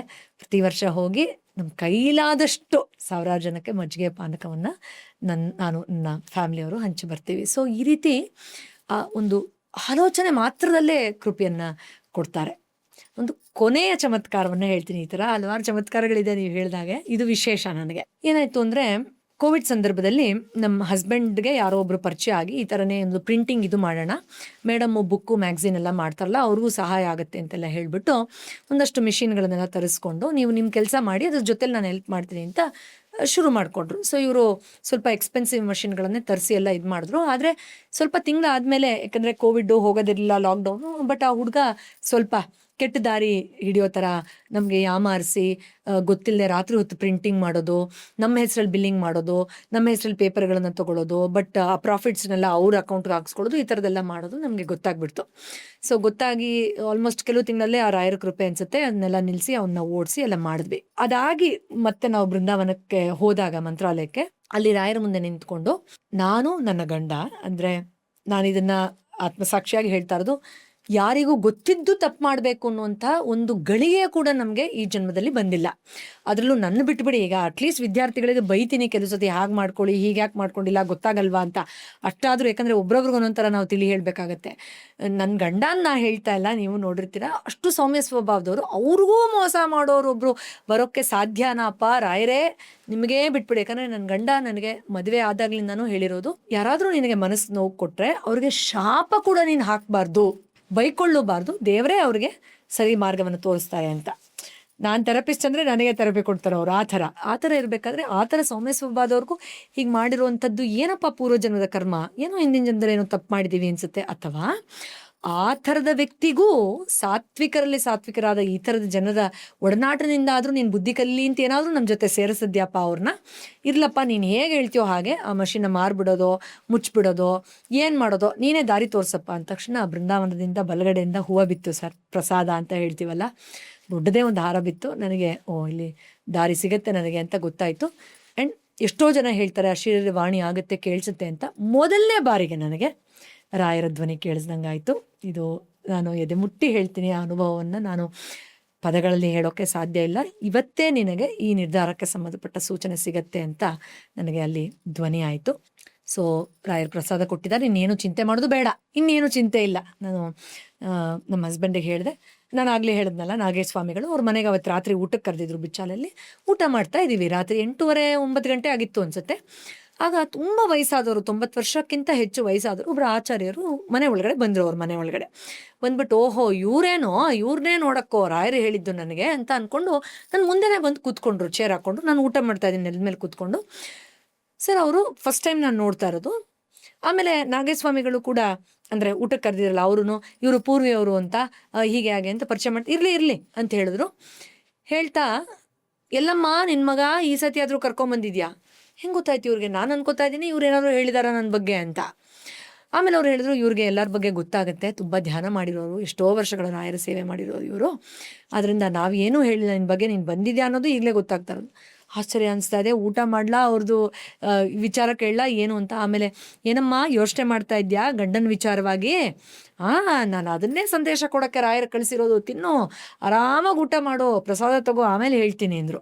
ನನಗೆ ಆಲ್ರೆಡಿ ಬೆವರು ಬರ್ತಾ ಇದೆ, ಏನಪ್ಪ ಇದು ಬೆಳಗ್ಗೆ ನೋಡಿದ್ರೆ ಆ ಥರ ಆಯಿತು ಬೃಂದಾವನದಲ್ಲಿ ಅಂತ. ಸೊ ಅದಾದಮೇಲೆ ಅವ್ರ ಜೊತೆ ಕುಳಿತುಕೊಂಡೆ. ಅವ್ರು ಹೇಳಿದ್ರು, ಅಮ್ಮ ನೀನು ನಿನ್ನ ಗಂಡನ ವಿಚಾರವಾಗಿ ಏನು ಯೋಚನೆ ಮಾಡ್ತಾ ಇದೆಯಾ, ತಲೆ ಕೆಡಿಸ್ಕೋಬೇಡ, ರಾಯರು ನೋಡ್ಕೊಳ್ತಾರೆ ಅಂತ ಒಂದು ಮಂತ್ರ ಕೊಟ್ಟರು ಸರ್. ನನ್ನ ಗಂಡನ ಕೊಟ್ಟರು, ನೀನು ಇದನ್ನು ದಿನಾಗ್ಲೂ ಚಾಂಟ್ ಮಾಡಪ್ಪ ಅಂತ. ದಿನಾಗ್ಲೂ ಚಾಂಟ್ ಮಾಡು, ನಿನಗೆ ಸೂಕ್ತವಾದ ದಾರಿಯನ್ನು ರಾಯರು ತೋರಿಸ್ತಾರೆ. ಯಾಕಂದರೆ ಅವ್ರಿಗೆ ಕೆಲಸ ಬಿಟ್ಬಿಡ್ಲಾ, ಈ ಬಿಸ್ನೆಸ್ ಮ್ಯಾನೇಜ್ ಮಾಡಲಾ, ಯಾಕಂದ್ರೆ ಅಷ್ಟು ನಂಬಿದ ವ್ಯಕ್ತಿ ಹಂಗೆ ಮಾಡಿದ್ರು ಏನು ಮಾಡಬೇಕು ಏನೂ ಗೊತ್ತಾಗ್ತಾ ಇರಲಿಲ್ಲ ಸರ್. ಅದನ್ನು ಚಾಂಟ್ ಮಾಡಿ ಕೆಲವೇ ತಿಂಗಳು ಸರ್, ನೀವು ನಂಬಲ್ಲ, ನಮಗೆ ಎಷ್ಟು ಒಳ್ಳೆಯದಾಯಿತು ಅಂದರೆ, ರಾಯರಿದ್ದಾರೆ ಅಂತ ಹೇಳ್ತಾರಲ್ಲ, ಅದು ಆತ್ಮಸಾಕ್ಷಿಯಾಗಿ ನಾನು ನನ್ನ ಗಂಡ ತುಂಬ ಆಳವಾಗಿ ಅನುಭವಿಸಿದ್ದೀವಿ ಸರ್. ಅದನ್ನು ಎಷ್ಟು ಚಮತ್ಕಾರಯುತವಾಗಿ ನಮಗೆ ತುಂಬ ಸೂಕ್ತವಾಗಿ ಯಾವ ಥರ ನಾವು ಮಷಿನ್ ಇದು ಮಾಡಬೇಕಾಯ್ತು ಆಯಿತು, ಹೇಗೆ ನಾವು ಅದನ್ನು ಮ್ಯಾನೇಜ್ ಮಾಡೋಕ್ಕಾಯ್ತು ಆಯಿತು, ಕೆಲವು ಆರ್ಡರ್ಗಳು ಬಂದು ಅದು ಆ ಹಣದ ಏನು ಬ್ಯಾಲೆನ್ಸ್ ಮಾಡಬೇಕಾಯ್ತು ಅದು ಆಯಿತು, ಇವ್ರಿಗೆ ಯಾವ ಥರ ಆರ್ಡರಿಂದ ಅದು ಪಿಕಪ್ ಆಯಿತು, ಎಲ್ಲವೂ ಇವತ್ತಿಗೂ ಕೂಡ ಎಷ್ಟು ಆ ರಾಯರ ಕೃಪೆಯಲ್ಲಿ ನಡೀತಿದೆ ಅಂದರೆ ಒಳ್ಳೆಯವರ ಕೈ ಬಿಡಲ್ಲ ರಾಯರು. ನಿಮ್ಮ ಆತ್ಮ ಸಾಕ್ಷಾತ್ಕಾರದಲ್ಲಿ ನೀವು ಪ್ರಾಮಾಣಿಕವಾಗಿದ್ದರೆ ರಾಯರಿದ್ದಾರೆ ಅನ್ನೋದು ನಮಗೆ ತುಂಬ ಆಳವಾಗಿ ನನ್ನ ಮಗನ ವಿಷಯದಲ್ಲಿ, ನಮ್ಮ ಮನೆಯ ವಿಷಯದಲ್ಲಿ, ನನ್ನ ವೃತ್ತಿಯ ವಿಷಯದಲ್ಲಿ, ನನ್ನ ಸಂಸಾರದ ವಿಷಯದಲ್ಲಿ ಎಲ್ಲ ರೀತಿಯಲ್ಲೂ ನನಗೆ ದಯಪಾಲಿಸಿದ್ದಾರೆ ಸರ್. ನಾನು ತುಂಬ ಹೇಳಿದ್ರೆ ಭಾವುಕಳಾಗ್ಬಿಡ್ತೀನಿ ಅನಿಸುತ್ತೆ, ಆದರೆ ಖಂಡಿತ ಸರ್ ಚಮತ್ಕಾರಗಳು ಬೇಕು ಅಂತ ಅದ್ರ ಹಿಂದೆ ಹೋಗಬೇಡಿ. ಚಮತ್ಕಾರಗಳನ್ನ ರಾಯರೇ ಮಾಡ್ತಾರೆ, ನೀವು ರಾಯರಿದ್ದಾರೆ ಅಂತ ನಿರಾಳವಾಗಿ ಇದ್ಬಿಡಿ. ಅಷ್ಟೇ ನಾನು ನನ್ನ ಅನುಭವದಲ್ಲಿ ಹೇಳೋಕ್ಕೆ ಸಾಧ್ಯ ಸರ್. ಥ್ಯಾಂಕ್ ಯು, ಇದನ್ನು ಹಂಚ್ಕೊಳ್ಳೋದಕ್ಕೆ ಅವಕಾಶ ಮಾಡಿಕೊಟ್ಟಿದ್ದೆ. ಯಾಕಂದರೆ ಕೆಲವರೆಲ್ಲ ಹೌದಾ ಹೀಗಿದೆಯಾ ಅಂತಾರೆ. ಆದರೆ ಒಮ್ಮೆ ಏನಾಯಿತು ಅಂದರೆ, ನಾನು ನಮ್ಮ ಮನೆಯಿಂದ ಹೀಲಿಂಗ್ ಸೆಂಟರ್ಗೆ ಟ್ಯಾಕ್ಸಿಲಿ ಹೋಗಬೇಕಾದ್ರೆ ತುಂಬ ದೊಡ್ಡ ಫೋಟೋ ಹಾಕೊಂಡಿದ್ರು ಟ್ಯಾಕ್ಸಿ ಡ್ರೈವರು. ಏನಪ್ಪ ರಾಯರ ಭಕ್ತರ ನೀವು, ನನಗೂ ಚಮತ್ಕಾರ ನಡೆದಿದೆ ರಾಯರದು ಗೊತ್ತಾ? ಅದು ಯಾಕೆ ನಾನು ಅವ್ರಿಗೆ ಹೇಳಿದೆ ಗೊತ್ತಿಲ್ಲ ನನಗೆ. ಸಡನ್ನಾಗಿ ಈ ಥರ ನನ್ನ ಮಗಂದು ಈ ಥರ ಆಯ್ತಪ್ಪ, ಆಮೇಲೆ ಅಲ್ಲಿ ಬಿಚ್ಚಾರೆಯಲ್ಲಿ ಯಾಕಮ್ಮ ರಾಯರ್ ಕೊಟ್ಟಿದ್ದ ಪ್ರಸಾದನೇ ತಂದಿಲ್ವಾ ಅಂತ ಹೇಳಿಬಿಟ್ರು ಅಂದ ತಕ್ಷಣ ಅವ್ನು ಗಳಗಳಗಳ ಅಳ್ತಿದ್ದಾನೆ ಟ್ಯಾಕ್ಸಿ ಡ್ರೈವರು. ಯಾಕಪ್ಪ ತಪ್ಪಾಯ್ತಾ, ಸಾರಿ ನೀನು ರಾಯರ್ ಭಕ್ತ ಅಂದ್ಕೊಂಡು ಹೇಳಿಬಿಟ್ಟೆ ಎಕ್ಸೈಟ್ಮೆಂಟಲ್ಲಿ. ಇಲ್ಲ ಮೇಡಮ್, ನಂಗೆ ಸಾಲ ಜಾಸ್ತಿ ಆಗೋಯ್ತು. ಟ್ಯಾಕ್ಸಿ ಡ್ರೈವರ್ ಸರ್, ಕ್ಯಾಬ್ ಡ್ರೈವರ್ಗಳು ಕೆಲವರು EMI ತೊಗೊಂಡು ಅವ್ರಿಗೆ ಅಯ್ಯೋ ಎಷ್ಟು ಕಷ್ಟ. ನಾನಂತೂ ಯಾವಾಗಲೂ ಹೇಳ್ತಿರ್ತೀನಿ, ಯಾವಾಗಲೂ ನಾನು ಎಕ್ಸ್ಟ್ರಾ ಪೇ ಮಾಡ್ತೀನಿ ಅಕಸ್ಮಾತ್ ಟ್ಯಾಕ್ಸಿ ಹತ್ತಿರ. ಅವ್ರ ಕಷ್ಟ ಅವ್ರಿಗೆ. ನಾವು ಏನೇನೋ ಮಾತಾಡೋಕೆ ಹೋಗ್ಬಿಡ್ತೀವಿ, ಇಲ್ಲಿ ಬಾ ಇಲ್ಲಿದೆ ಲೊಕೇಶನ್ ಒಂದು ಮಾತಾಡ್ತೀವಿ, ಏನೇನೋ ಮಾಡ್ತೀವಿ. ಅವರು ತುಂಬ ಕಷ್ಟ ಅನುಭವಿಸ್ತಿರ್ತಾರೆ ಕೆಲವರು. ಸೊ ನಂಗೆ ಆಗ್ತಾನೆ ಇಲ್ಲ ಮೇಡಮ್, ಎರಡೆರಡು ಗಾಡಿ ತೊಗೊಂಡ್ಬಿಟ್ಟೆ, ಈಗ ಊರಿಗೆ ಹೋಗ್ಬಿಡೋದಾ, ಇಲ್ಲೇ ಇರೋದಾ, ಗಾಡಿ ಮಾರ್ಬಿಡೋದಾ, ನನಗೆ ಗೊತ್ತೇ ಆಗ್ತಾ ಇಲ್ಲ. ರಾಯರೇ ನೀವು ಇದ್ದರೆ ಇವತ್ತು ಪವಾಡ ತೋರಿಸಿ ರಾಯರೇ ಅಂತ ಕೇಳ್ಕೊಂಡ್ಬಿಟ್ಟೆ ಮೇಡಮ್ ನಾನು. ನೋಡಿ ಮೇಡಮ್, ನೀವೇ ಹತ್ಬೇಕಾ ನನ್ನ ಗಾಡೀಲಿ? ಕೋರಮಂಗಲದಲ್ಲಿ ಯೂಶ್ವಲಿ ಎಲ್ಲ ನಾರ್ತ್ ಇಂಡಿಯನ್ಸು ಬೇರೆ ಭಾಷೆಗರು ಹತ್ತಾರೆ, ನೀವು ಈ ಪವಾಡ ಹೇಳಬೇಕಾ? ರಾಯರಿದ್ದಾರೆ ಮೇಡಮ್, ರಾಯರಿದ್ದಾರೆ ನೋಡಿ, ಪವಾಡ ಆಗತ್ತೆ, ನಂಗೆ ಗೊತ್ತಿದೆ, ನಾನು ನಿಮಗೆ ಹೇಳ್ತೀನಿ ಮೇಡಮ್, ಹೇಳ್ತೀನಿ ಪವಾಡ ಆದಾಗ ಅಂತ. ಸರ್ ನೀವು ನಂಬಲ್ಲ, ಕೆಲವು ತಿಂಗಳುಗಳ ನಂತರ ಆ ಟ್ಯಾಕ್ಸಿ ಡ್ರೈವರು ನನ್ನ ನಂಬರ್ ತೊಗೊಂಡಿದ್ರು, ಪವಾಡ ಆಗತ್ತೆ ನಾನು ಹೇಳ್ತೀನಿ, ಫೋನ್ ಮಾಡಿ ಹೇಳ್ತಾರೆ. ಇನ್ನೊಬ್ರು ಯಾರೋ, ನಾನು ರಾಯರಿದ್ದಾರಪ್ಪ ಒಳ್ಳೇದಾಗಲಿ ಅಂತ ಹೇಳಿ ನನ್ನ ಪಾಡಿಗೆ ನಾನು ಇಳಿದು ಹೋದೆ, ನೋಡಪ್ಪ ಏನು ಚಮತ್ಕಾರ ಅಂತ. ಯಾರೋ ಹೀಗೆ ನೀವು ರಾಯರ ಭಕ್ತರ ಹೀಗೆ ಅಂತ ಮಾತಾಡ್ತಾ ಬನಶಂಕರಿ ಕಡೆ ಅಂತ ಏನೋ ಹೇಳಿದ ನೆನಪಿದೆ. ಡ್ರಾಪ್ ಮಾಡ್ಬೇಕಾರೆ ಅವ್ರಿಗೆ ಹೇಳಿದ್ರಂತೆ, ಈ ಥರ ನಾನು ನಂಬಿದ್ದೀನಿ ರಾಯರು ಸಹಾಯ ಮಾಡ್ತಾರೆ ಅಂತ ಮೇಡಮ್ ಅಂತ ಹೇಳಿದ್ದಕ್ಕೆ ಅವ್ರ ಅಕೌಂಟಿಗೆ ಎಷ್ಟು ಲಕ್ಷ ಸಾಲದ್ದು ಅವ್ರಿಗೆ ತುರ್ತು ಪರಿಸ್ಥಿತಿ ಇತ್ತು ಅಷ್ಟು ಕೊಟ್ಬಿಟ್ಟು, ನಾನೇನು ನಿನಗೆ ಫ್ರೀಯಾಗಿ ಕೊಡ್ತಾ ಇಲ್ಲ, ನಿನಗೆ ಒಳ್ಳೇದಾಗತ್ತೆ ಇವತ್ತಿಂದ, ನೀನು ಸಂಪಾದನೆ ಮಾಡ್ತಾ ಸ್ವಲ್ಪ ತೀರಿಸು ಅಂತ ಯಾವುದೇ ಪ್ರೂಫು ಐಡೆಂಟಿಟಿ ಇಲ್ಲದೆ ಕೊಟ್ರಂತೆ. ಸೊ ನಾನು ಅದರಿಂದ ಹೊರಗಡೆ ಬಂದುಬಿಟ್ಟೆ ಮೇಡಮ್ ಅಂತ ಹೇಳಿದ್ರು. ಸರ್ ಏನು ಸರ್ ಹೇಳೋದು ಇದಕ್ಕೆ, ಯಾವ ರೀತಿ ಹೇಳೋದು ಇದನ್ನು ಅಲ್ವಾ? ಸೊ ಅದರಿಂದ ರಾಯರು ಯಾವುದೇ ಜಾತಿ, ಧರ್ಮ, ವರ್ಣ ಯಾವುದೇ ಭೇದ ಇಲ್ಲದೆ ಎಲ್ಲರಿಗೂ ಈ ರೀತಿ ಆಳವಾದ ಅನುಭವವನ್ನು ಕೊಟ್ಟೇ ಕೊಡ್ತಾರೆ. ನಾವು ಆ ಶ್ರದ್ಧೆ ಇಟ್ಟಿರಬೇಕು ಅಷ್ಟೆ. ಏನಂತೀರಾ ಸರ್? ಈಗ ರಾಯರು ಮಂತ್ರಾಲಯದಲ್ಲಿ ದೇವಸ್ಥಾನದ ಪಕ್ಕನೇ ನಿಮಗೆ ತುಂಗಾ ನದಿ ಇದೆ. ಹೌದು. ಅಲ್ಲ, ಇದು ಮೋಸ್ಟ್ಲಿ ಕ್ವಶನ್ ನಿಮಗೆ ಉತ್ತರ ಅನ್ನಿಸ್ಬೋದು. ಈಗ ಕಾವೇರಿ ನದಿ ಇತ್ತು, ಗೋದಾವರಿ ನದಿ ಇತ್ತು, ಯಾಕೆ ರಾಯರಿಗೆ ಅಲ್ಲಿ ತುಂಗಾ ತೀರದಲ್ಲೇ ನೆಲೆಸ್ಬೇಕು ಅಂತ ಅನ್ನಿಸ್ತು? ಹೌದು, ಖಂಡಿತ ತುಂಗೆಗೆ ಒಂದು ವಿಶೇಷವಾದಂತಹ ಒಂದು ಮಹತ್ವ ಇದೆ. ಅದ್ರ ಹಿಂದೆ ಒಂದು ಸಣ್ಣ ಕತೆ ಇದೆ, ಅದನ್ನು ನಾನು ಹೇಳಕ್ಕೆ ಇಷ್ಟಪಡ್ತೀನಿ. ಇಲ್ಲಿ ನಮ್ಗೆಲ್ರಿಗೂ ಗೊತ್ತೇ ಇದೆ ಹಿರಣ್ಯ. ಖಂಡಿತ ತುಂಗೆ ತಾಯಿಯಲ್ಲಿ ಹರಿತಾ ಇರೋದ್ರ ಹಿಂದೆ ಒಂದು ವಿಶೇಷವಾದ ಕತೆ ಇದೆ. ನಮ್ಮೆಲ್ರಿಗೂ ಗೊತ್ತಿರೋ ಹಾಗೆ ಹಿರಣ್ಯಾಕ್ಷರು ಭೂಮಿಯನ್ನು ತಗೊಂಡು ಹೋಗಿ ಮುಳುಗಿಸ್ಬಿಟ್ರು. ಆಮೇಲೆ ವರಾಹ ರೂಪದಲ್ಲಿ ನಾರಾಯಣ ಬಂದು ಅದನ್ನು ಮತ್ತೆ ಸರಿಯಾದ ಸ್ಥಳದಲ್ಲಿ ಇಟ್ಟರು ಅಂತೆಲ್ಲ ಗೊತ್ತಿದೆ. ಈ ಸಂಗತಿ ಆದಮೇಲೆ ವರಾಹ ಸ್ವರೂಪವಾದ ನಾರಾಯಣರು ಸ್ವಲ್ಪ ಸುಸ್ತಾಯಿತು, ದಣಿದು ವಿಶ್ರಾಂತಿ ತಗೊಳ್ಬೇಕು ಅಂತ ಹೇಳಿ ಬೆಟ್ಟದ ಮೇಲೆ ಕುಳಿತುಕೊಂಡ್ರಂತೆ. ಈಗಿರುವ ಸಹ್ಯಾದ್ರಿ ಬೆಟ್ಟವೇ ಅದು ಅಂತ ಹೇಳ್ತಾರೆ. ಸೊ ಆ ಪರ್ವತ ತಪ್ಪಲಿನಲ್ಲಿ ಆರಾಮವಾಗಿ ವಿಶ್ರಾಂತಿ ಪಡಿತಾ ಇದ್ದಾಗ ಅವ್ರದ್ದೊಂದು ಕೋರೆ ಹಲ್ಲು ಸ್ವಲ್ಪ ಮುರಿದು ಹೋಯ್ತಂತೆ. ಮುರಿದಾಗ ಅದರ ಒಂದು ಭಾಗದಿಂದ ಭದ್ರೆ, ಮತ್ತೊಂದು ಭಾಗದಿಂದ ತುಂಗೆ ಹರಿತಾರೆ ಅಂತೆಲ್ಲ ಕೆಲವೊಂದು ಪುಸ್ತಕಗಳಲ್ಲಿ ಉಲ್ಲೇಖ ಆಗಿದ್ದಿದೆ, ಕತೆ ಇದೆ. ಸೊ ಈ ರೀತಿ ಹರಿಬೇಕಾದ್ರೆ ಅದೆರಡು ಸಂಗಮ ಆಗುವ ಒಂದು ಜಾಗ ಇದೆ. ಆ ಜಾಗದಲ್ಲಿ ಕೃತಯುಗದಲ್ಲಿ ಭಕ್ತ ಪ್ರಹ್ಲಾದರು ಆ ಸಂಗಮ ಆಗುವ ಜಾಗದಲ್ಲಿ ಇದು ದಕ್ಷಿಣ ಕಾಶಿಗೆ ಸಮಾನ ಅಂತ ಹೇಳಿ ಅಲ್ಲಿ ನೃಸಿಂಹನ ಧ್ಯಾನವನ್ನ ಮಾಡ್ತಾ ನಿಂತ್ರಂತೆ. ಆ ಸಂಗಮ ಸ್ಥಳದಲ್ಲಿ ನಿಂತ್ಕೊಂಡಾಗ ಹಾಗೇ ನಿಧಾನವಾಗಿ ಏನೋ ಒಂದು ವಿಶೇಷವಾದ ವಸ್ತು ತೇಲ್ತಾ ಬರ್ತಾ ಇದ್ದ ಹಾಗೆ ಕಾಣಿಸ್ತಂತೆ. ಹಾಗೆ ನೋಡ್ತಾ ಇದ್ದ ಹಾಗೆ ಅವ್ರಿಗೆ ಮನಸ್ಸಿನಲ್ಲಿ ಭಾಸ ಆಗತ್ತೆ, ಶ್ರೀಮನ್ ನಾರಾಯಣ ನನ್ನ ಪ್ರಾರ್ಥನೆಗೆ ಹೋಗ್ಬಿಟ್ಟು ದರ್ಶನ ಕೊಡೋಕ್ಕೆ ಬರ್ತಾ ಇದ್ದಾರೆ, ಇದೇನೋ ವಿಶೇಷವಾದ ವಸ್ತುವೇ ನನ್ನ ಕಡೆ ಬರ್ತಾ ಇದೆ ಅಂತ ಅವ್ರಿಗೆ ಅನುಭವಕ್ಕೆ ಬರುತ್ತೆ. ನೋಡ್ತಾ ಇದ್ದ ಹಾಗೆ ಅವ್ರಿಗೆ ಗೊತ್ತಾಗುತ್ತೆ, ಒಂದು ನರಸಿಂಹನ ಪುಟಾಣಿ ಸಾಲಿಗ್ರಾಮ ಆ ನೀರಿನಲ್ಲಿ ಇವ್ರ ಕಡೆನೇ ತಿಳ್ಕೊಂಡು ಬರ್ತಾ ಇರುತ್ತೆ. ನೋಡ್ತಾ ಇದ್ದಾಗ ಹಾಗೇ ದೂರಕ್ಕೆ ತೇಲ್ಕೊಂಡು ಹೋಗ್ತಾ ಇತ್ತಂತೆ. ಆಗ ಭಕ್ತ ಪ್ರಹ್ಲಾದ ಅಯ್ಯೋ ಸ್ವಾಮಿ, ಹತ್ರ ಬಂದು ದೂರ ಹೋಗ್ಬಿಡ್ತಾ ಇದ್ಯಾ, ಪರಮಾತ್ಮ ನನಗೆ ದರ್ಶನ ಕೊಡು ಅಂತ ಕೂಗ್ಕೊಂಡಾಗ ಅವ್ರಿಗೆ ಆ ಶರೀರದ ವಾಣಿ ಕೇಳಿಸುತ್ತಂತೆ. ಭಕ್ತ ಪ್ರಹ್ಲಾದ, ನಿನ್ನ ಮೂಲಕ ಇನ್ನೂ ಸಾವಿರಾರು ಭಕ್ತರಿಗೆ ಒಳಿತು ಮಾಡೋದಕ್ಕೋಸ್ಕರನೇ ಈ ಒಂದು ಸಂಗತಿ ನಿರ್ಮಾಣ ಆಗಿದೆ. ನೀನು ಒಂದು ಕೆಲಸ ಮಾಡು, ತಲೆಯ ಮೇಲೆ ಕೈ ಇಟ್ಟು ಆ ವಿಗ್ರಹವನ್ನು ನಿಲ್ಲಿಸು, ನಾನು ಅಲ್ಲೇ ಸ್ಥಾಪನೆ ಆಗ್ತೀನಿ ಅಂತ. ಆಗ ಪ್ರಹ್ಲಾದರು ಮುಗ್ಧವಾಗಿ ಕೇಳ್ತಾರಂತೆ, ತಲೆ ಮೇಲೆ? ಯಾರ ತಲೆ ಮೇಲೆ? ನನ್ನ ತಲೆ ಮೇಲ, ನಿನ್ನ ತಲೆ ಮೇಲ, ಆ ವಿಗ್ರಹದ ತಲೆ ಮೇಲ ಅಂತ. ಸೊ ಆಗ ಅವರು ಆ ಸಾಲಿಗ್ರಾಮದ ಆ ತಲೆ ಮೇಲೆ ಕೈ ಇಡು, ನಾನು ಅಲ್ಲೇ ಆ ಒಂದು ಮೂರ್ತಿ ಸ್ವರೂಪವಾಗಿ ಆಗ್ತೀನಿ, ಅದನ್ನು ನೀನು ಸ್ಥಾಪನೆ ಮಾಡು ಅಂತ ಹೇಳ್ತಾರೆ. ಅದೇ ರೀತಿಯಾಗಿ ಅವರು ನೀರಿನೊಳಗಡೆ ಈಜಿ ಆ ಒಂದು ಸಾಲಿಗ್ರಾಮದ ಮೇಲೆ ಕೈ ಇಟ್ಟು ಆ ಹಸ್ತದ ಗುರುತು ಕೂಡ ಇದೆ ಅಂತ ಹೇಳ್ತಾರೆ. ಕೂಡಲಿ ಅನ್ನೋ ಜಾಗ ಶಿವಮೊಗ್ಗದಲ್ಲಿದೆ. ಅಲ್ಲಿ ಆ ನರಸಿಂಹರ ಆ ವಿಶೇಷವಾದಂತಹ ವಿಗ್ರಹವನ್ನು ನಾವು ನೋಡ್ಬೋದು. ಅವರ ಒಂದು ಕೈಯಲ್ಲಿ ಚಿಂತಾಮಣಿಯನ್ನು ಹಿಡಿದಿದ್ದಾರೆ. ಸೊ ಕೇಳಿದ್ದನ್ನ ಕೊಡುವಂತಹ ಮಣಿ ಚಿಂತಾಮಣಿ. ಸೊ ಇದು ಆಂತರಿಕವಾಗಿ ಕೆಲವೊಂದು ವಿಶೇಷವಾದ ವಿಷಯವನ್ನು ನಮಗೆ ತಿಳಿಸ್ಕೊಡ್ತಾ ಇದೆ. ನಮ್ಮ ಮನಸ್ಸನ್ನ ನಿಯಂತ್ರಣದಲ್ಲಿ ಇಟ್ಕೊಂಡ್ರೆ, ಮನಸ್ಸನ್ನು ಸೂಕ್ತವಾಗಿ ಉಪಯೋಗಿಸ್ಕೊಂಡಾಗ ಮನಸ್ಸಿನ ಮೂಲಕವೇ ನಮಗೆ ಬೇಕಾದ್ದನ್ನ ಪಡಿಬಹುದಾದಂತಹ ಒಂದು ವಿಶೇಷವಾದ ಒಂದು ಆಭರಣವಿದೆ. ಆ ಚಿಂತಾಮಣಿಯನ್ನು ಹಿಡಿದು ನರಸಿಂಹರು ಕೂತಿದ್ದಾರೆ. ಅಲ್ಲಿ ಭಕ್ತ ಪ್ರಹ್ಲಾದರಿಗೆ ಸಂಬಂಧಪಟ್ಟಂತ ಕಥೆ ಇದೆ ಅಂತ ಹೇಳಿ. ಸೊ ಈ ರೀತಿಯಾಗಿ ಕೃತಯುಗದಿಂದಲೂ ನಮಗೆ ಆ ತುಂಗೆ ಭದ್ರೆ ಹರಿಯುವ ಮೂಲ ಅದನ್ನೆಲ್ಲ ಗಮನಿಸಿದಾಗ ಮತ್ತು ನಮ್ಗೆ ಗೊತ್ತಿದೆ ಅದರ ಹಿಂದೆ ಭಕ್ತ ಪ್ರಹ್ಲಾದರ ಜನ್ಮದ ಹಿಂದೆ ಕೂಡ ವ್ಯಾಸರಾಜರ ರೀತಿಯಲ್ಲಿ ಅವರ ಅವತಾರವಾಗಿತ್ತು. 3 ಹಂತದಲ್ಲಿ ಆ ನದಿಯ ಒಂದು ಹರಿವಿಕೆಯನ್ನು ಗಮನಿಸಿದಾಗ ಭಕ್ತ ಪ್ರಹ್ಲಾದರಿಗೆ ಸಂಬಂಧಪಟ್ಟ ಸನ್ನಿವೇಶ ಇರಬಹುದು, ವ್ಯಾಸರಾಜರು ತಾವು ಪರಮಾತ್ಮನಲ್ಲಿ ಒಂದಾದಂತಹ ಸುಂದರವಾದ ಅನುಭವದ ಒಂದು ಘಟ್ಟ ಅಥವಾ ಹಂತ ಇರಬಹುದು, ಇಲ್ಲಿ ರಾಯರಿರುವ ಹಂತ ಇರ್ಬೋದು. ಅಲ್ಲಿ ಒಂದು ಆದಿ ಮಧ್ಯ ಮೂಲದ ರೀತಿಯಲ್ಲಿ 3 ಹಂತದಲ್ಲಿ ಆ ನದಿಯು ಹರಿತಾ ಅದು ಮತ್ತೆ ಬೇರೆ ನದಿಗಳನ್ನು ಒಂದೇ ಸೇರುತ್ತೆ ಅನ್ನೋ ರೀತಿ ನಮಗೆ ಇಲ್ಲಿ ಗೋಚರ ಆಗುತ್ತೆ. ಸೊ ಅದರಿಂದ ತುಂಗಾ ನದಿ ಸಾಕ್ಷಾತ್ ನಾರಾಯಣನ ಆ ಒಂದು ಕತೆ, ಭಕ್ತ ಪ್ರಹ್ಲಾದರ ಕತೆ ಇದೆಲ್ಲವನ್ನೂ ಸೇರಿ ಆ ಒಂದು ವಿಶೇಷತೆನ ಹೊಂದಿದೆ. ಸೊ ಇದು ದಕ್ಷಿಣ ಕಾಶಿಯೇ ಸರಿ ಅದು ಸಮಾಗಮಗೊಳ್ಳುವಂಥ ಜಾಗ ಅಂದಾಗ ಹಾಗಾದ್ರೆ ಗಂಗೆಯಷ್ಟೇ ಪವಿತ್ರಳು ಅನ್ನೋ ರೀತಿ ಕೂಡ ನಮಗಿಲ್ಲಿ ತಾತ್ಪರ್ಯವನ್ನು ತಗೊಳ್ಬೋದಾಗಿದೆ. ಅದರಿಂದ ಹೌದು, ತುಂಗೆ ತಾಯಿಗೆ ಆ ವಿಶೇಷವಾದಂತಹ ಒಂದು ಮಹತ್ವ ಇದೆ, ಅದರಲ್ಲಿ ಎರಡನೇ ಮಾತೇ ಇಲ್ಲ. ಎಸ್, ರಾಯರು ಎಷ್ಟು ಸರಳ ಜೀವಿಗಳು ಅನ್ನೋದಕ್ಕೆ ಅಸಂಖ್ಯಾತ ನಿದರ್ಶನಗಳಿವೆ. ಆದರೆ ಈಗಿರುವ ಬೃಂದಾವನದ ಕಲ್ಲಿನ ಬಗ್ಗೆನೂ ಸಾಕಷ್ಟು ವಿಶೇಷವಾದ ವಿಷಯಗಳನ್ನು ನಾವು ಗಮನಿಸಿದ್ದೀವಿ. ಮತ್ತು ಬೃಂದಾವನ ಪ್ರವೇಶ ಮಾಡಬೇಕಾದ್ರೆ ಸಾವಿರಾರು ಸಾಲಿಗ್ರಾಮಗಳನ್ನು ಅದರ ಒಳಗಡೆ ಹೇಗೆ ಆ ಒಂದು ನಿಯಮದ ಪ್ರಕಾರ ಅದನ್ನು ಮಾಡ್ತಾರೆ, ತುಂಬಿ ಇದು ಮಾಡ್ತಾರೆ, ಅದೆಲ್ಲ ಎಷ್ಟೋ ಜನಕ್ಕೆ ತಿಳಿದಿದೆ.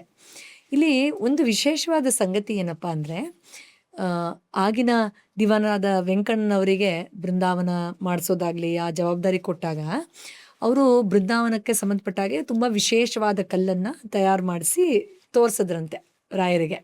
ಆಗ ರಾಯರು, ವೆಂಕಣ್ಣ ಇದು ತುಂಬ ಸುಂದರವಾಗಿದೆ, ಆದರೆ ಇದು ನನಗೆ ಬೇಡ, ಇದನ್ನು ಒಪ್ಪೋರು ಮುಂದೆ ಬರ್ತಾರೆ, ಅದು ಅವರ ಪ್ರೀತಿಗಾಗಿರ್ಲಿ, ಇದು ನನಗೆ ಬೇಡ ಅಂತ ಹೇಳಿ ಅದನ್ನು ಒಪ್ಪದೆ ಅಲ್ಲೇ ಪಕ್ಕದ ಗ್ರಾಮದಲ್ಲಿ ಮಹಾದ್ವಾರ ಗ್ರಾಮ ಅಂತ ಹೇಳ್ತಾರೆ, ಆ ಜಾಗದಲ್ಲಿ ಇದ್ದಂತಹ ಕರಿ ಕಲ್ಲು ಅದನ್ನು ಅವರು ಆಯ್ಕೆ ಮಾಡಿ ಇದೇ ಕಲ್ಲಿನಲ್ಲಿ ಮಾಡಬೇಕು ಅಂತ ಹೇಳಿ ಅವರಿಗೆ ಆಜ್ಞೆಯನ್ನು ನೀಡ್ತಾರೆ. ಮತ್ತು ಸಾಕಷ್ಟು ಕತೆಗಳಲ್ಲಿ ಏನು ಉಲ್ಲೇಖ ಮಾಡಿದ್ದಾರೆ ಅಂತಂದರೆ, ಆ ಕಲ್ಲನ್ನು ಏನು ರಾಯರು ಆಯ್ಕೆ ಮಾಡಿದ್ರು ಅದರ ಮೇಲೆ ರಾಮ ಲಕ್ಷ್ಮಣರು ಸೀತಾಮಾತೆಯನ್ನು ಹುಡುಕಿ ಹೋಗ್ಬೇಕಾದ್ರೆ ಅರಗಳಿಗೆ ಕುಳಿತುಕೊಂಡಂತಹ ಒಂದು ಕಲ್ಲಿದು ಅಂತಾನೂ ಹೇಳ್ತಾರೆ. ಸೊ ಅದರಿಂದ ಆ ವಿಶೇಷವಾದಂತಹ ಬೃಂದಾವನವನ್ನು ಮಾಡೋದಕ್ಕೆ ರಾಯರೇ ತಾನಾಗಿ ಅತ್ಯಂತ ಸರಳವಾದ ರೀತಿಯಲ್ಲಿ ಅದನ್ನು ಹೇಗೆ ಆಯ್ಕೆ ಮಾಡಿದ್ರು ಅನ್ನೋದು ಕೂಡ ಇಲ್ಲಿ ವೆಂಕಣ್ಣನವರಿಗೆ ಆ ಆಡಂಬರ ಅದೆಲ್ಲ ಬೇಡ, ಬಟ್ ಅದು ನನಗಲ್ಲ ಇನ್ನೊಬ್ಬರಿಗೆ ಅಂತ ಹೇಳಿ ಅಲ್ಲೇ ನೀವು ನೋಡಬಹುದು. ಮಂತ್ರಾಲಯದಲ್ಲಿ ಬೃಂದಾವನ ದರ್ಶನ ಆಗಿದ ತಕ್ಷಣ ಹಾಗೆ ಮುಂದೆ ಹೋಗ್ತಾ ಇದ್ದಾಗೆ ಇನ್ನೊಂದು ಗುರುಗಳ ಬೃಂದಾವನ ಇದೆ. ಸೊ ಅದಕ್ಕೆ ಅದನ್ನು ಉಪಯೋಗಿಸ್ಕೊಳ್ತಾರೆ. ಆದರೆ ರಾಯರಿಗೆ ಈ ಕರಿಕಲ್ಲೇ ಶ್ರೇಷ್ಠ, ಬಿಕಾಸ್ ಅಲ್ಲಿ ಆ ಒಂದು ರಾಮ ಲಕ್ಷ್ಮಣರ ಒಂದು ಹಿನ್ನೆಲೆಯ ಸಂಬಂಧಪಟ್ಟ ಹಾಗೆ ಕೆಲವೊಂದು ಕಥೆಗಳ ಪ್ರಕಾರ ಆ ಕಲ್ಲನ್ನು ಅವರು ಸ್ಪರ್ಶಿಸಿದ್ರು, ಅದರಿಂದ ಅದನ್ನೇ ರಾಯರು ಧ್ಯಾನ ಸ್ಥಿತಿಯಲ್ಲಿ ಅದನ್ನು ಗಮನಿಸಿ ನೋಡಿ ಆಯ್ಕೆ ಮಾಡಿದ್ರು ಅಂತ ಕೂಡ ಹೇಳ್ತಾರೆ. ರಾಯರಿದ್ದೆಡೆ ಹನುಮರಿರ್ತಾರೆ, ಹನುಮರಿದ್ದೆಡೆ ಭೂತ ಪ್ರೇತ ಪೀಡೆ ಪಿಚಾಚಿಗಳಿಗೆ ಜಾಗ ಎಲ್ಲಿದೆ. ರಾಯರ ಚರಿತ್ರೆಯನ್ನು ಗಮನಿಸಿದಾಗ ರಾಯರು ದೀಕ್ಷೆ ಪಡೆಯೋದಕ್ಕಿಂತ ಮುಂಚೆ, ಅಂದರೆ ಆ ವ್ಯಾಮೋಹವನ್ನು ಬಿಟ್ಟಿಡಲಾರದೆ ಅವರ ಹೆಂಡತಿಯ ಆ ಒಂದು ಸಂಗತಿಗಳನ್ನು ನಾವು ಗಮನಿಸ್ತೀವಿ. ಅದಾದ ಮೇಲೆ ಅವರು ಸನ್ಯಾಸತ್ವ ಸ್ವೀಕಾರ ಮಾಡಿಬಿಟ್ರಂತೆ ಅಂದಾಗ ಆ ರೋದನೆಯನ್ನು ಆಕೆ ಭರಿಸೋಕ್ಕಾಗದೆ ಆತ್ಮಹತ್ಯೆ ಮಾಡಿಕೊಂಡ್ರು ಅಂತೆಲ್ಲ ಕೇಳಿದ್ದೀವಿ. ಆಗ ಕೂಡ ಆ ಸಂಗತಿಯಲ್ಲಿ ನಾವು ಗಮನಿಸ್ಬೋದು ಹೇಗೆ ಆ ಒಂದು ಪ್ರೇತಾತ್ಮದ ಶಕ್ತಿಗೆ ರಾಯರು ಮುಕ್ತಿಯನ್ನು ಕೊಡ್ತಾರೆ, ಆ ಒಂದು ನಕಾರಾತ್ಮಕ ಶಕ್ತಿಗೆ ಯಾವ ರೀತಿ ಆ ಒಂದು ಸನ್ಮಾರ್ಗವನ್ನು ತೋರಿಸ್ತಾರೆ ಮತ್ತು ಕೆಟ್ಟ ಶಕ್ತಿಗಳಿಂದ ಯಾವ ರೀತಿ ರಾಯರು ರಕ್ಷಣೆಯನ್ನು ಕೊಡ್ತಾರೆ ಅಂತ. ಪ್ರಮುಖವಾಗಿ ಇಲ್ಲಿ ಅಗ್ನಿಯ ಆರಾಧನೆಯನ್ನು ಅಷ್ಟು ಆಳವಾಗಿ ಮಾಡ್ತಾ ಇದ್ದ ರಾಯರು ಮೂಲ ರಾಮನ ಆರಾಧನೆಯನ್ನು ಮಾಡಿದಂತಹ ರಾಯರು, ಸಾಕ್ಷಾತ್ ವಾಯುದೇವರೇ ಸದಾಕಾಲ ರಾಯರ ಬಳಿಯಲ್ಲಿರುವಂತಹ ಆ ಒಂದು ಶಕ್ತಿ ಹೊಂದಿರುವಂತಹ ರಾಯರ ಬಳಿ ಯಾವುದೇ ನಕಾರಾತ್ಮಕ ಶಕ್ತಿಗಳು ಪ್ರಭಾವ ಬೀರೋಕ್ಕೆ ಸಾಧ್ಯ ಇಲ್ಲ. ಅದನ್ನು ಎಷ್ಟೋ ಸಾರಿ ನಾನು ಕೂಡ ನನ್ನ ವೃತ್ತಿಯಲ್ಲಿ ನನ್ನ ಕ್ಲೈಂಟ್ಗಳು ನನಗೇನೋ ಆವರಿಸ್ದಂಗೆ ಅನ್ನಿಸ್ತಾ ಇತ್ತು, ಬಂದಾಗ ಆಯಿತು, ಏನೋ ಹಿಡಿದಾಗ ಆಯಿತು, ಅಲ್ಲೇ ಆ ನಿದ್ರಾವಸ್ಥೆಯಲ್ಲೇ ನಿದ್ರಾಸ್ಥಿತಿಯಲ್ಲೇ ರಾಯರೇ ರಾಯರೇ ಅಂತ ಅಂದೆ. ಅದು ದೂರ ಹೋದಾಗಾಯಿತು, ಬೆಳಕು ವಿಸ್ತಾರವಾಗಿ ಹರಡಂಗೆ ಆಯಿತು ಅಂತೆಲ್ಲ ಹೇಳಿದವರು ತುಂಬ ಜನ ಇದ್ದಾರೆ.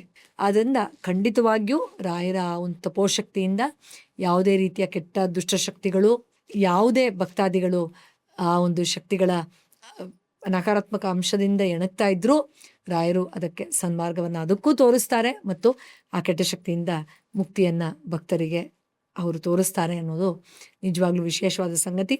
ಎಷ್ಟೋ ಸಾರಿ ನನ್ನ ಥೆರಪಿ ಕ್ಲೈಂಟ್ಗಳು ಇದು ವಿಶೇಷವಾದ ಅನುಭವ, ರಾಯರಿಗೆ ಸಮರ್ಪಣೆ. ಅದು ನಾನು ಒದ್ದಾಡ್ತಾ ಇದ್ದೆ, ನನಗೆ ಸಡನ್ನಾಗಿ ನೀವು ಕಾಣಿಸಿದ್ರಿ ಕನಸಲ್ಲಿ, ಅಥವಾ ಬಂದ್ರಿ, ಅಥವಾ ಮೆಸೇಜ್ ಬಂತು, ಅಥವಾ ಅವ್ರು ಎಲ್ಲೋ ಪರಿಹಾರ ತೊಗೊಂಡಿರ್ತಾರಲ್ಲ ಅಲ್ಲಿಗೆ ಹೋಗು ಅನ್ನೋ ಥರ ನನಗೆ ಆಯಿತು, ಆ ಥರ ಹೇಳಿದ್ದೂ ಇದೆ. ಸೊ ಆದ್ದರಿಂದ ಪ್ರತ್ಯಕ್ಷವಾಗೋ ಪರೋಕ್ಷವಾಗೋ ನಕಾರಾತ್ಮಕ ಶಕ್ತಿಗಳು ರಾಯರಿದ್ದಾಗ, ರಾಯರ ಶಕ್ತಿ ಇದ್ದಲ್ಲಿ ಇರೋದಕ್ಕೆ ಸಾಧ್ಯನೇ ಇಲ್ಲ ಅನ್ನೋದನ್ನು ಇದು ಮತ್ತೆ ಮತ್ತೆ ನಮಗೆ ಸಾರಿ ಹೇಳುತ್ತೆ. ಶ್ರದ್ಧೆ ಮತ್ತು ನಂಬಿಕೆ ಮತ್ತು ಆ ಒಂದು ಪವಿತ್ರವಾದ ಸ್ಮರಣೆಯ ಅವಶ್ಯಕತೆ ಇದೆ ಅಷ್ಟೇ. ರಾಯರ ಆರಾಧನೆಯನ್ನು ನಮ್ಮ ಕೈಲಾದಷ್ಟು ನಿಧಾನವಾಗಿ ರೂಢಿಸ್ಕೊಳ್ತಾ ಹೋದರೆ ಎಷ್ಟು ಮಟ್ಟಿಗೆ ಆ ಸರಸ್ವತಿ ಕೃಪೆ ಆಗತ್ತೆ ಅನ್ನೋದನ್ನು ಆರಾಧನೆ ಮಾಡೋರು ಖಂಡಿತವಾಗಿಯೂ ನೋಡಬಹುದು. ರಾಯರ ಆರಾಧಕರು ನಮ್ಮ ತಾತನೋ ತಂದೆನೋ ಅಂತಂದರೆ ಅವರ ವಂಶವೃಕ್ಷದಲ್ಲಿ ಎಂತೆಂಥ ಮೇಧಾವಿಗಳು ಜನ್ಮ ತಾಳ್ತಾರೆ ಅನ್ನೋದನ್ನು ಖಂಡಿತ ನೀವು ನೋಡ್ಬೋದಾಗಿದೆ. ಅದರಲ್ಲಿ ಈ ರೀತಿ ಯಾವುದಾದ್ರೂ ಒಂದು ಸಣ್ಣ ಸ್ತೋತ್ರ ಅಥವಾ ರಾಯರ ಶ್ಲೋಕದ ಪುಸ್ತಕವನ್ನು ತಗೊಳ್ಳಿ. ಇದು ಅಪ್ಪಣ್ಣಾಚಾರ್ಯರು ಬರೆದಿರುವಂಥ ರಾಘವೇಂದ್ರ ಸ್ತೋತ್ರ. ನಾನು ವೇದಾಧ್ಯಯನ ಮಾಡೋದಕ್ಕೆ ಹೋದಾಗ ಅಲ್ಲಿ ಈ ರೀತಿ ಒಂದು ನಿರ್ದಿಷ್ಟವಾದ ಮಠದವರು, ತುಳಸಿ ಮಠ ಅಂತ ಅವರು ಟ್ರಾನ್ಸ್ಲೇಟ್ ಮಾಡಿ ಕೊಟ್ಟಿದ್ದನ್ನು ತೊಗೊಂಡೆ, ಅದನ್ನು ಓದೋಕ್ಕೆ ಶುರು ಮಾಡಿದೆ.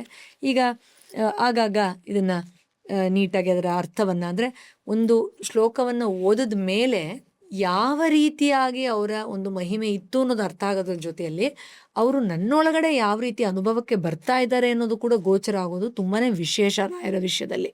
ಸೊ ಆದ್ದರಿಂದ ಅದನ್ನು ಅಲ್ಲಿಂದ ಶುರು ಮಾಡಿ, ಯಾವುದೋ ಒಂದು ಸಣ್ಣದಾದ ಪೂಜ್ಯಾಯ ರಾಘವೇಂದ್ರ ಇಂದ ಶುರು ಮಾಡಿದ್ರೂ ಸಾಕು. ಅದು ಒಳಗಡೆ ಯಾವ ರೀತಿ ನಿಮಗೆ ಅನಾವರಣ ಆಗ್ತಾ ಇದೆ ರಾಯರ ಕೃಪೆ ಅನ್ನೋದನ್ನು ಶುರು ಮಾಡಿ. ಇನ್ನು ಈ ಅಭ್ಯಾಸ ಖಂಡಿತ ಅತ್ಯಂತ ಸುಂದರವಾದದ್ದು. ಅಂದರೆ ಪ್ರತಿ ಗುರುವಾರ ನಾನು ರಾಯರ ದೇವಸ್ಥಾನಕ್ಕೆ ಹೋಗ್ತೀನಿ ಅನ್ನೋ ಥರದೊಂದು ಸಂಕಲ್ಪದಲ್ಲಿ. ಫಿಯರ್ ಬೇಡ, ಟೆನ್ಷನ್ ಬೇಡ. ಮತ್ತು ಅಲ್ಲಿ ಹೋಗಿನೋ ಹಾಗೆ ಮಾಡ್ತಾರೆ, ಹೀಗೆ ಮಾಡ್ತಾರೆ, ಹೀಗೆ ಮಾಡಿದ್ರು, ಅಲ್ಲಿ ಯಾವುದ್ಯಾವ್ದು ರೂಲ್ಸನ್ನು ಯಾಕೆ ಹೇಗೆ ಮಾಡ್ತಾ ಇದ್ದಾರೆ ಅದು ನಮ್ಗೆ ಎಷ್ಟೋ ಸತಿ ಗೊತ್ತೇ ಇರಲ್ಲ ಅಲ್ವಾ.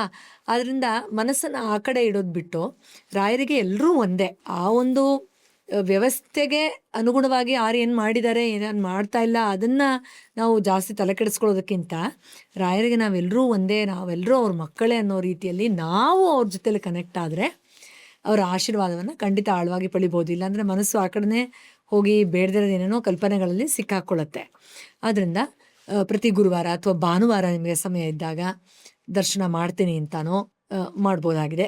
ಇನ್ನು ಮೂರನೇದು, ಖಂಡಿತ ನೀವು ರಾಯರಿಗೆ ಸಂಬಂಧಪಟ್ಟ ಹಾಗೆ ಶ್ರೀ ಗುರು ರಾಘವೇಂದ್ರಾಯ ನಮಃ ಅಂತಾನೋ, ಇಲ್ಲ ರಾಯರ ಆರಾಧನೆಗೆ ಸಂಬಂಧಪಟ್ಟ ಒಂದು ನಿರ್ದಿಷ್ಟವಾದ ಶ್ಲೋಕ ಅಥವಾ ಮಂತ್ರವನ್ನು 108 ಬಾರಿ ಪಠನೆ ಮಾಡೋದ್ರ ಮೂಲಕನೋ ಅದನ್ನು ಆಳವಾಗಿ ಅನುಭವಿಸಿ ನೀವು ಅದನ್ನು ಅರ್ಥೈಸ್ಕೊಳ್ಬಹುದು.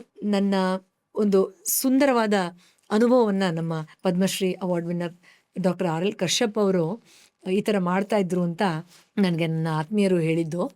ಅವರು ತುಂಬ ವಯಸ್ಸಾದ ಮೇಲೆ ರಾಯರ ಬಗ್ಗೆ ಎಲ್ಲ ತಿಳ್ಕೊಂಡು ಅವರ ಆರಾಧನೆಯನ್ನು ಮಾಡಿ ಸಂಭ್ರಮಿಸ್ತಾ ಇದ್ದಾಗ ಅವ್ರದ್ದೊಂದು ಫೋಟೋನ ಚೇರ್ ಮೇಲೆ ಇಟ್ಬಿಟ್ಟು ಚೇರ್ ಸುತ್ತ ಪ್ರದಕ್ಷಿಣೆ ಬರೋರಂತೆ. ಅಷ್ಟು ಆಳವಾದ ಅನುಭವಗಳಿಗೆ ಅವ್ರಿಗೆ ಆಗ್ತಾ ಇತ್ತಂತೆ. ಅದರ ಆ ಒಂದು ಅನುಭವದ ಮೂಲಕನೇ. ಆ್ಯಂಡ್ ಅವರಿಗೆ ಮಂತ್ರಾಲಯಕ್ಕೆ ಹೋದಾಗ ಅವರ ಅಫ್ಕೋರ್ಸ್ ಕಶ್ಯಪರ ಒಂದು ಕಾಂಟ್ರಿಬ್ಯೂಷನ್ ವೇದದ ಫೀಲ್ಡಲ್ಲಿ ಮಹತ್ತರವಾದದ್ದು. ಆ ಒಂದು ಇದಕ್ಕೋಸ್ಕರ ಪ್ಲಸ್ ಈ ಒಂದು ಕೃಪೆಯನ್ನು ಸೇರಿಸಿ ನೋಡೋದಾದರೆ ಅವ್ರಿಗೆ ಮಂತ್ರಾಲಯದಲ್ಲಿ ಆದ ವಿಶೇಷವಾದ ದರ್ಶನದ ಬಗ್ಗೆ, ಆಳವಾದ ಅನುಭವಗಳ ಬಗ್ಗೆ ಅದೆಲ್ಲ ಕೇಳ್ತಾ ಹೋದಾಗ, ಹಾಗಾದರೆ ರಾಯರ ಇಷ್ಟು ಸುಲಭವಾಗಿ ಅಂದರೆ ಚೇರ್ ಮೇಲೆ ಒಂದು ಫೋಟೋ ಇಟ್ಟು ಅದರ ಸುತ್ತ ಸುತ್ತ ಬೃಂದಾವನವನ್ನೇ ಪ್ರದಕ್ಷಿಣೆ ಆಗ್ತಾ ಇದ್ದೀನಿ ಅನ್ನೋ ಮನಸ್ಥಿತಿಯಲ್ಲಿ ಮಾಡೋದು ಎಷ್ಟು ಚೆನ್ನಾಗಿದೆ ನೋಡಿ. ಅಷ್ಟು ತಿಳ್ಕೊಂಡವರು, ಅಷ್ಟು ಓದಿರೋರು, ಅಷ್ಟು ವಿಶೇಷವಾಗಿ ಅದನ್ನು ಮಾಡ್ತಿದ್ದಾರೆ ಅಂದರೆ ನಾವು ಯಾಕೆ ತುಂಬ ಟೀಡಿಯಸ್ ಆಗೇನೋ ಮಾಡಬೇಕು ಅನ್ನೋ ಥರದ್ದು ಭಯದಲ್ಲಿರೋದು ಬೇಕಾಗಿಲ್ಲ ಅನಿಸುತ್ತೆ ಅಲ್ವಾ. ಆದ್ದರಿಂದ ಅಫ್ಕೋರ್ಸ್ ನಿಮಗೆ ಅನುಷ್ಠಾನ ಅಥವಾ ಏನೋ ವ್ರತ ಮಾಡೋದಕ್ಕಾದರೆ ಖಂಡಿತ ಮಾಡಿ, ಆದರೆ ಈ ರೀತಿ ಸುಲಭದಲ್ಲಿ ಕೂಡ ಮಾಡೋದಕ್ಕೆ ಸಾಧ್ಯ ಇದೆ. ನಾನು ಗುರುವಾರ ಅಟ್ಲೀಸ್ಟ್ ನಾನು ಆಫೀಸ್ಗೆ ಹೋದಾಗ ಆಗಲಿಲ್ಲ ಅಂದರೂ ಕೆಲವು ದಿನ ಸಂಜೆ ಕೇಸರಿ ಬಣ್ಣದ್ದು, ಹಳದಿ ಬಣ್ಣದ್ದು ಬಟ್ಟೆಯನ್ನೇ ಹಾಕ್ಕೊಳ್ಳುವಂಥದ್ದಿರಬಹುದು. ಮನೆಯಲ್ಲಿ ವಿಶೇಷವಾಗಿ ರಾಯರ ಮುಂದೆ ಗುರುವಾರದದ್ದು ತುಪ್ಪದ ದೀಪ ಹಚ್ಚೋದು ಇರಬಹುದು, ತುಳಸಿ ಸಮರ್ಪಣೆ ಮಾಡಿಯೇ ಮಾಡೋದಿರಬಹುದು. ಇದನ್ನು ನಾವು ರೂಢಿಸ್ಕೊಳ್ತೀವಿ. ಮತ್ತು ದೇವಸ್ಥಾನಕ್ಕೆ ಹೋದಾಗ, ಮಂತ್ರಾಲಯಕ್ಕೆ ಹೋದಾಗ ಅಕ್ಷತೆ ಏನು ಕೊಡ್ತಾರೆ ಅದನ್ನು ನಾವು ಡಬ್ಬಿಯಲ್ಲಿ ಸಂಗ್ರಹಣ ಮಾಡಿ ಪ್ರತಿದಿನ ಅದನ್ನು ಉಪಯೋಗಿಸೋವಂಥದ್ದಿರ್ಬೋದು. ಇದನ್ನು ಮಾಡಿದ್ದೀನಿ. ಮತ್ತು ಅದೇ ರೀತಿಯಾಗಿ ಚಮತ್ಕಾರಗಳನ್ನು, ಅಂದರೆ ಅವ್ರಿಗೆ ಗೊತ್ತೇ ಇರಲ್ಲ ನಾವು ರಾಯರ ಭಕ್ತರು ಅಂತ ಅಥವಾ ಆರಾಧನೆ ಮಾಡ್ತೀವಿ ಅಂತ, ರಾಯರದೇ ಫೋಟೋಗಳು ಅಥವಾ ರಾಯರದೇ ಪುಸ್ತಕಗಳನ್ನು ತಂದು ಕೊಡೋದಾಗಿರ್ಬೋದು. ಮತ್ತೆ ಫ್ರೀಕ್ವೆಂಟಾಗಿ ಅನುಭವಕ್ಕೆ ಬರ್ತಾನೆ ಇದ್ದಾಗ ಗೊತ್ತಾಗುತ್ತೆ ರಾಯರ ಜೊತೆಯಲ್ಲೇ, ನಮ್ಮ ಹೃದಯದಲ್ಲೇ ಬೆಳಕಾಗಿದ್ದಾರೆ ಅಂತ. ಆದ್ದರಿಂದ ನೀವು ಮಂತ್ರದ ರೂಪದಲ್ಲೋ, ಆರಾಧನೆ ರೂಪದಲ್ಲೋ, ಪ್ರದಕ್ಷಿಣೆ ರೂಪದಲ್ಲೋ, ದೇವಸ್ಥಾನಕ್ಕೆ ಹೋಗಿ ದರ್ಶನ ಮಾಡೋದರ ರೂಪದಲ್ಲೋ, ದಾನದ ರೂಪದಲ್ಲೋ, ಸ್ಮರಣೆಯ ರೂಪದಲ್ಲೋ, ಶ್ರದ್ಧೆಯ ರೂಪದಲ್ಲೋ ನಿಮಗೆ ಹೇಗೆ ಆ ಭಕ್ತಿ ಅಂದ್ರೇ ಬೆಳಕಲ್ವಾ, ಆ ಬೆಳಕು ಯಾವ ರೀತಿ ನಿಮಗೆ ಭಕ್ತಿಯಾಗಿ ಅನುಭವಕ್ಕೆ ಬರುತ್ತೋ ಆ ರೀತಿಯಾಗಿ ನೀವು ಅದನ್ನು ಅನುಭವಿಸುವ ಪ್ರಯತ್ನವನ್ನು ಮಾಡಿ. ಅಷ್ಟೇ ಸಾಕು. ರಾಯರು ಅತ್ಯಂತ ಸುಲಭವಾದ ರೀತಿಯಲ್ಲೇ ನಿಮಗೆ ಆ ಒಂದು ಅನುಭವವನ್ನು ಕೊಡ್ತಾರೆ. ಇನ್ನು ಸಾಕಷ್ಟು ಕಡೆ ಬೃಂದಾವನದಲ್ಲಿ ರಾಘವೇಂದ್ರಾಯ ನಮಃ ಅಂತ ಬರೆದಿರೋದು, ಸಾವಿರಾರು ಸತಿ ಬರೆದಿರೋದು, ಆ ಪುಸ್ತಕವನ್ನು ಸಮರ್ಪಣೆ ಮಾಡಿ ಮತ್ತು ಅದನ್ನು ಯಜ್ಞದಲ್ಲಿ ಇದು ಮಾಡೋದು, ಇದೆಲ್ಲ ಮಾಡ್ತಾರೆ. ನಿಮಗೆ ಆಸಕ್ತಿ ಇದ್ದು ದೇವರಲ್ಲಿ ಆ ಥರದೊಂದು ಭಕ್ತಿ, ಆ ರೀತಿಯಾದ ಒಂದು ಭಕ್ತಿ ಬಂದು ಮಾಡಬೇಕು ಅನ್ಸಿದ್ರೆ ಮಾಡಬಹುದು. ಬಟ್ ಸುಲಭವಾಗಿ ಮಾಡಿ, ಬಟ್ ಧ್ಯಾನ ಆಳವಾಗಿ ಮಾಡಿ ಅಂತ ನಾನು ಹೇಳೋದು. ಅದು ಎಷ್ಟು ಪ್ರದಕ್ಷಿಣೆ, ಎಷ್ಟು ನೀವು ಅಲ್ಲಿ ಡೊನೇಷನ್ ಮಾಡಿದ್ರಿ ಅಥವಾ ಎಷ್ಟು ಇದು, ಅದಕ್ಕಿಂತ ಭಕ್ತಿಯಲ್ಲಿ ಎಷ್ಟು ಮುಳುಗಿದ್ರಿ ಅನ್ನೋದು ಕೂಡ ಅದು ಮುಖ್ಯ ಆಗುತ್ತೆ. ಬಟ್ ಇದು ಹೆಚ್ಚು ಮುಖ್ಯ ಆಗುತ್ತೆ ಆಂತರಿಕ ಅನುಭವಗಳಿಗೆ. ಆದ್ದರಿಂದ ರಾಯರ ಆ ಅನುಭವವನ್ನು ರಾಯರ ಮುಗುಳುನಗೆಯ ಮೂಲಕ, ಆ ಒಂದು ಸಾಂತ್ವನ ಕೊಡ್ತಾರಲ್ಲ ಎದೆಯಲ್ಲಿ ಬೆಳಕಿನ ರೀತಿ, ಅದರ ಮೂಲಕ ಅನುಭವಿಸುವ ಪ್ರಯತ್ನವನ್ನು ಮಾಡಿ. ಆಗ ತುಂಬ ಆಳವಾಗಿ ನಿಮಗೆ ವಿಶೇಷವಾದ ಚಮತ್ಕಾರಯುತವಾದ ಅನುಭವಗಳು ಖಂಡಿತ ಲಭ್ಯ ಆಗತ್ತೆ. ಅದರಲ್ಲಿ ಎರಡನೇ ಮಾತೇ ಇಲ್ಲ. ಧನ್ಯವಾದಗಳು ಸರ್. ನಾನು ಆಗಲೇ ಹೇಳಿದಾಗೆ ಯಾವುದೋ ಪೂರ್ವಜನ್ಮದ ಪುಣ್ಯದ ಫಲ ಅನಿಸುತ್ತೆ. ನನಗಾದ ಅನುಭವಗಳನ್ನು, ಅದು ಚಮತ್ಕಾರನೋ ವಿಸ್ಮಯನೋ, ನನಗೆ ಗೊತ್ತಿರೋ ರೀತಿಯಲ್ಲಿ ಹೇಳಿದ್ದೇನೆ. ಅದಲ್ಲದೆ ಬಿಚ್ಚಾಲೆ ಮತ್ತು ಪಂಚಮುಖಿ ಮತ್ತು ನಂಜನಗೂಡಿನ ಈ ವಿಶೇಷವಾದ 3 ವಿಷಯಗಳ ಬಗ್ಗೆ ತಿಳಿಸ್ಕೊಡುವಂತಹ ಒಂದು ವಿಶೇಷವಾದ ಅವಕಾಶವನ್ನು ಮಾಡಿಕೊಟ್ರಿ. ತುಂಬ ತುಂಬ ಧನ್ಯವಾದಗಳು. ನಮ್ಮ ಮನೆಯಲ್ಲೇ ಒಂದು ಸಂಭ್ರಮ, ರಾಯರ ಬಗ್ಗೆ ಹೇಳಕ್ಕೆ ಹೋಗ್ತಾ ಇದೆಯಾ ರಾಯರ ಬಗ್ಗೆ ಅಂತ. ಸೊ ಅದರಿಂದ ತುಂಬಾ ವಿಶೇಷವಾದ ಒಂದು ಶಕ್ತಿ ನಮ್ಮ ಮನೇಲಿ ಎಲ್ರಿಗೂ ಅನುಭವಕ್ಕೆ ಬಂತು, ನೀವು ಈ ಥರ ಒಂದು ವಿಷಯ ಮಾತಾಡಬೇಕು ಅಂತ ಹೇಳಿದ ತಕ್ಷಣ. ಸೊ ಮತ್ತೊಮ್ಮೆ ಧನ್ಯವಾದಗಳು. ವೀಕ್ಷಕರಿಗೂ ಅನಂತ ಧನ್ಯವಾದಗಳು. ಕೊನೆಯಲ್ಲಿ ಇಷ್ಟೇ ಹೇಳ್ತೀನಿ, ರಾಯರಿದ್ದಾರೆ, ರಾಯರಿದ್ದಾರೆ, ರಾಯರಿದ್ದಾರೆ. ಸಮಾಧಾನವಾಗಿದೆ, ರಾಯರು ಖಂಡಿತ ಇದ್ದಾರೆ. ಎಸ್, ಕಲಿಯುಗದ ಕಾಮಧೇನು ಅವರು. ನಿಮ್ಮ ವಿಚಾರಗಳು ಹೇಗಿದೆಯೋ ಅದೇ ರೀತಿಯಾಗಿ ನಮಗೆ ಸಹಾಯ ಬರಬೇಕು ಅಂತ ಏನೂ ಇಲ್ಲ. ಎಷ್ಟೋ ಸಾರಿ ಅದಕ್ಕಿಂತ ಉನ್ನತವಾದ ರೀತಿಯಲ್ಲಿ ಗುರುಗಳು ನಮ್ಮ ಕೈ ಹಿಡಿತಾರೆ ಎಷ್ಟೋ ಸಾರಿ. ಅದರಿಂದ ಆ ಸಮಾಧಾನ ಬೇಕು. ಅದಿದ್ದರೆ ಖಂಡಿತ ಎಲ್ಲ ರೀತಿಯ ಕಷ್ಟಗಳಿಂದನೂ ಹೊರಬಂದು ಕಷ್ಟಗಳ ಮೂಲಕನೂ ಉನ್ನತವಾದ ಸ್ಥಿತಿಯನ್ನು ಏರುವಂತಹ ಒಂದು ವಿಶೇಷವಾದ ಕೃಪೆ, ಆಶೀರ್ವಾದ ಖಂಡಿತ ಲಭ್ಯ ಆಗುತ್ತೆ. Yes, thank you. ಇದು ಹೆಂಗೆ ಅಂದರೆ, ಪ್ರತಿ ಸಾರಿ ಈ ಥರದೊಂದು ಆಧ್ಯಾತ್ಮಿಕವಾದಂಥ ಈ ಪಾಡ್ಕಾಸ್ಟ್ ಮಾಡಿದಾಗ ಲಿಟ್ರಲಿ ನನಗೆ ಪರ್ಸ್ನಲಿ ಅನಿಸುತ್ತೆ, ನೋಡ್ತಿರೋ ನನ್ನ ಸ್ನೇಹಿತರಿಗೆ ಆಗಲಿ, ನನಗೆ ಆಗಲಿ ಅಥವಾ ನಿಮಗೆ ಆಗಲಿ, ನಮಗೆ ಲಿಟ್ರಲಿ ಒಂದು ರೌಂಡ್ ಆರ ಕ್ಲೆನ್ಸ್ ಆಗತ್ತೆ ಅಂತ ಅನ್ಸುತ್ತಲ್ಲ. ಭಗವಂತನೇ ಒಂಥರ ಶವರ್ ಬ್ಲೆಸ್ ಮಾಡ್ತಾನೆ ಭಗವಂತನೇ ಖಂಡಿತ. ಆ್ಯಂಡ್ ಅದ್ಭುತವಾದಂಥ ಗುರುಗಳ ಬಗ್ಗೆ ಥ್ಯಾಂಕ್ ಯು ಸೋ ಮಚ್. ಇಲ್ಲಿ ತನಕ ಪಾಡ್ಕಾಸ್ಟಿಗೆ ಬಂದು ನಿಮ್ಮ ಅನುಭವನ ಹಂಚ್ಕೊಂಡಿದ್ದಕ್ಕೆ thank you. Thank you so very much.